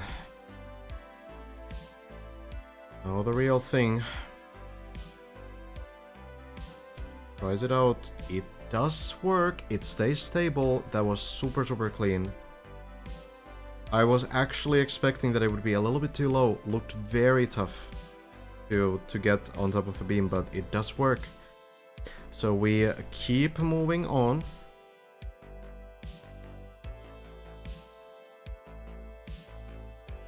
A very clean line here.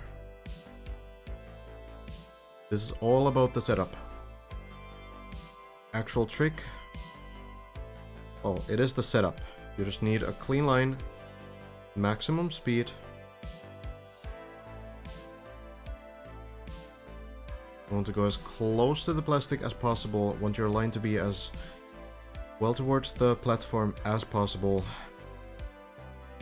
And the speed, just going close to the platform edge as possible. Whenever Hazard kind of clips slightly on the edge of the plastic, he needs to check the angle again, because it can change a little bit. This time, that's good. Lands in. So it's very tedious to set up for that, but no issue.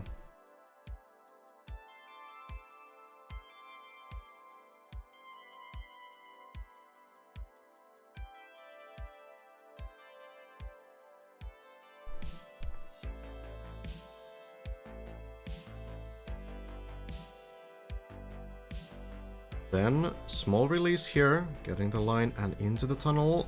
Oh, barely lands. Lands, and the next one as well. Then the scaffold jump over beam number 1, under beam number 2, and then the quick save on the ice. Jumps in.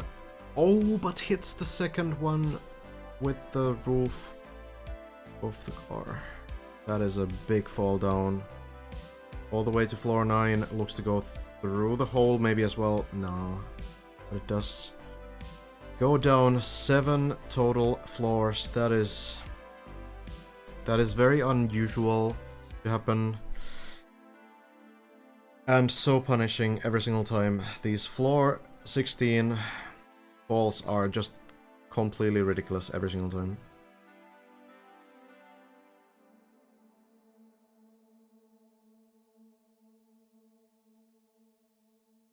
Does not seem like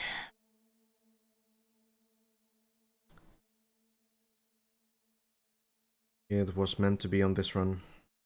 Unless Hazard still wants to continue. Is on a 10-hour stream now.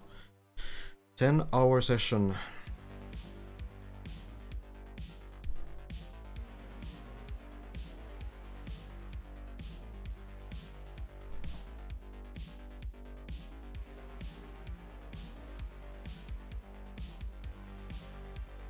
We'll wait and see.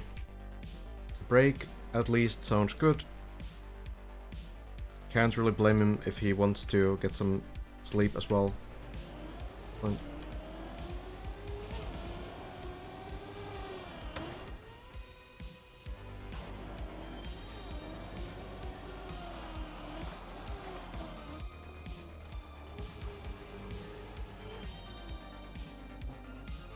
What did he do wrong? I feel like it might be the air brake timing. Stabilizing the car maybe a little bit too early. Or maybe the line wasn't enough to the right side. Could be either one. Like, the main issue is that the car is hitting the ceiling when it's supposed to go under it. Which means that either your line was not sideways enough on the actual jump, which means that you essentially reached the second beam too early. Or it could be that the air brake stabilized the car so that the pilot's helmet or something hit the beam. I don't think you can really get like too much speed there. Doesn't really seem like that. But it's a very tight jump.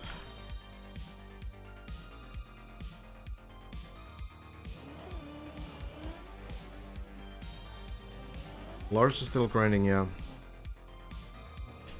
Probably getting some rest though. Hazard still going? Okay, really wants to run. I don't think you can remove the helmet, no.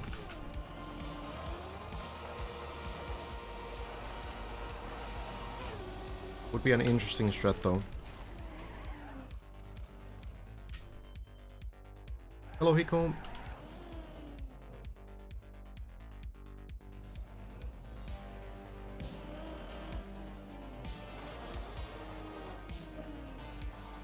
Would be interesting to have like a duck button.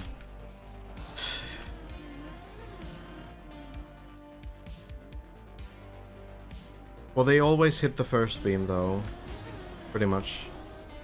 It could be like you can hit it in like a very specific way that makes you fail. That's, I guess, possible too.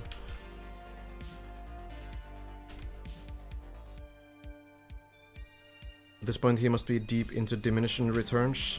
I mean, sure, but he's been to floor 16 multiple times in the last 2 hours. Like 5-6 times, whatever. So you can't really argue with the results. Because that's really like the toughest part, to actually get up to floor 16.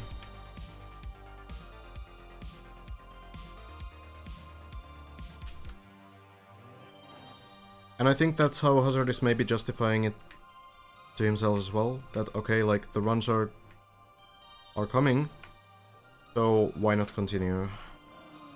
As long as the runs are happening, then the run can happen.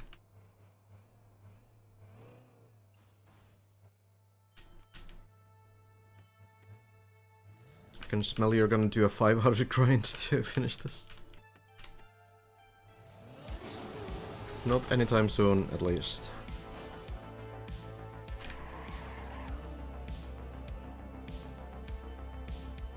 The loop is a little more like uncharacteristic to fail, I guess. But it did work really well on the last try, so, you know, everything's so difficult. Even the things that look to be the easiest on floor 16 are still super difficult.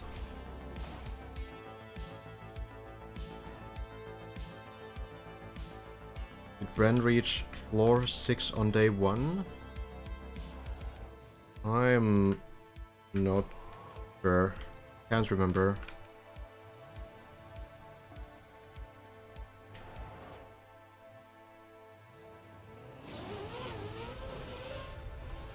It doesn't really go into the...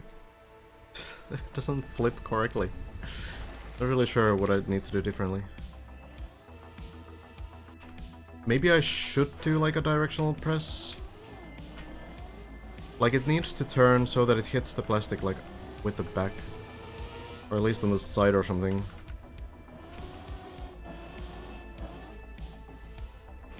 I'm not really sure how to force it. Maybe I'm too fast or something? Maybe I'm too slow? I mean, the red turbo should be the main way to accelerate there, so I don't really think there's a big difference.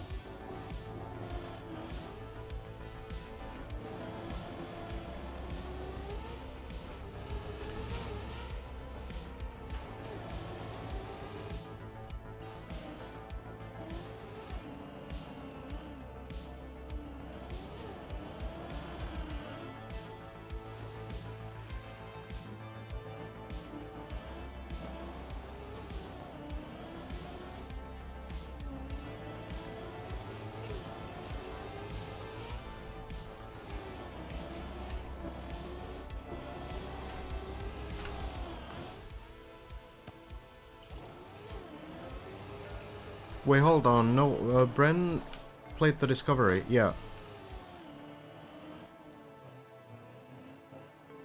Right? Bren was on the server in Discovery. So, yeah, no.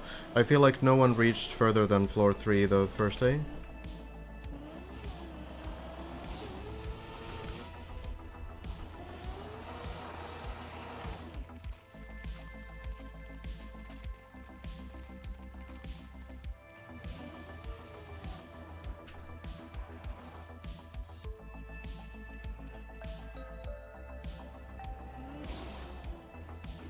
Oh, wait.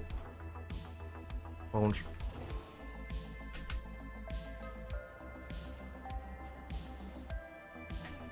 When did you start streaming on Twitch? I guess my first streams probably were in like 10 years ago or something. Regularly? I don't really know. 4 years ago? I'm not sure. Was our floor ganged? Gotcha. Yeah, I mean that's a good place to end as well. You don't need to worry about the fact that, you know, you could have continued to run somewhere else. Seems like it's a good place for a rest. So close still. Just needs that one run.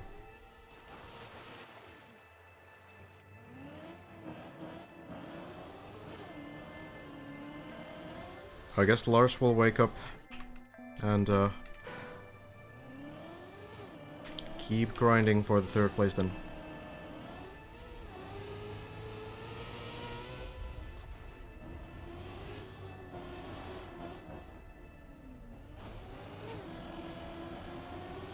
It's really any day now. Like, both players are pushing so much right now.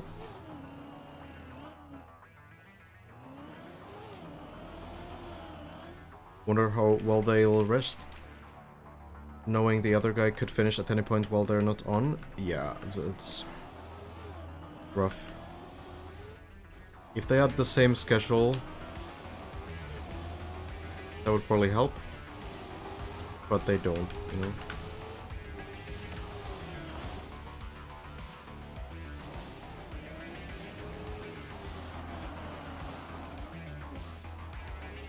Lars said he wants to finish DD2 before the checkpoint version.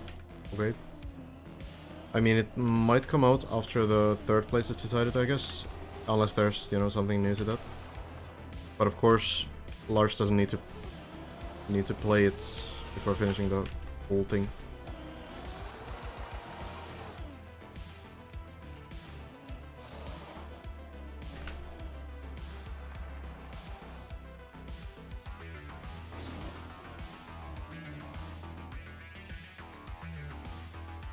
Elcon got second place.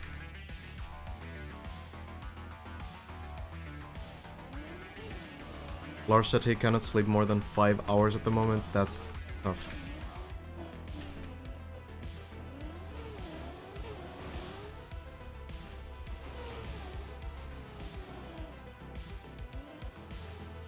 Would bet quite a bunch that third place Finn is in 48 hours from now. Within 48 hours or in 48 hours? I think within 48 hours. That sounds pretty good to me as well.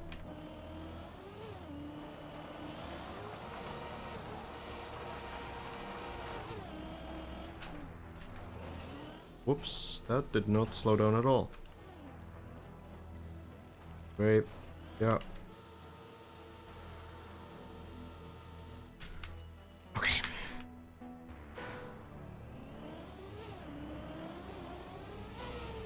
If I'm gonna be third finisher, that's gonna take years.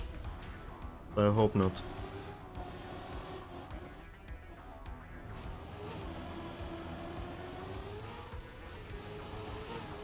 Oh, this is the run? Okay, gotcha.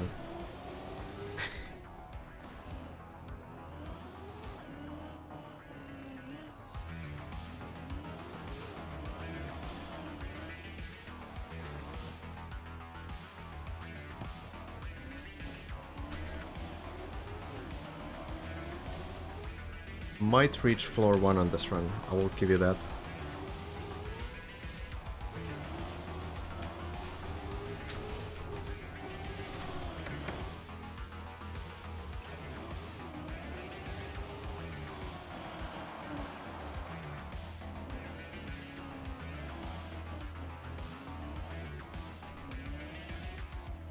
There we go. Would it be possible for a GPT-3 to have changing cars? Like you start in Stadium first, and then it goes at some point over to the rally car? It's possible. You can have the car changing gates. But then you would also need to be able to switch back to the different car, like everywhere.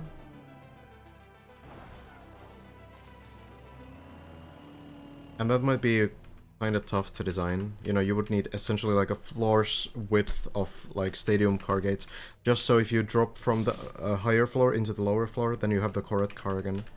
So I guess that like complicates it a little bit.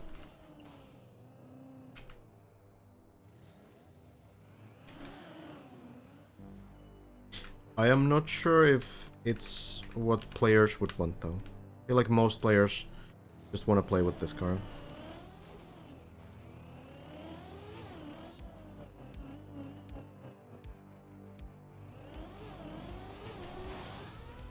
This one is by far the most popular one, and it's also like mechanically the richest one. You have all these like weird mechanics and tricks that you can do that you don't have on the other cars.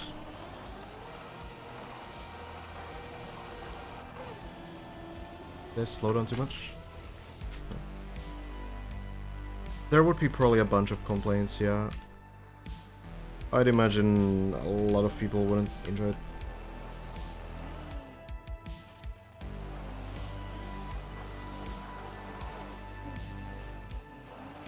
You'll need to discover the desert car. Yeah, Hazard calling it today.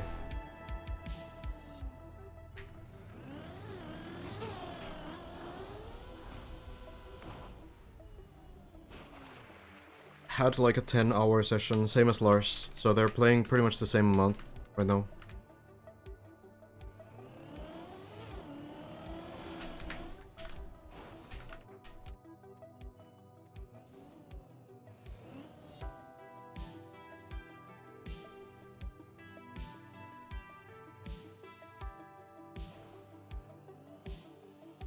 Come on.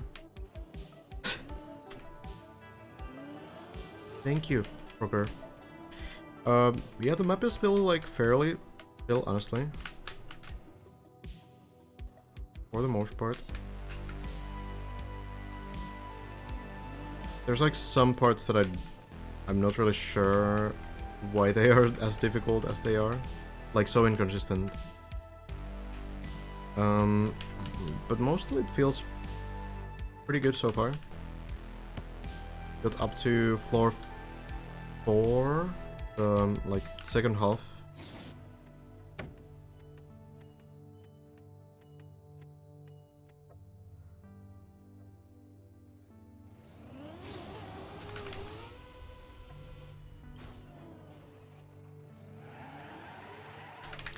I'm not really sure about the stats websites. There's apparently been some like issues earlier today, but I don't know if that's intentional.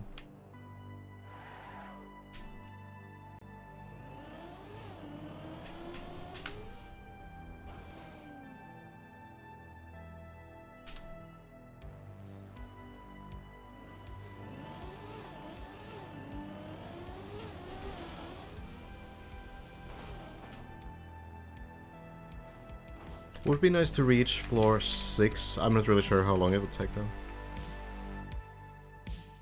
Might be a bit ambitious. Maybe once the checkpoint version comes out, I'll just do the checkpoint version instead. Getting to floor 5 would already be pretty great. I'll see. I just have like a long list of things that I want to do otherwise. Oh, this is... Okay. I have a problem with the car not rotating there. I'm not sure what I can do to fix that. Like, it's not doing the nosedive.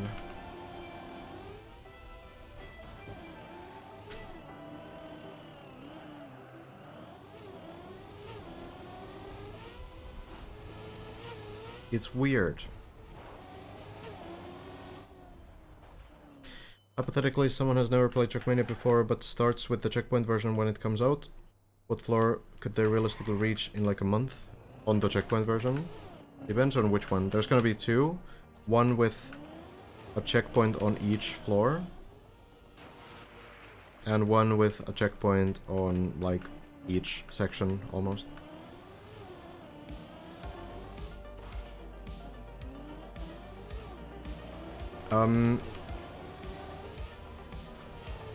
I feel like on both, they would probably have a really difficult time getting some of the like floor 3 things down, because the ice slides and the handling there is just so weird.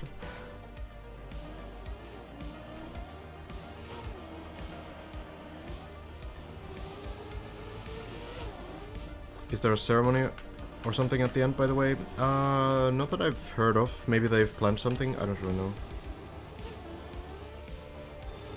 Might be that, you know, they will just congratulate the winners.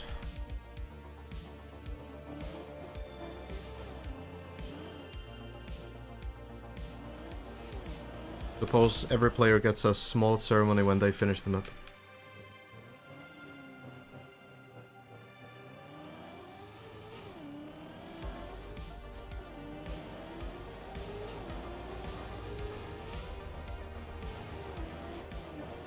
Even on the floor 2, you can skip the turtle. And on floor 1, you can skip the ice slide. So I guess you like, if you cheese everything on those 2 floors, you can probably like get through them in like, it's impossible to estimate really, even with the checkpoints. It's so hard.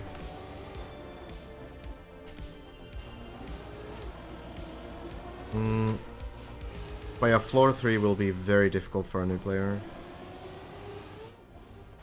How many people will eventually finish this map? After getting practice on the checkpoint version, and after getting all the practice floors and everything else, editor practice, etc. They will get pretty far, I think. Many will get pretty far. Like, I think Sami, Have, Mada, Virtual, I think they will all finish. I think, like, this map might actually get more finishes than Deep Deep 1. Yeah, we're already gonna have 5 finishers pretty soon, most likely. 6 even if Scrappy is gonna go through with the grind. Deep Deep 1, I think, has 14 now? Or 15? 14, I think.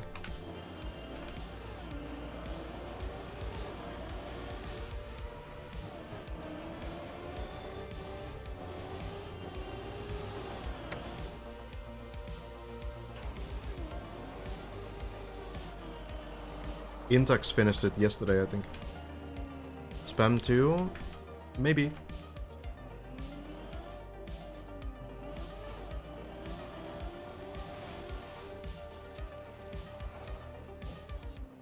Will definitely be more than 5 people finishing this map.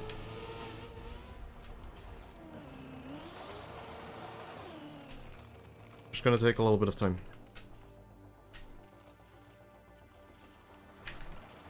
A month or 2. Maybe someone only starts pushing for it again at the end of the year.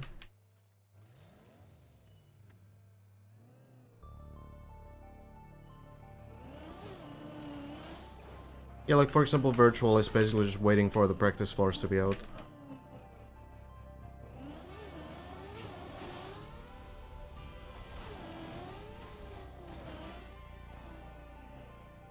What's your personal favorite floor? I don't really have like a strict favorite. There's a couple that I really like. I think floor 4 design is super cool, the slightly tilted design. And floor 10, really nice theme.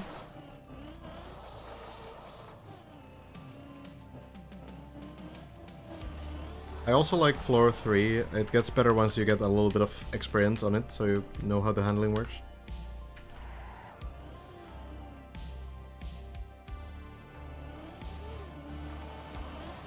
Floor 9, 12 also. And even though 11 ended up being super punishing, I feel like it's still a greatly designed floor overall.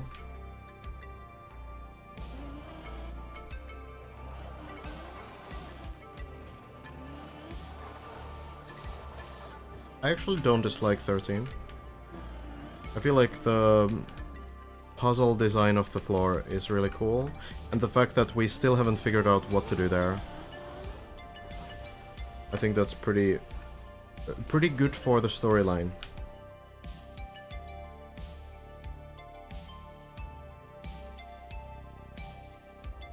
Was the first big hurdle of Deep Dive 2? The big hurdle depends on, I guess, how we want to define it. Something where players got stuck for days, or just like generally became like a choke point. The first like real choke point was probably floor 4, that order. The first quarter pipe. That was really tricky to figure out for players. The window bound strategy was so dominant there, and it was so inconsistent.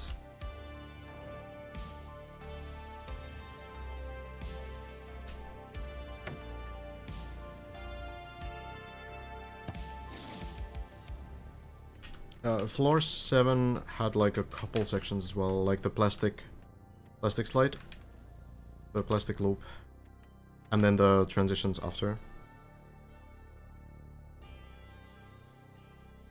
But floor 11, the high jump and the plastic half loop, or half pipe, whatever. That one was probably the biggest choke point on the entire map.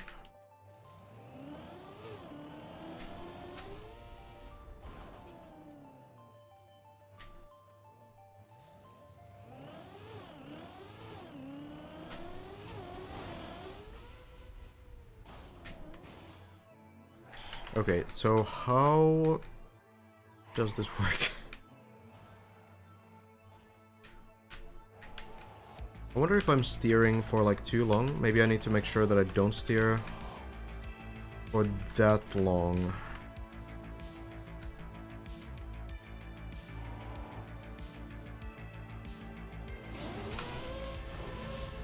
Yeah, maybe that's it. Don't go out the window, thank you. Yeah, maybe actually that might be it. So I need to stop steering a little bit earlier so I don't like counter steer my rotation. Sort of makes sense.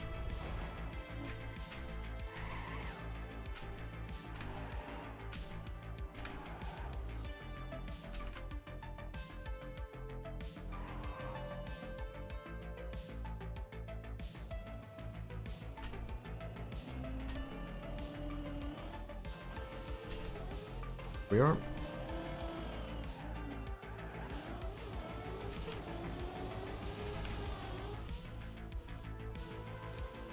Okay. That's such a scary landing. I feel like there would probably be a better way, ultimately.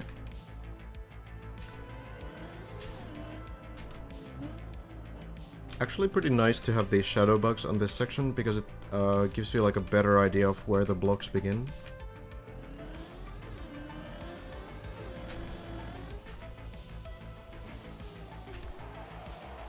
Good. There's no water in the middle, no. That's only on shallow dip. I'm pretty sure. Otherwise there would probably also be dirt. So the shallow dip version, a little extra forgiving.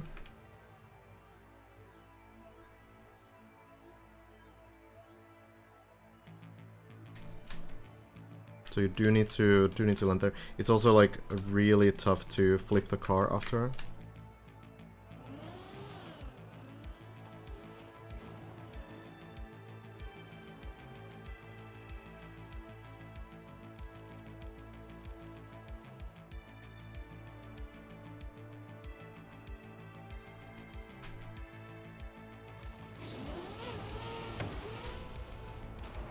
Here we go.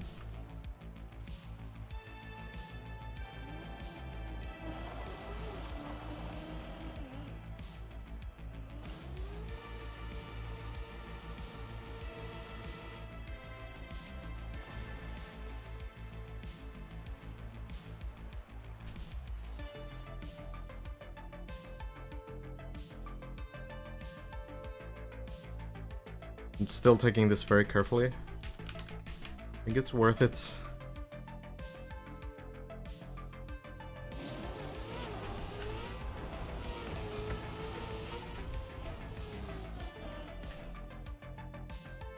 Good. Now you're still not allowed to go into the editor because the event isn't over, so we'll have to wait until the third player finishes still.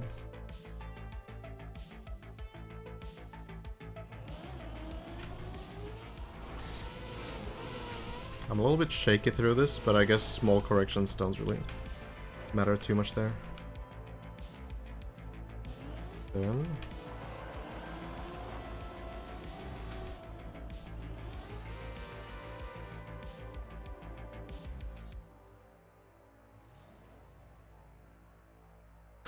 pet turtle called Deep Deep 2. Deep Deep the second, I guess. No, yeah, this is pretty scary on Shallow Dip as well, honestly. Like, it's a lot more forgiving, but there's still, like, possible ways to fail, for sure. Oh, god, plastic bouncer from there? Oh no. How do you bounce with one wheel like that? It's going backwards. Maybe I'll wait. It might actually... but then what? Can't really go over the turbo. Oh, I can go... Okay, I can go here, over the sand.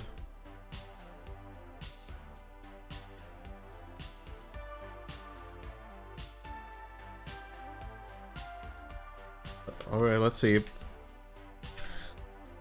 Yeah, this is my pet turtle.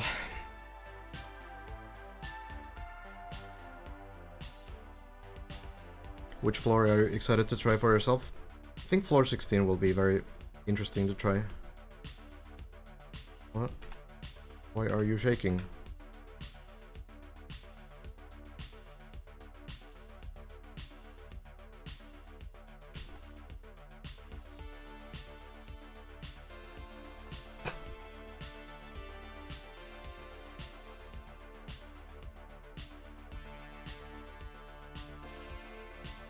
There's a lot of 13 ideas, alt gone. Honestly, like, we just need to get the practice floor to try it out. I would probably need the default movement plugin, honestly. I'm moving.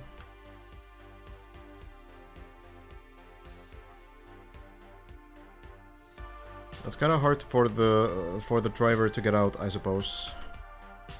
So I suppose the... I'm guessing that the driver would stay in the car.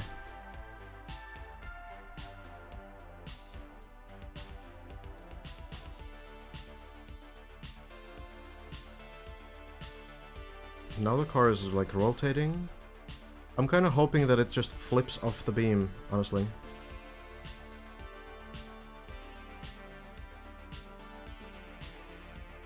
I mean, it is still moving backwards though. Just needs to go a little bit further so that it flips. Like here.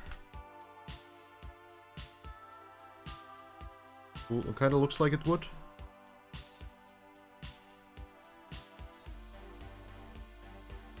$9,000 behind 80. Oh, Nico. Oh, I did again forget to give you the badge.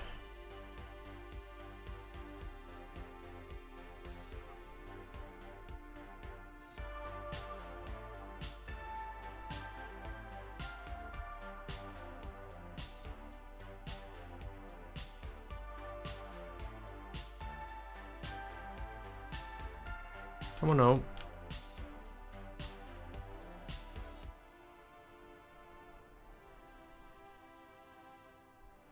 Is it actually gonna balance on the beam?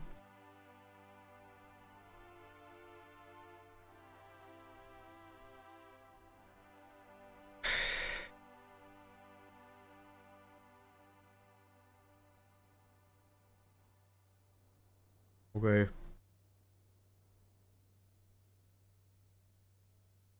Feels like it is going a little bit to the side though.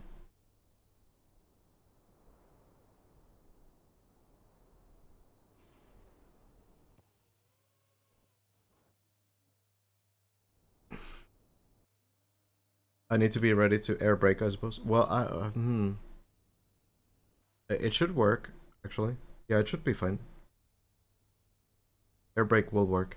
Usually with air brake, the only case it disables is when you go out of water for like 2 seconds.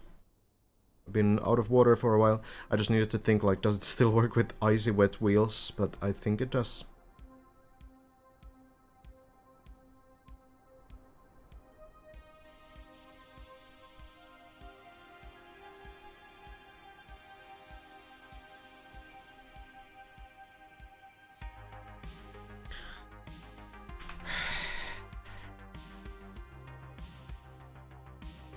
It's going, yeah, it's going a little bit off. Like, eventually it should just flip.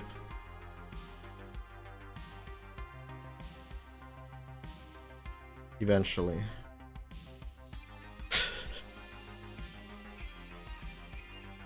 This would be a good khaki map. Hard to force, maybe.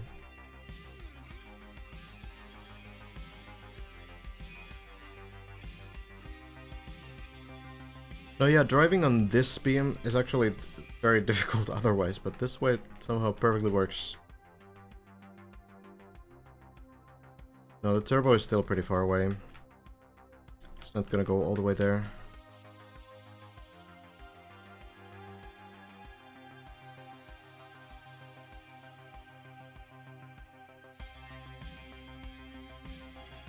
I feel like it's moving pretty fast, actually. Compared to some depth turtles. Maybe it is the wet icy wheels somehow.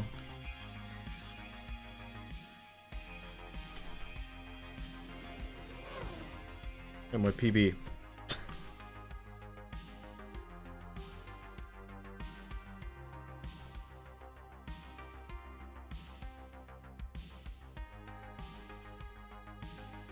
I can't get to floor 3 that consistently yet. But this is kind of unbelievable that it's actually staying there.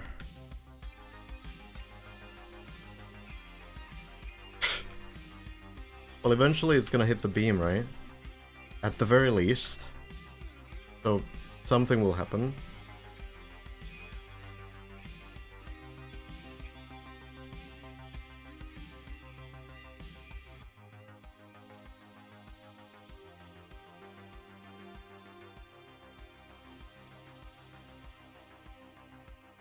We'll see, bun.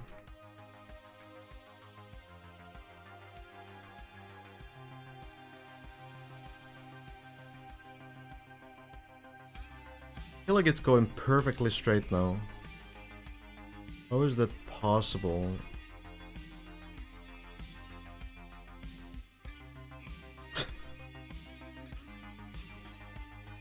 There was some old TMNF map, yeah, where you do need to balance on like a beam for 33 hours. But it was basically, yeah, there was really nothing you would actually do there, you would just wait. Pretty sure? Yeah, it was possible to cheese the map.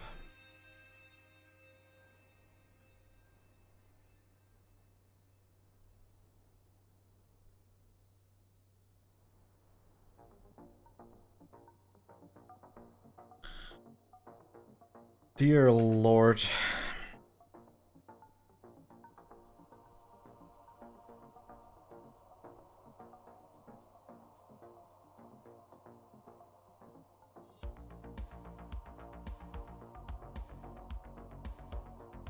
How is it so perfect?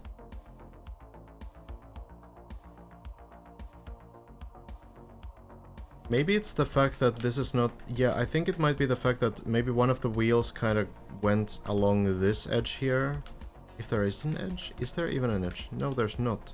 It looks like it. There's like a shadow. It makes it look like it.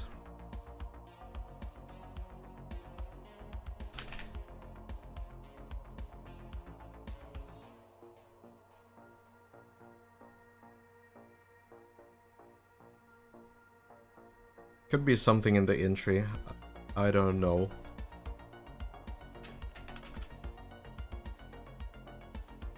Okay, well, not too long for the beam, I suppose.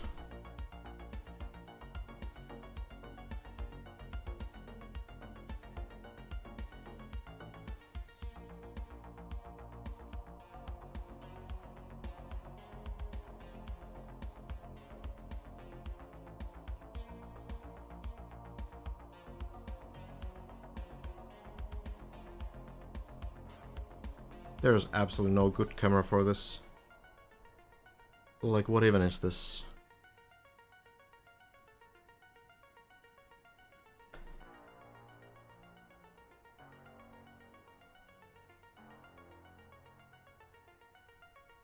Doesn't help much. Maybe Alt Cam 1? Why does that still go, like, through the beam? Maybe this will work.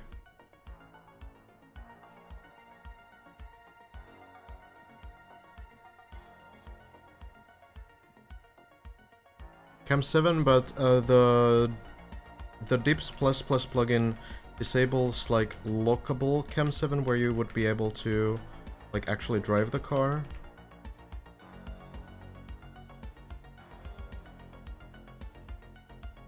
I mean, I can look at it from here and then just switch.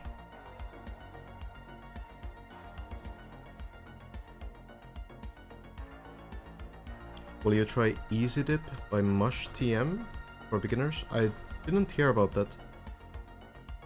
I feel like there's been enough dips for a while though. Okay, what's it gonna do?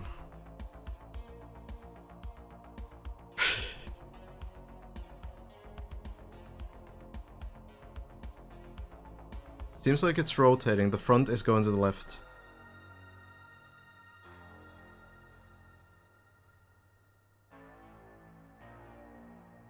This is just too ridiculous. Yeah, it is. The front is going to the left a little bit. I could try to press something, but if this is going to the right direction, I don't want to ruin it. Nice. Fantastic. And then across the sand, right? Just go here and go up here and then back into the pool.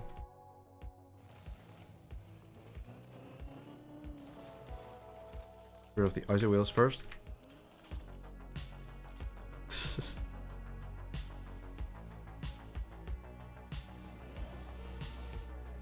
Dude, sand is actually impossible to drive on. Slightly more speed.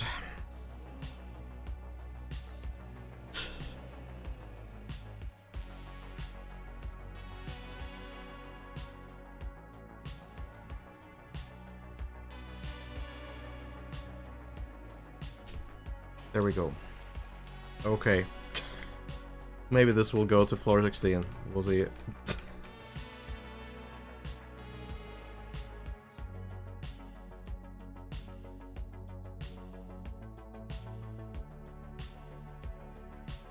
Careful line. Might fail this section right away. But hey, at least it's another attempt on it. More practice.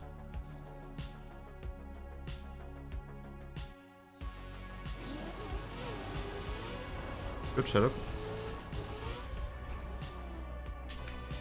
Nice. At least one part. No one finished today, no. What's the difference between dirt and sand? It's similar to ice versus snow. So it's like a penalty version of dirt.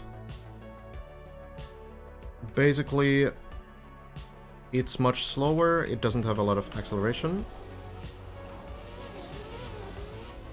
Usually it's used to slow the player down. It's very difficult to accelerate on.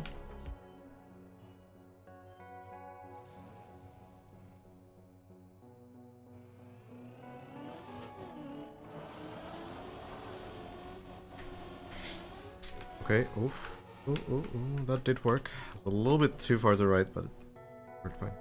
We're gonna find rubber full speed maps nowhere because you actually can't speed slide on rubber. I guess you could technically build something really weird, but you will slow down with any kind of a drift on rubber.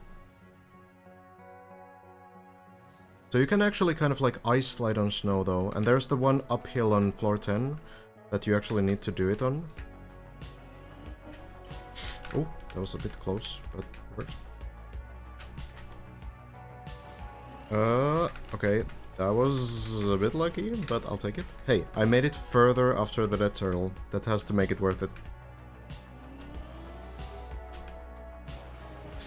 Oh, no. Well, still made it further, yeah. That is such a deceiving jump. Like, you can slide so far on the water, actually. I'm not the first to do that. And not the last. More recoveries. Get on the beam. There's really terrible recoveries here, though. Not really... Not anything to floor 3, at least. I think what you can do is you can go here. And... I think from this plastic you can kind of just drop forward. Who knows how much speed you need. Also, I'm kind of stuck with the cactus here. So this descent is gonna be very difficult already. I don't really know how I want to even do this. But I do need to go...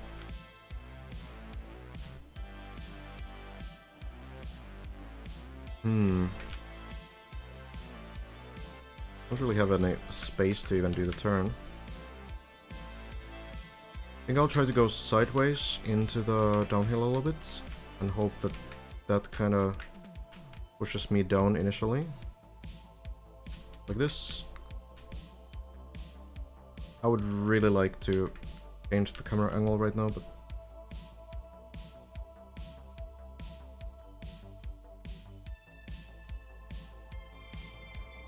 Okay.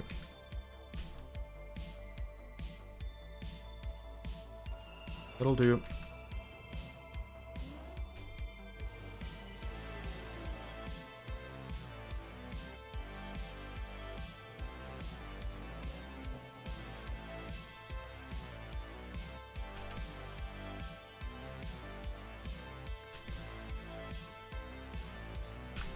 And then this is just straightforward, I think. In shallow dip you can actually... oh, it's not straightforward. You need to jump a little bit to the left as well. Okay, well, we'll give it a go. But yeah, on shallow dip this recovery actually extends a little bit further. You're able to get back to floor 3 from here.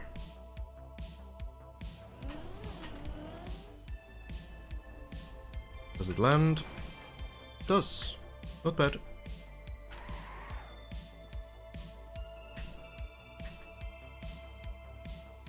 A very blind jump. I think there was a desert car version of this as well. Oh. I think I heard Maji made one. Not sure how far it can really get.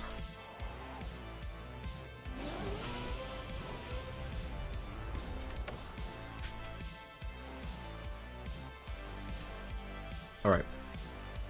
Surely I can get back to floor 3 now.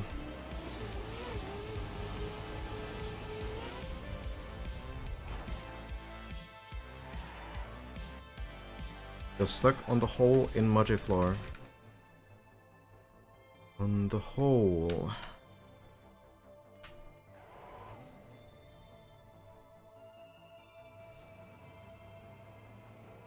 Is that the plastic parts?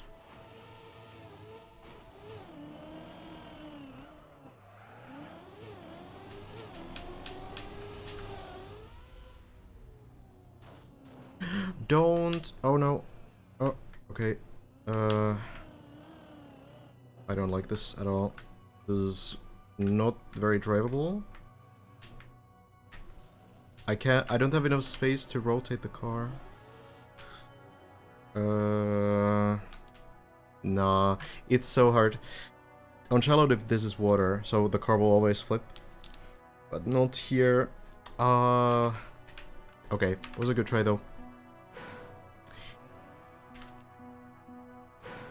So, was Shmaniel still playing today as well? Yeah, Shmaniel is still playing. So we can maybe check in if Shmaniel gets some good runs going.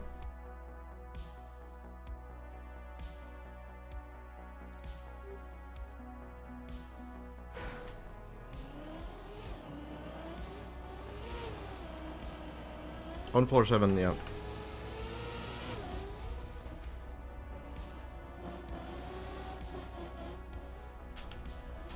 Floor 7 still super tricky as well. All the way through the event.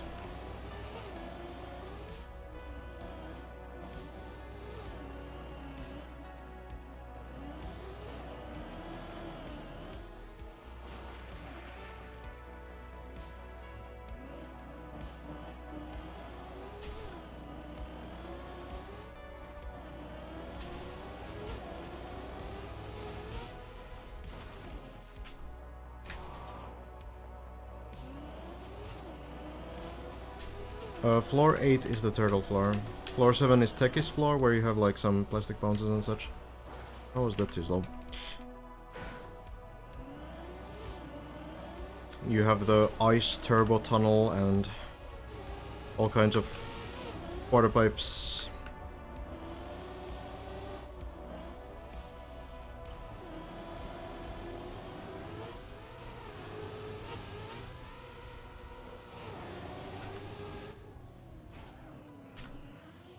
When Elcon discovered that there was water on Shallow Dip, oh, that was water on Shallow Dip, said that having that on DD would have saved so many turtles there for him.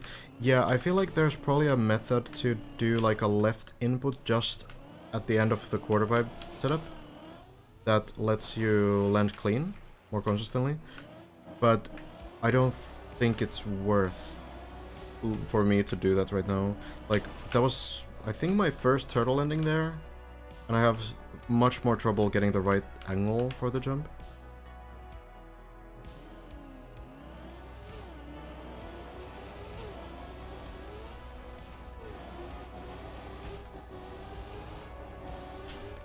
Oh no. I don't understand why I'm struggling so much with this specific section. That probably shouldn't be the case.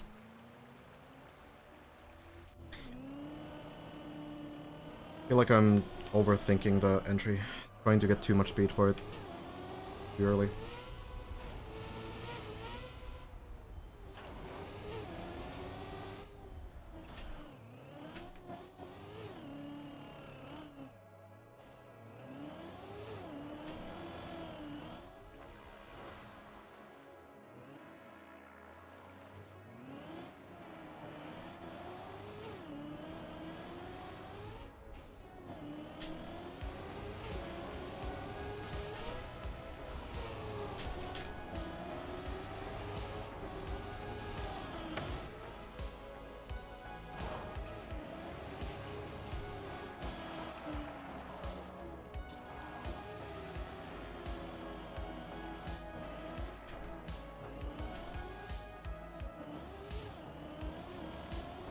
Well, hopefully I can get through floor 1 a little bit more consistently, at least. It's kind of the key. And then the first few parts of floor 2.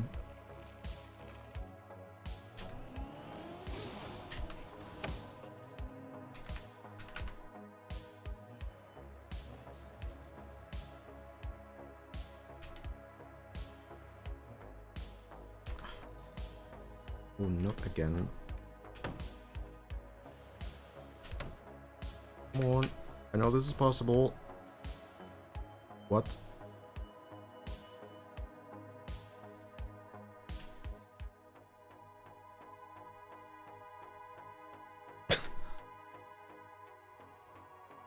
This might not be possible. Save. Okay. Interesting. Okay, well, let's go back to the beginning, I guess. Any khaki ideas from that one? Could be something.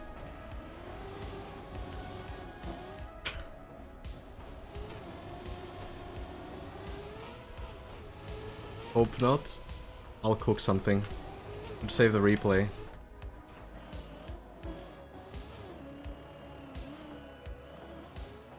Please go to floor 13. At exactly the start of Ice Loop, there's a drop down to the last jump of floor where there's a hidden water block. Yeah.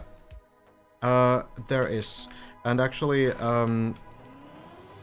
We already discovered it, unfortunately, when Lars first tried it. It makes it quite a bit more difficult to do to the final jump. It's not possible to get enough speed from there. You barely have the speed if you start from the previous section. Currently, like, there's a couple ideas. The one idea that I want to try is going from this shortcut point from here, dropping down to this recovery path, but then going around, going onto this crystal, and then jumping onto the wooden wall. And it might just be in the right angle so you can actually drive on it, because on wood you have like ridiculous grip. So this could be actually drivable if you can land to it from the crystal sideways. But it's pretty likely, I guess, that it lands too rough and it kind of falls down.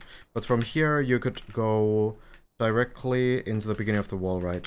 That's probably like the current idea that I want to kind of explore when the practice floors come out. That might be pretty fast. We'll see though. I guess Plexity will reveal the big run. The big shred.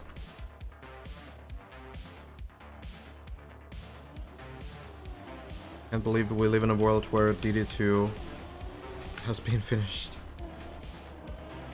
I know. It's crazy.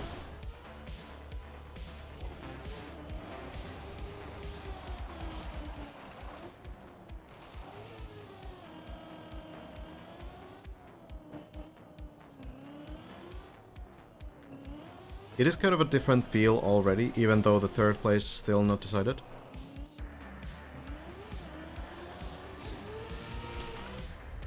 What do you think we'll grind for Voltigard once we have both checkpoint versions? Have probably has the Voltigard on DD1, and Mada probably. It wouldn't be impossible that someone like Virtual or Lars would go for it as well. But I guess we'll see how much motivation they have.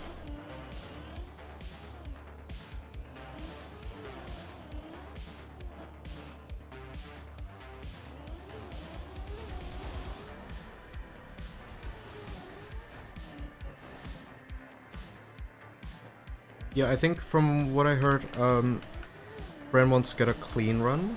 So, like, you know, no mistakes kind of run, probably all the time. But I don't know if that means like a Voltigard grind.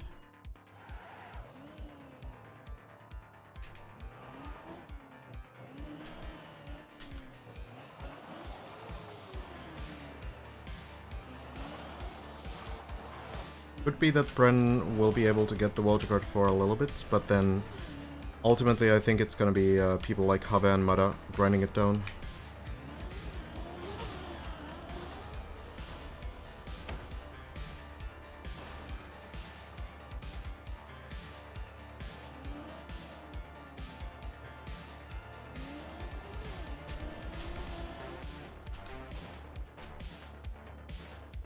Bren does have the Voltigard, that's true. Fair enough.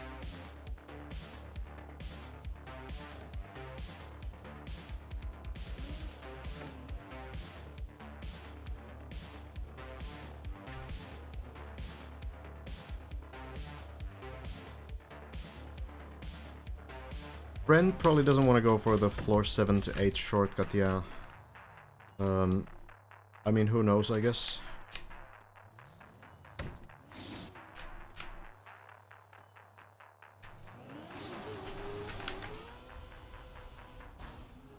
Of course. I know.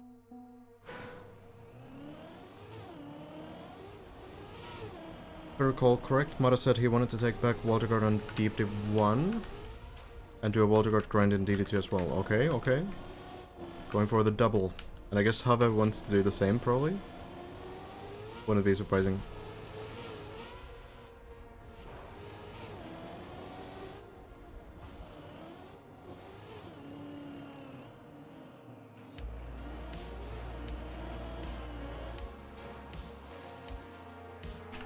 Come on.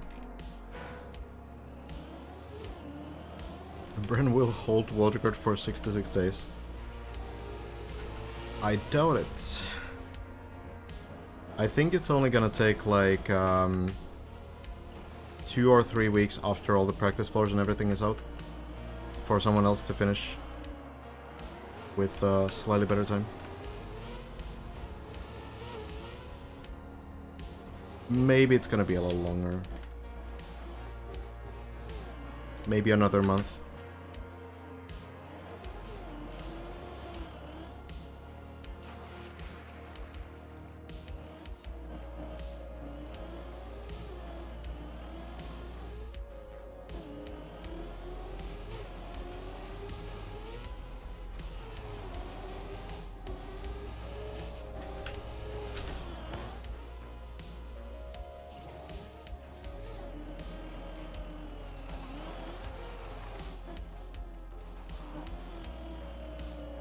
Yamada also in Australia, so probably somewhat similar schedule to Brent's. I'm not really sure.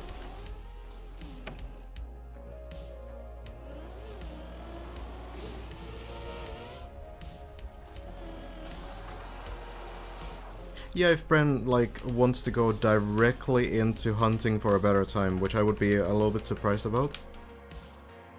I would imagine that the guys who have completed the grind now will probably take a break.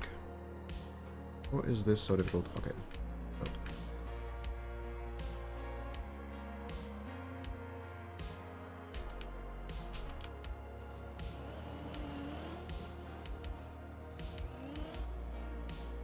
Yeah, Bren could get a second clear probably, you know, in 3 days if he wanted to. But I feel like right now, probably every one of the top 4 players just wants to take a break, you know? That would make sense to me. Maybe I'm wrong.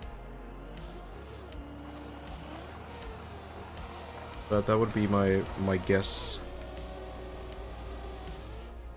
Bren only wants to take a couple of days. Oh, really? Okay, fair enough.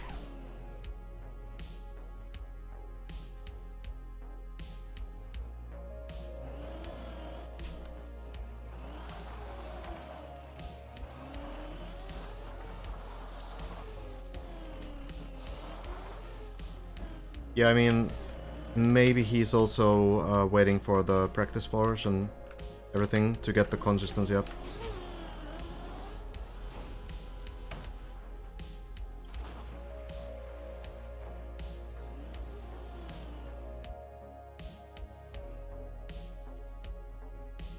Playing Shallow Dip next, okay. The true Stockholm Syndrome.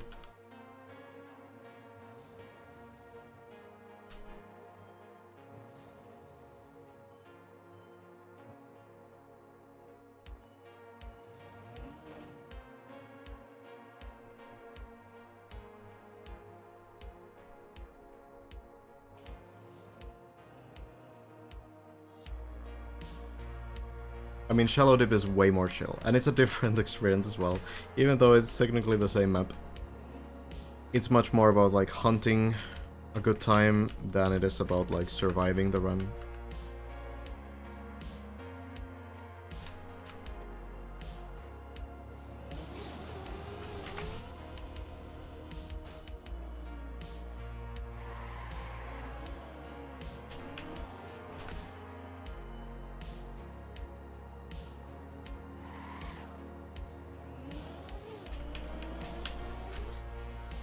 To the side, works.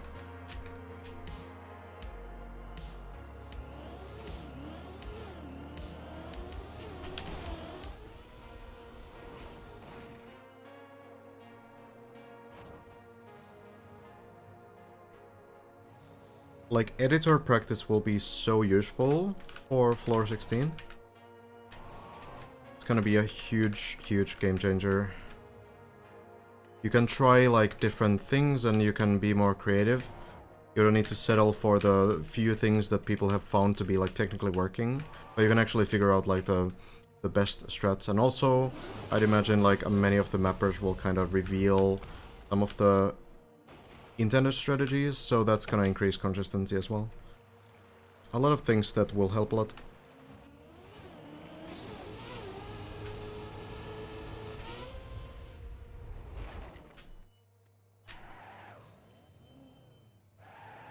Yeah, the thing is that the third player still needs to finish the map before anything with like extra versions happens.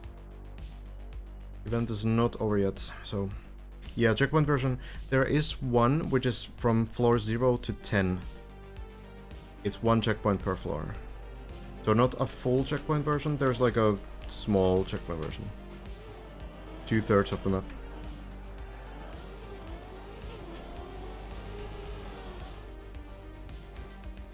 Close. Maybe we never get a third finisher. In theory possible, but realistically, probably don't need to be worried.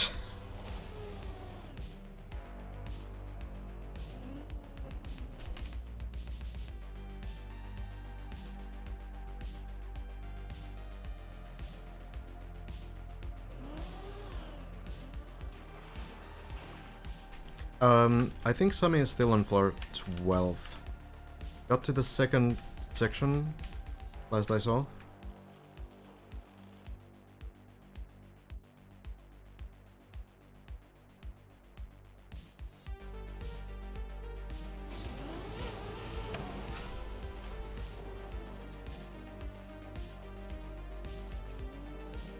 I think a big part of the dip is the French we made along the way.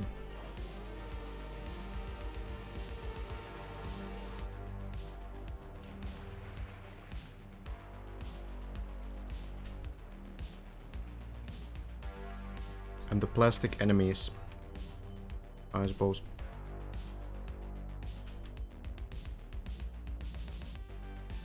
Okay, let's try this lineup. Honestly, I'm kind of like guessing this.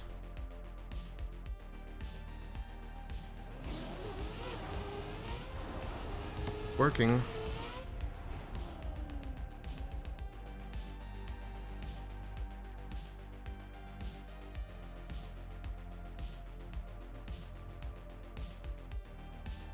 Wouldn't have found your stream if it wasn't for this. You and many more, I think.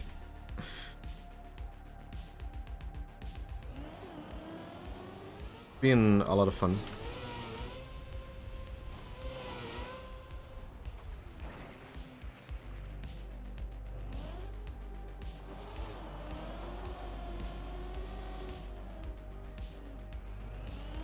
Oof, scary. It could be that Schmoniel still has a chance to get third place. Schmoniel is on floor 16, the PB. But still like lacking a lot of practice compared to the other two.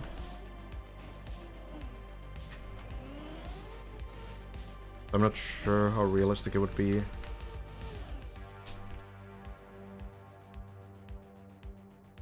Schmoniel playing right now, actually.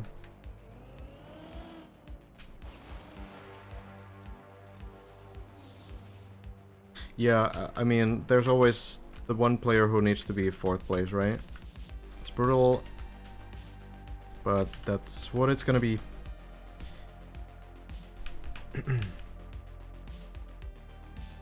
Honestly, enjoy the chill vibe here, not tryharding. That's why I hang out even though the top 4 aren't playing. Yeah, good to hear. I'm still trying my best. But yeah. I do have a pretty good sort of endurance for this kind of stuff. I don't usually get super frustrated.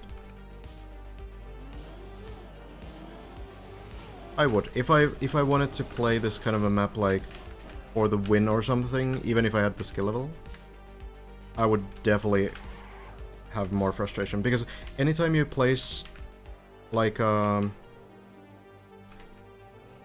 deadline for a speedrun or whatever, or, you know, whatever finished run, it gets so much more difficult to kind of keep your nerves in check.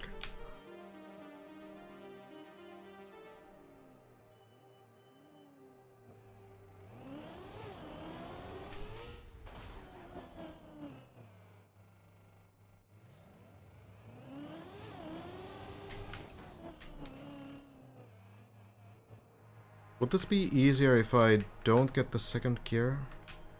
Somehow like a little bit less speed? I think so, yeah. Yeah. Seems fine. Okay, this one I also did before.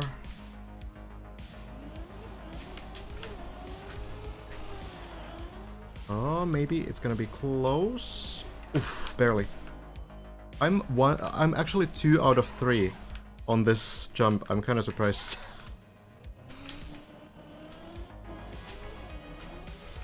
Not an easy section. Okay.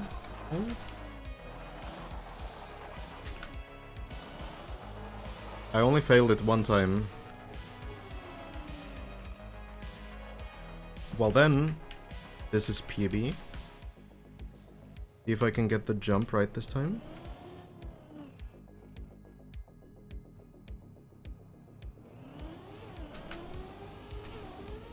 Wait, I need more speed. I actually need to accelerate from earlier. Oh, that's what I need. Okay. Yeah, I think it might be something about gears again. It's so weird. Usually you don't really need to think about them too much on like this kind of a situation. You need to think about how you get them like clean and such, but not like dropping them weirdly.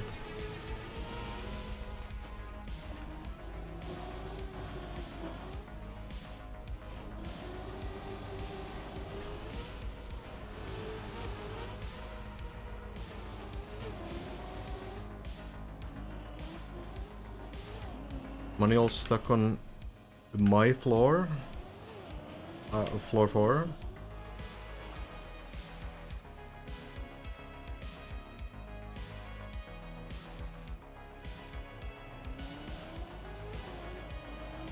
Yeah, we'll see, bum.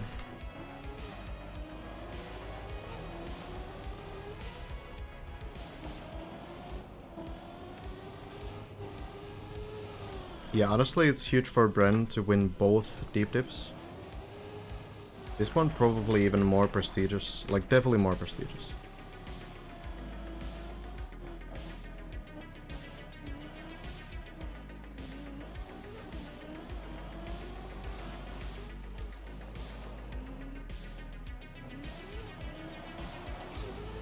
And it was a good battle too.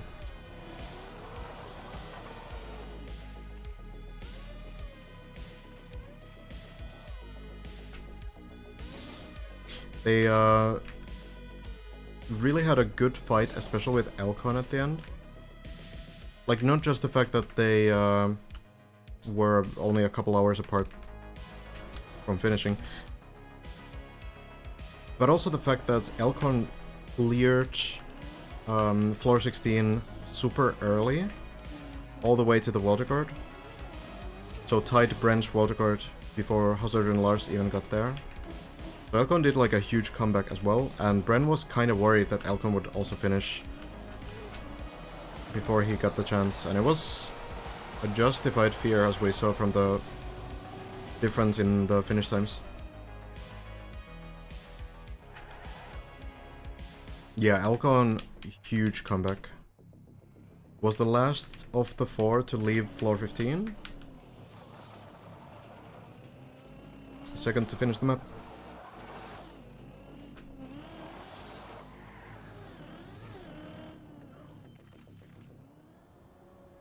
You'll play the next deep dip so we can finish it within a week? Sounds good.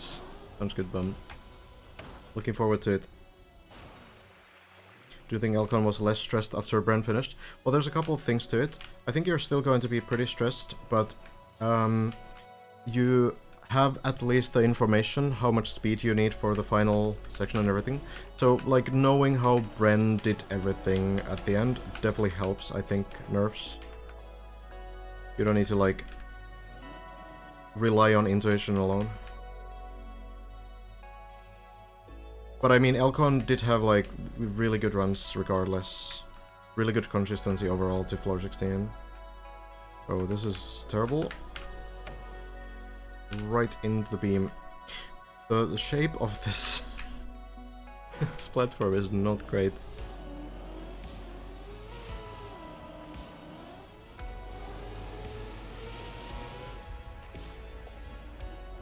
I don't know if Elcon would have needed 2 more days. Honestly, like, Bren was kind of also feeling that Elcon could finish at any point. And Elcon also felt like he could finish at any point, and I feel like it kind of showed.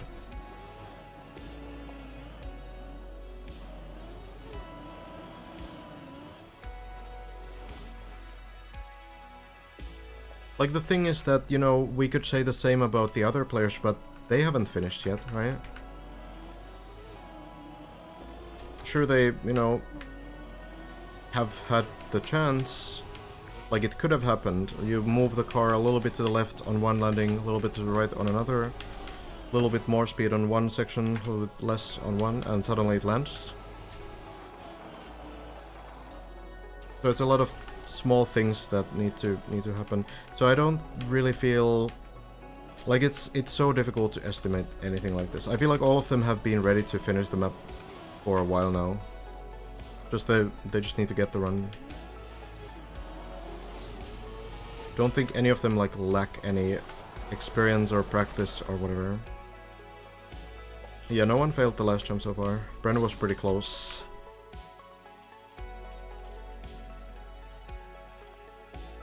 That nosedive on floor 5 is way more difficult in shallow dip than in the full version. The nosedive. Oh, do you mean the plastic bounce?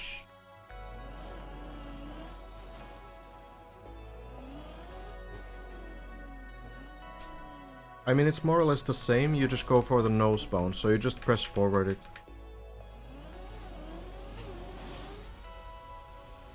I suppose in this version the intended way is the... Dude, how does the turtle... Intended way is the... like, side flip.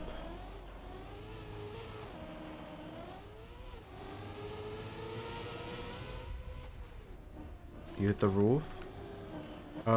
It might be that you're slowing down a bit too much. Maybe you need a little bit more speed.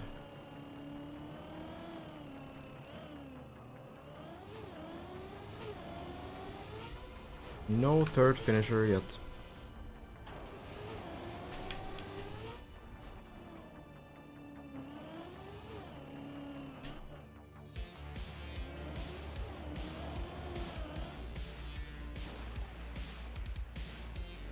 You've made it once? That's pretty good. I think like getting it one time is like some confirmation of how you can do it. But plastic bounces can be pretty weird. I think the idea there is that, you know, even if you fail it, you can retry it. If you just land back on all four wheels. Dude, what is with this jump? Can't be this hard. Lars or Hazard will likely be the third, but it's impossible to say which one. Could be Schmanuel as well, but I would say that Schmanuel probably just doesn't have enough attempts on floor 16 to realistically catch up.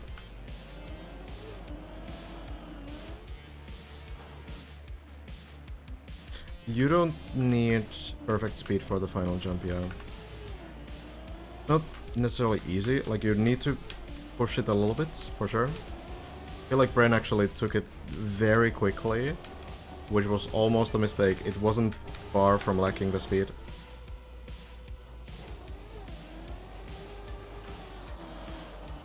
Yeah, it's unfortunate that one needs to be 4th place, but... So the competition works.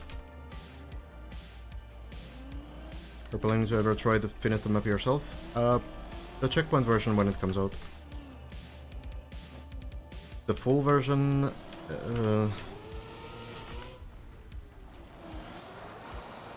probably not. Not anytime soon, anyway.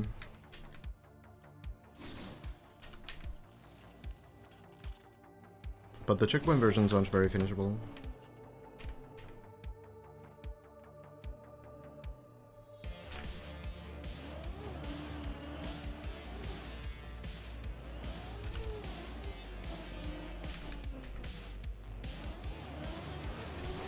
Race for 3rd feels much more like a 1st place finish than race for 2nd. Yeah, I mean, we didn't have any time to really, like, have much tension for the 2nd place, right? Because Ilkon got it pretty quickly.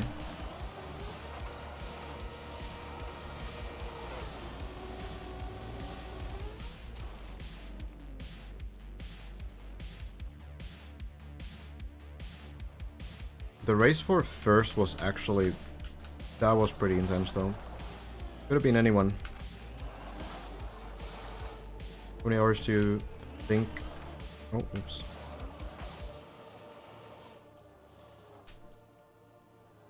How many hours do you think you would need to grind to finish checkpoint map? I'm not sure how long it would take exactly. But I'm pretty sure I can do it in one go. There's gonna be 2 checkpoint versions. One has many checkpoints, which means basically that it's going to have like 10 checkpoints per floor or so. And then there's the other version, which will have only 1 checkpoint in the beginning of every floor. Oh, that's... okay, still in the pool. I think I can finish the one that has only 1 checkpoint. It looks okay. It will take like many hours for sure.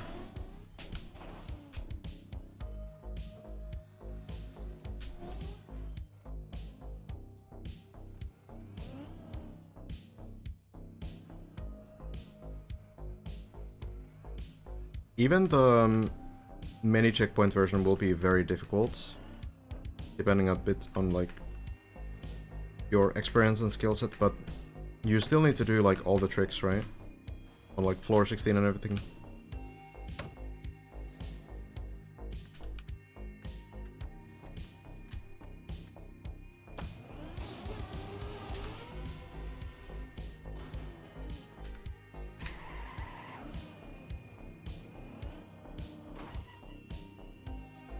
Yeah, I'm not sure what they do with floor 13 with the checkpoints. Suppose we'll see. Do you think there's actually enough space to fit 10 checkpoints per floor on every floor? Maybe not every floor, I don't really know. But from what I heard from Rioter, who's one of the mappers, there's like 200 checkpoints or so.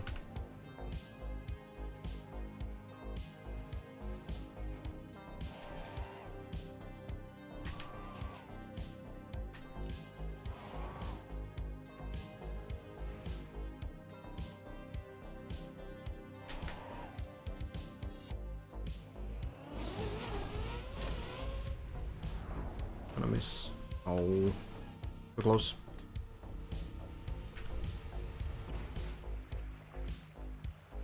Yeah, it's pretty much done, I think, the map.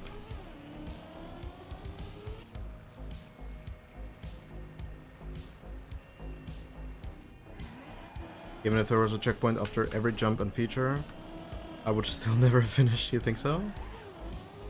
Never is a long time.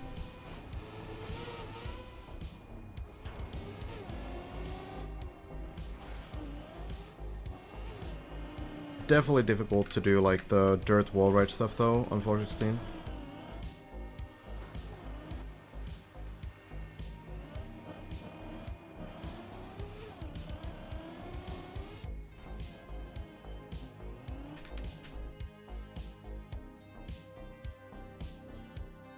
Think you could get third if Hazard and Lars keep throwing? Yeah, we're pushing. It's really just like, I feel like they're both playing like it's the last day, like for a couple days now, and it gets so exhausting. I don't think either of the two is like sleeping well and everything. So it's just the mental side of the challenge kind of showing itself again. I don't think they're really like throwing. They're making mistakes, sure, in that sense, but it's like, what can you do? You've been playing like crazy for how many weeks now? Over 5 weeks. And now it's the final chance to get to the podium. And it's so difficult. Yeah, I think, like, I don't know how much of it is about the price pool exactly, and how much of it is just, like, trying to validate this kind of an experience by getting to the top 3.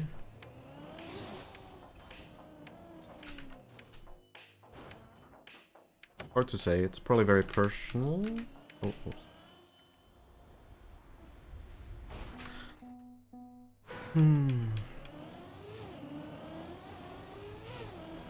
Good night, F. Rest well. I think the dirt wall, honestly, like, especially with checkpoints, the dirt wall will be harder than the wall hang. Because the wall hang, you can, like, you know, you miss it, you retry, you miss it, you retry, you miss it, you retry. The dirt wall, right, has, like, way more stuff to it. Really, the wall hang is just the entry. Like, you can just brute force the entry to be right, like, one time. But there's so many more, like, the narrow sections on the dirt wall, right, then the turnaround, and then the flip out. So it just has, like, more stuff to it.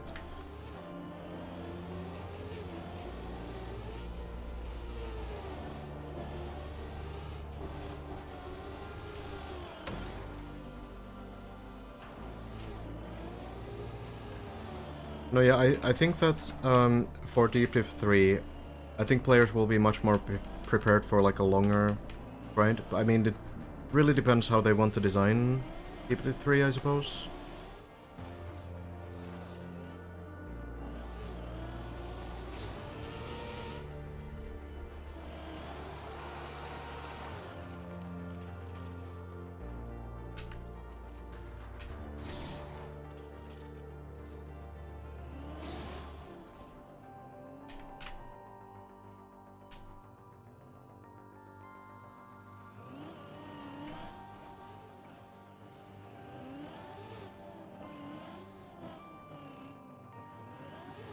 If I was designing it, though, I would still probably just change the concept somehow. Make, like, a completely new kind of a floor template, or maybe even switch away from the tower design entirely and do something a little bit different.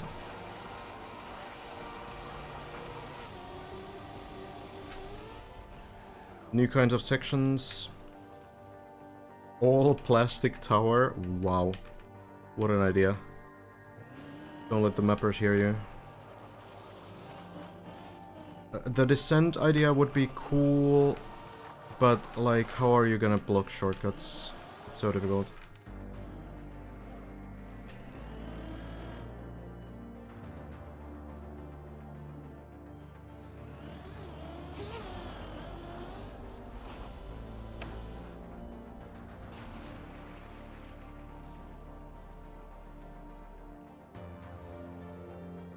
Dirt wall has wide riding area. No, but it has the... It does have the narrow entry, though.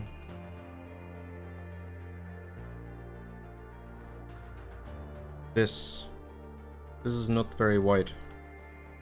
That is pretty hard. And then you need to get the bones right, you need to get the grip, and then you need to also flip out of it.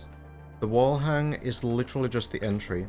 If you get the entry right, you get both wheels here, there's no way to fail this. You will just press forward and land here. And there's probably another checkpoint here. So if there's a checkpoint like here, then you can brute force this, like, by just doing like 50 attempts at it. You get the entry once, that's it. All you need.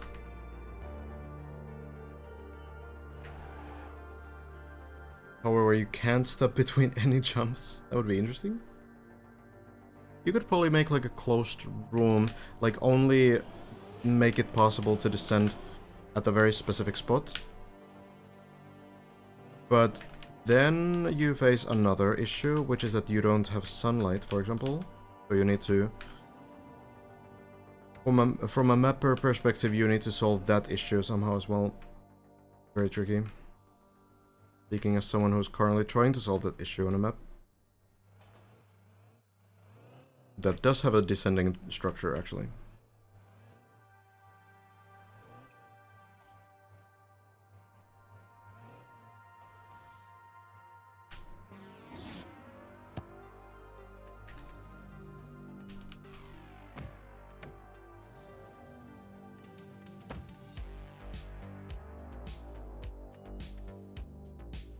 bit too much. It is so weird to line this up. Oh, come on.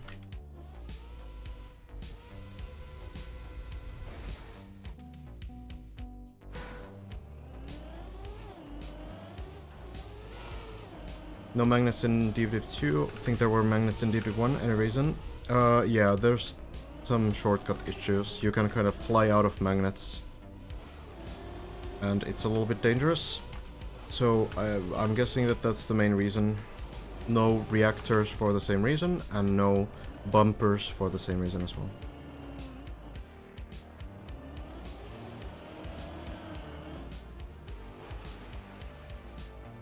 Spent more time in the editor recently and found out that it's a lot about problem solving. Yeah, it is. Thank you. Mostly about problem solving. Sometimes you do a band-aid fix, and then the map is bad. That's my FTC map.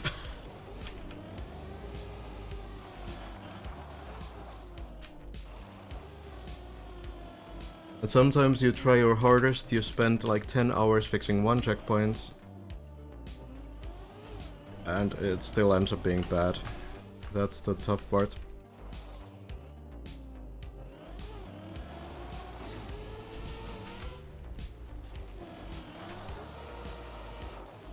Like, you know, if I just don't spend enough time on a map and it ends up being bad, then, you know, I can live with that, because what else could I expect? But if I actually spend like significant amounts of time trying to make it work, and then it still doesn't work at the end, like I think it works and I publish the map, and then some player has some like mega strat that's completely different from what I thought it would be, that's the tough part. Usually very small details that I miss. But you know, that's why I think also they had just a straight up ban for magnets and reactors and such on this map. Because you don't want to take the risk that, you know, you spend hours and hours and hours making sure that there's no shortcuts, but then you miss something. And then that's it.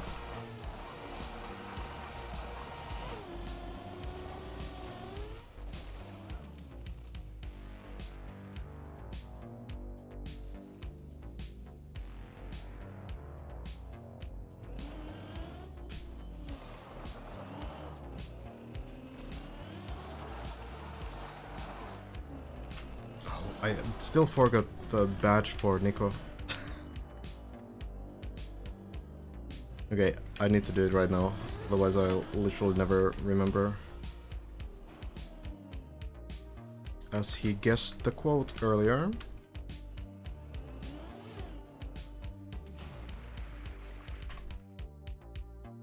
1 second.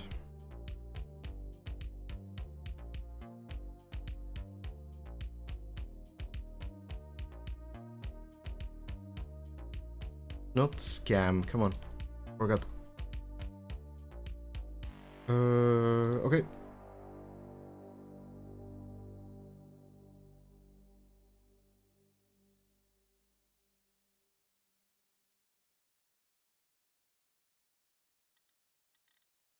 As a creator, if you add a shortcut to a map, is it really considered a shortcut or intended path? Well, so I've done it before, and I call it like an intentional shortcut. Kind of like, you know how Mario Kart maps often have like some extra kind of hidden way? I feel like it's still like a shortcut, but it's supposed to be like a challenge or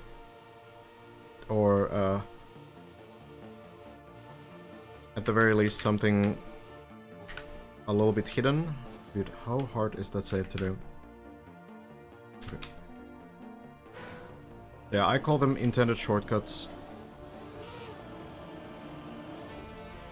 Don't really have a better term for them.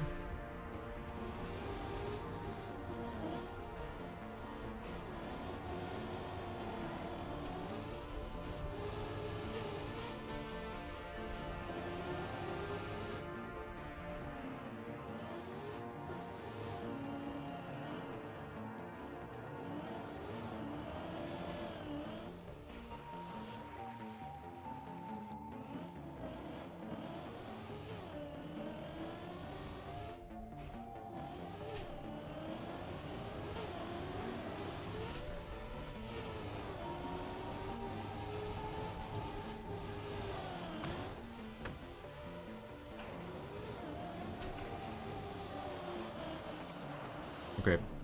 Let's see if I can still get to floor 3. Might be calling it pretty soon if Lars is going for an early session as well. Would be nice to catch some of that at least.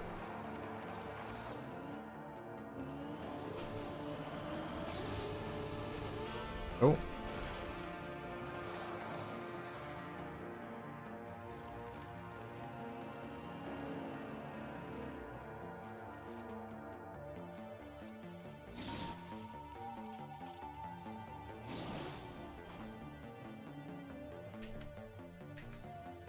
Do I have to be so skill-issued in this game? Spent 35 hours in FTC maps and still missing 2 golds. I think the medal times on that kind of a campaign are always gonna be like very much on and off, right? Some are super cracked because the author hunted them for 50 hours and, you know,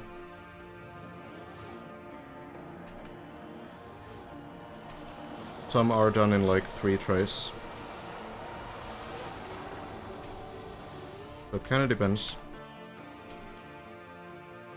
Shmoney was driving horribly. Oof. Back again to floor 0. Gotcha.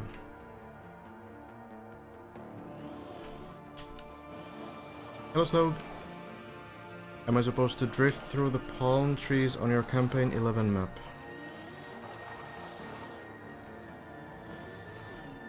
After the downwards reactor boost. 11 is the mixed map with the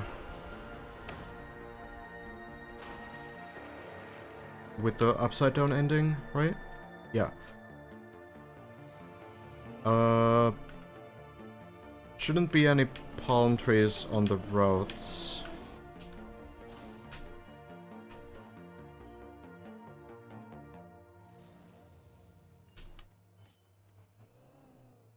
So I don't think so.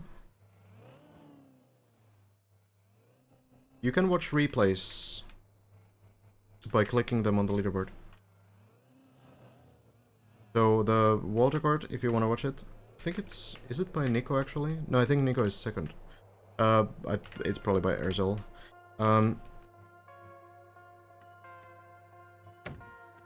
That should have the internet line.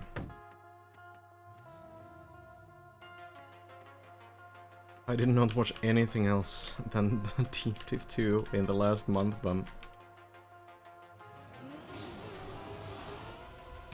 Okay, weird, but I'll take it.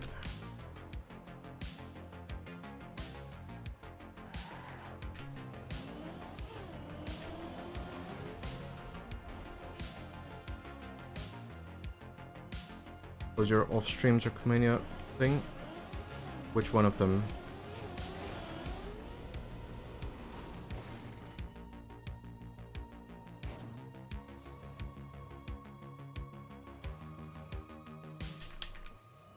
Trackmania. That's the name, I think.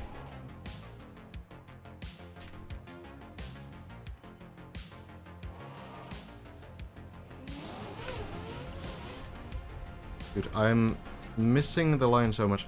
Probably would have needed to just full speed that one. That is causing a lot of problems. I feel like I need to do a small right turn still. This is a clean line though. Has more than one. I do have more than one. I guess you mean the thing that I was talking about yesterday that I needed to do. I did do it. It took the whole night, but it's done.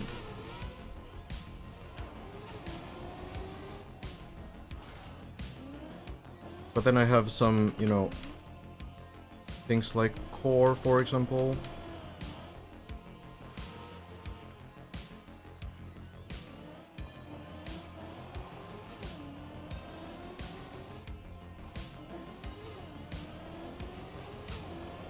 Nothing super important, I promise.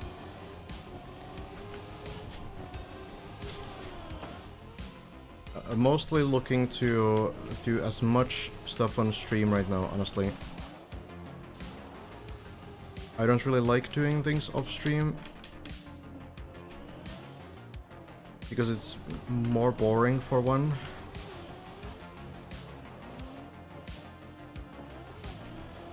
And it's also taking away time that I could spend streaming.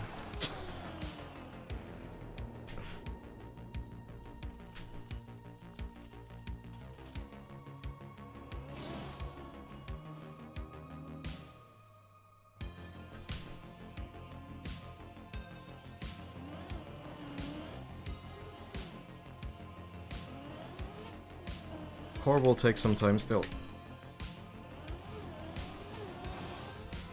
It's going well overall. Dude, what is this jump? Oh. Not possible. Boing. Shmani will just quit. Gotcha. Well, no progress for anyone at all today, it seems.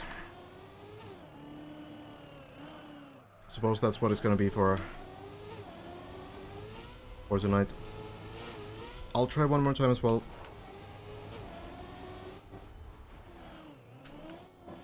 I got a PB, true. I did get a PB. And I equaled it as well. Already. You just join projects based on your interest, or do you take commissions as a mapper? I've done both. But mostly I just find things cool and I help people out doing their own projects. People approach me occasionally because they're running their own projects and, you know, they know that I've also run like tournaments and different kinds of projects, competitions.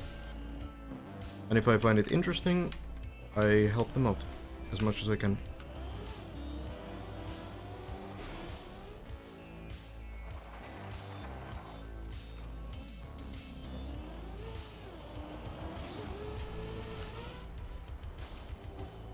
Oh no. Wait.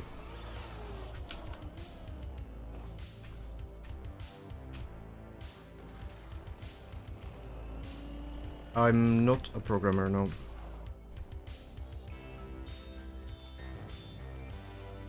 I wish I was. It would actually help me a lot with my own projects as well. I kinda need to rely on other people whenever I need something coded. The next thing that I want to learn, though, is probably Blender. That would be the most useful skill for me to learn right now.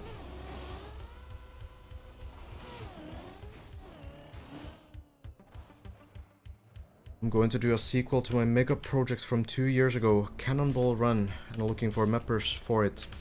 You can DM me. I will say that right now I'm taking mapping projects very hesitantly.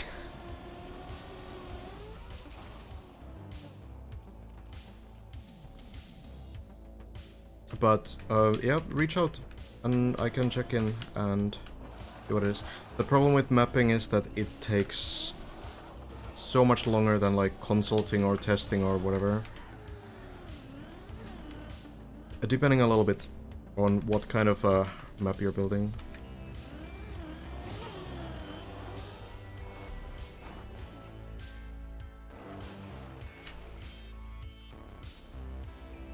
Endurance map that spans every single style of Trackmania. That's gonna be a long map. Sounds interesting though. So similar to Core, which you have probably heard of.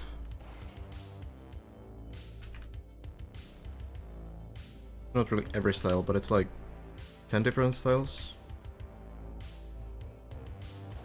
Whoops. Okay, that was the worst attempt. But I am somewhere. I think it's back to the ice from here.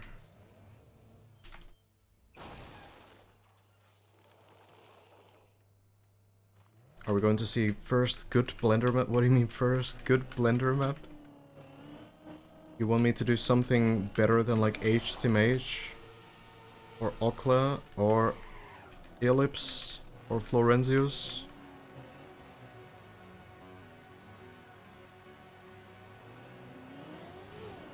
I would be glad to be able to make like a cube or a ball in Blender, honestly.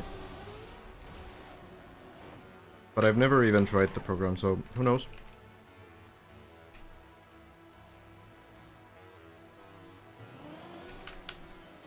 There's a good community for it in Trackmania though. At least I can ask for tips and help.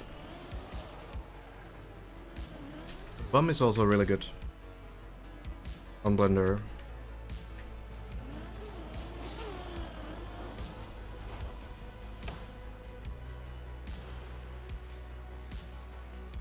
Just remember to delete the default cube and you're good.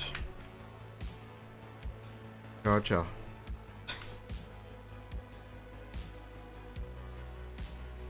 Is that on Trackmania Exchange, Ray?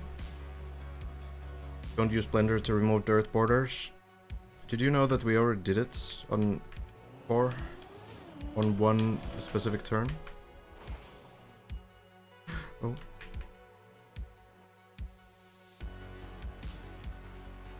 This is the wrong side to be stuck on. I don't really know.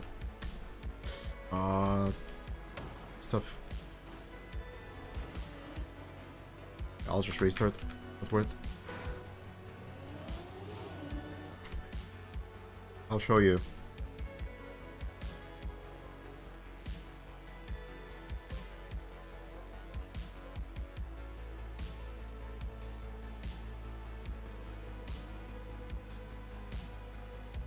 What was the map name, Ray? Maybe I've heard of it. Oh, the Cannonball Run. Oh yeah, you said it. Might be that I've missed the event. Is it this one?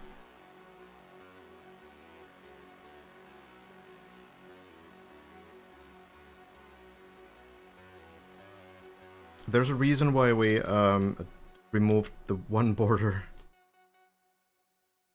on one block.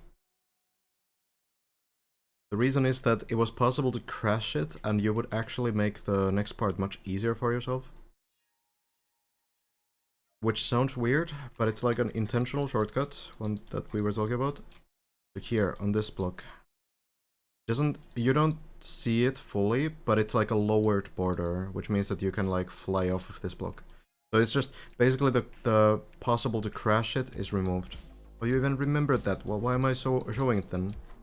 It's a cool checkpoint though. We have these custom snow pieces. Basically, you have cruise control and no brakes. It's a very dank checkpoint.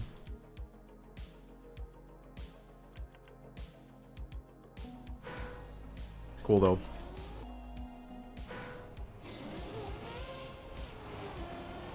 So you take this with speed and cruise control makes you accelerate automatically. And no brakes prevents you from braking, which means that you cannot control your speed at all, apart from just turning. So you need to take like really clean lines through these turns. And then also get a good line on the exit. So if you do this correctly,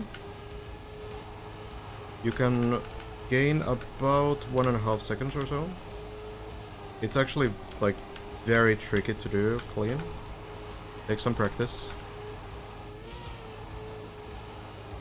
This is pretty easy. The rest of it, it's basically just a way to get to the next section. If you don't want to do that though, you can also just go here.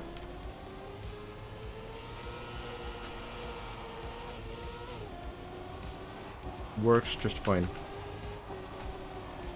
But it's a little bit slower. Much safer. It's not like free, you still need to do some things here as well.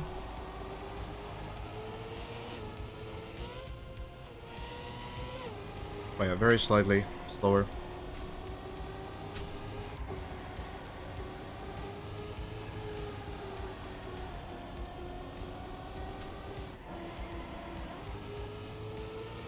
I'm bad. Haven't played this section in a while actually.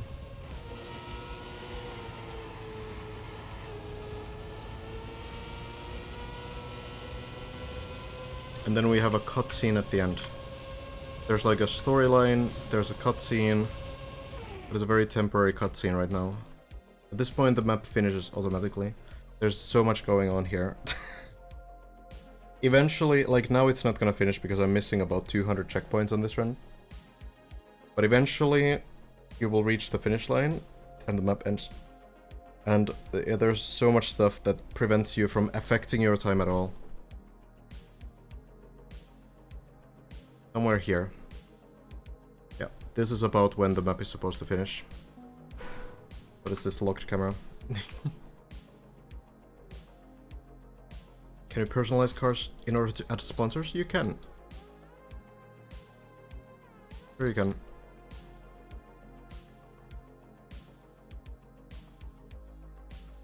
It's not the final cutscene. What's your most played map? Like, the one that I've played the most? Or my map that has been played the most? There's kind of like a semi-deep dip style floor, I guess, here. Like, there's some similar tricks. Some fun parts. There's also this disaster shortcut, which is extremely scary. It's kind of fun though. Some weird ghost here. I don't know what this one is. Again, like a optional time save if you want to go around these moving blocks. But it's fun. Yeah, a big map. Both actually. My most played map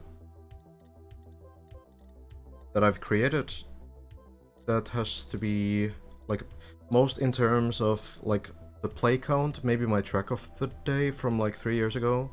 But yeah, track of the days are always played like a bunch. This map, or the first map in my campaign, I think has how many? About 9,000 finishes.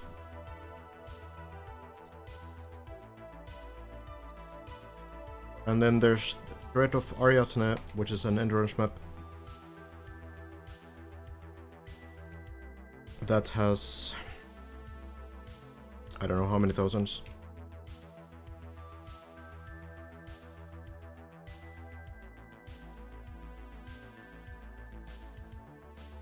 It takes a little small moment to load. There is. This is 4,300 people. And this is a 20-minute map. So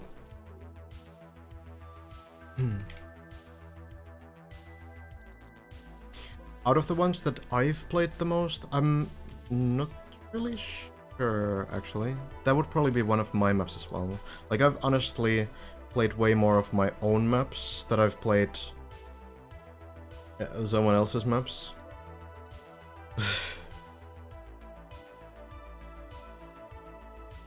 But yeah, I wouldn't know. Maybe some khaki map has taken like 10 plus hours. There were some TOTDs where I did pretty well. Agony Isles I played for like 50 hours total, at least. What a terrible experience.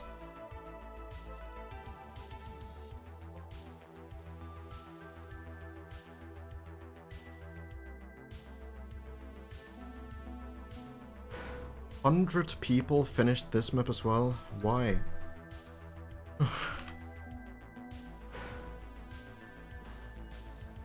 This was my validation run for this map that I got after 40 something hours.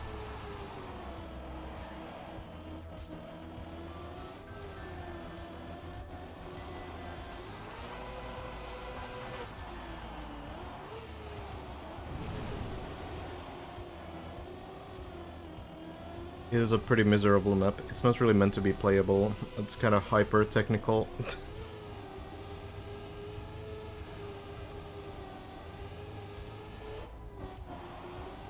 But it was fun to build. Fun challenge to build. There's so much weird stuff on this map.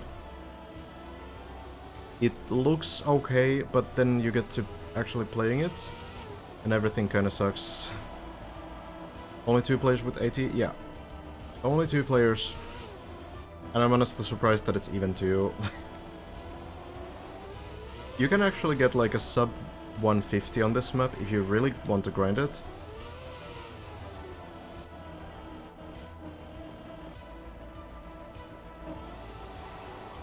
But you don't. It's hard to explain like why this is like there's nothing wrong with the map really, but it's just like so overly technical. Everything is so like compact. It's designed to not have any breathing room basically.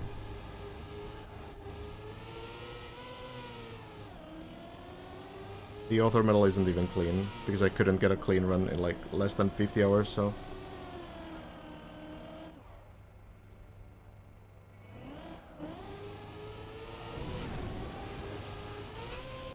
it's like semi-playable, but it's already like if I tried to play this right now, I would already like fail the very first turn like 15 times before I would get forward.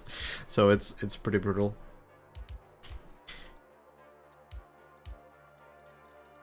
But yeah, I have like a bunch of maps for different projects. Has been a nice experience to build for different things. I built for... Go find this. Built for this campaign as well. Map. This one. This one was fun.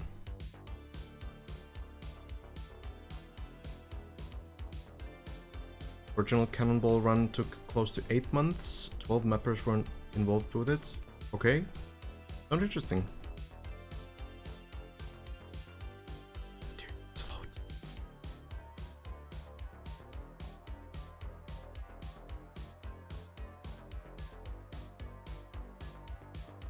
It is tough to build those kinds of long maps. You run into so many new issues that if you build normal maps, you don't really need to deal with, like all kinds of shadow issues and everything. Optimization problems and stuff. Oh, this author time is actually beaten. I didn't really play this too much for the author time actually, so I was surprised that it wasn't beaten yet, but that was pretty solid. I really didn't think it was like a good author time or anything. Yeah, this one was fun. This was for the Trackmania Formal League, so you have like fuel control and tire wear and stuff like this. Very interesting to design a map for that. Most of this map also doesn't really have custom blocks or items. It's really just the icebergs and the water outside. Pretty much everything else is vanilla.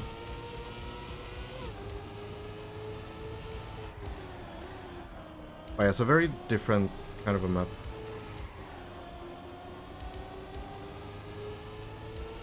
Not really calculated in the same sense as I would if I just built like some tech or something.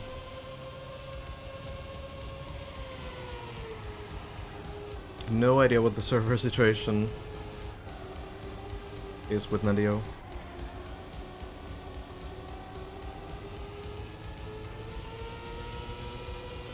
But it's probably something Ubisoft is involved in, yeah.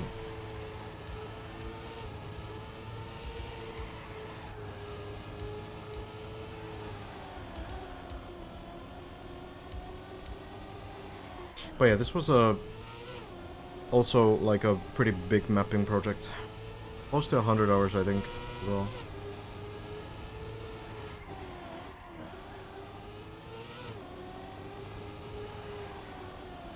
A lot of these kinds of projects, especially last year. Can see record replays on track 1, but not on track 2 or others. Do you mean the training campaign? this one.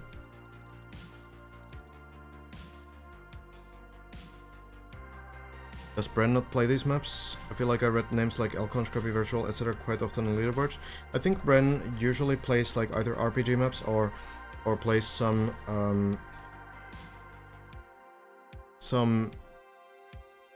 like competitive maps, you know? Like, you know, practices for competitions. Or the deep practice maps. Oh. Yeah, that could be...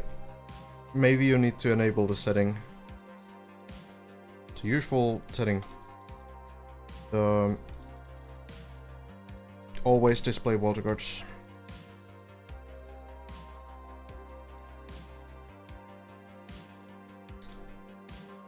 So yeah, Shmaniol calling it a day. Don't think there's all that much happening in the dip. Maybe I could utilize this and actually get some sleep and stuff. Could be a good idea. Perhaps. And hopefully I would catch Lars's runs tomorrow as well. We'll see what time it happens, but yeah, it could be a decent idea, yeah. So as soon as the third player finishes, I'm looking forward to getting some interviews with mappers and everything. I really wanna know like the floor 13 shortcuts, if they work or not. So there's gonna be a lot of testing and talking to the mappers and stuff, I think. But other than that, I really want to start building that beginner-friendly endurance map. That's gonna be a lot of fun, because I actually I've been building for like very specific concepts recently, and I'm kind of looking forward to just like placing blocks. Not building for like necessarily any like event or any campaign or anything, but just building like my own style and trying to do something cool for the new players that are joining in. Yeah, Frodo, no need to be sorry. Elcon got second.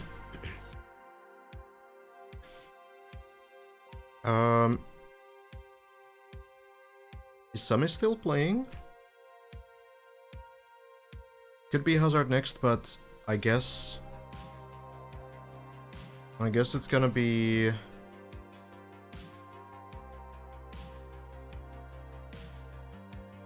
a big battle. Like, Lars will go live earlier, right? Lars will likely do like a morning or noon session. So Lars has a chance before Hazard goes live again. That Lars needs to kind of like capitalize on, yeah? So that's probably gonna be an important session for Lars, because I feel like Hazard also getting pretty close still. It's looking kind of wild. But yeah, we'll wait and see, I guess. It's hard to really say how it's gonna go.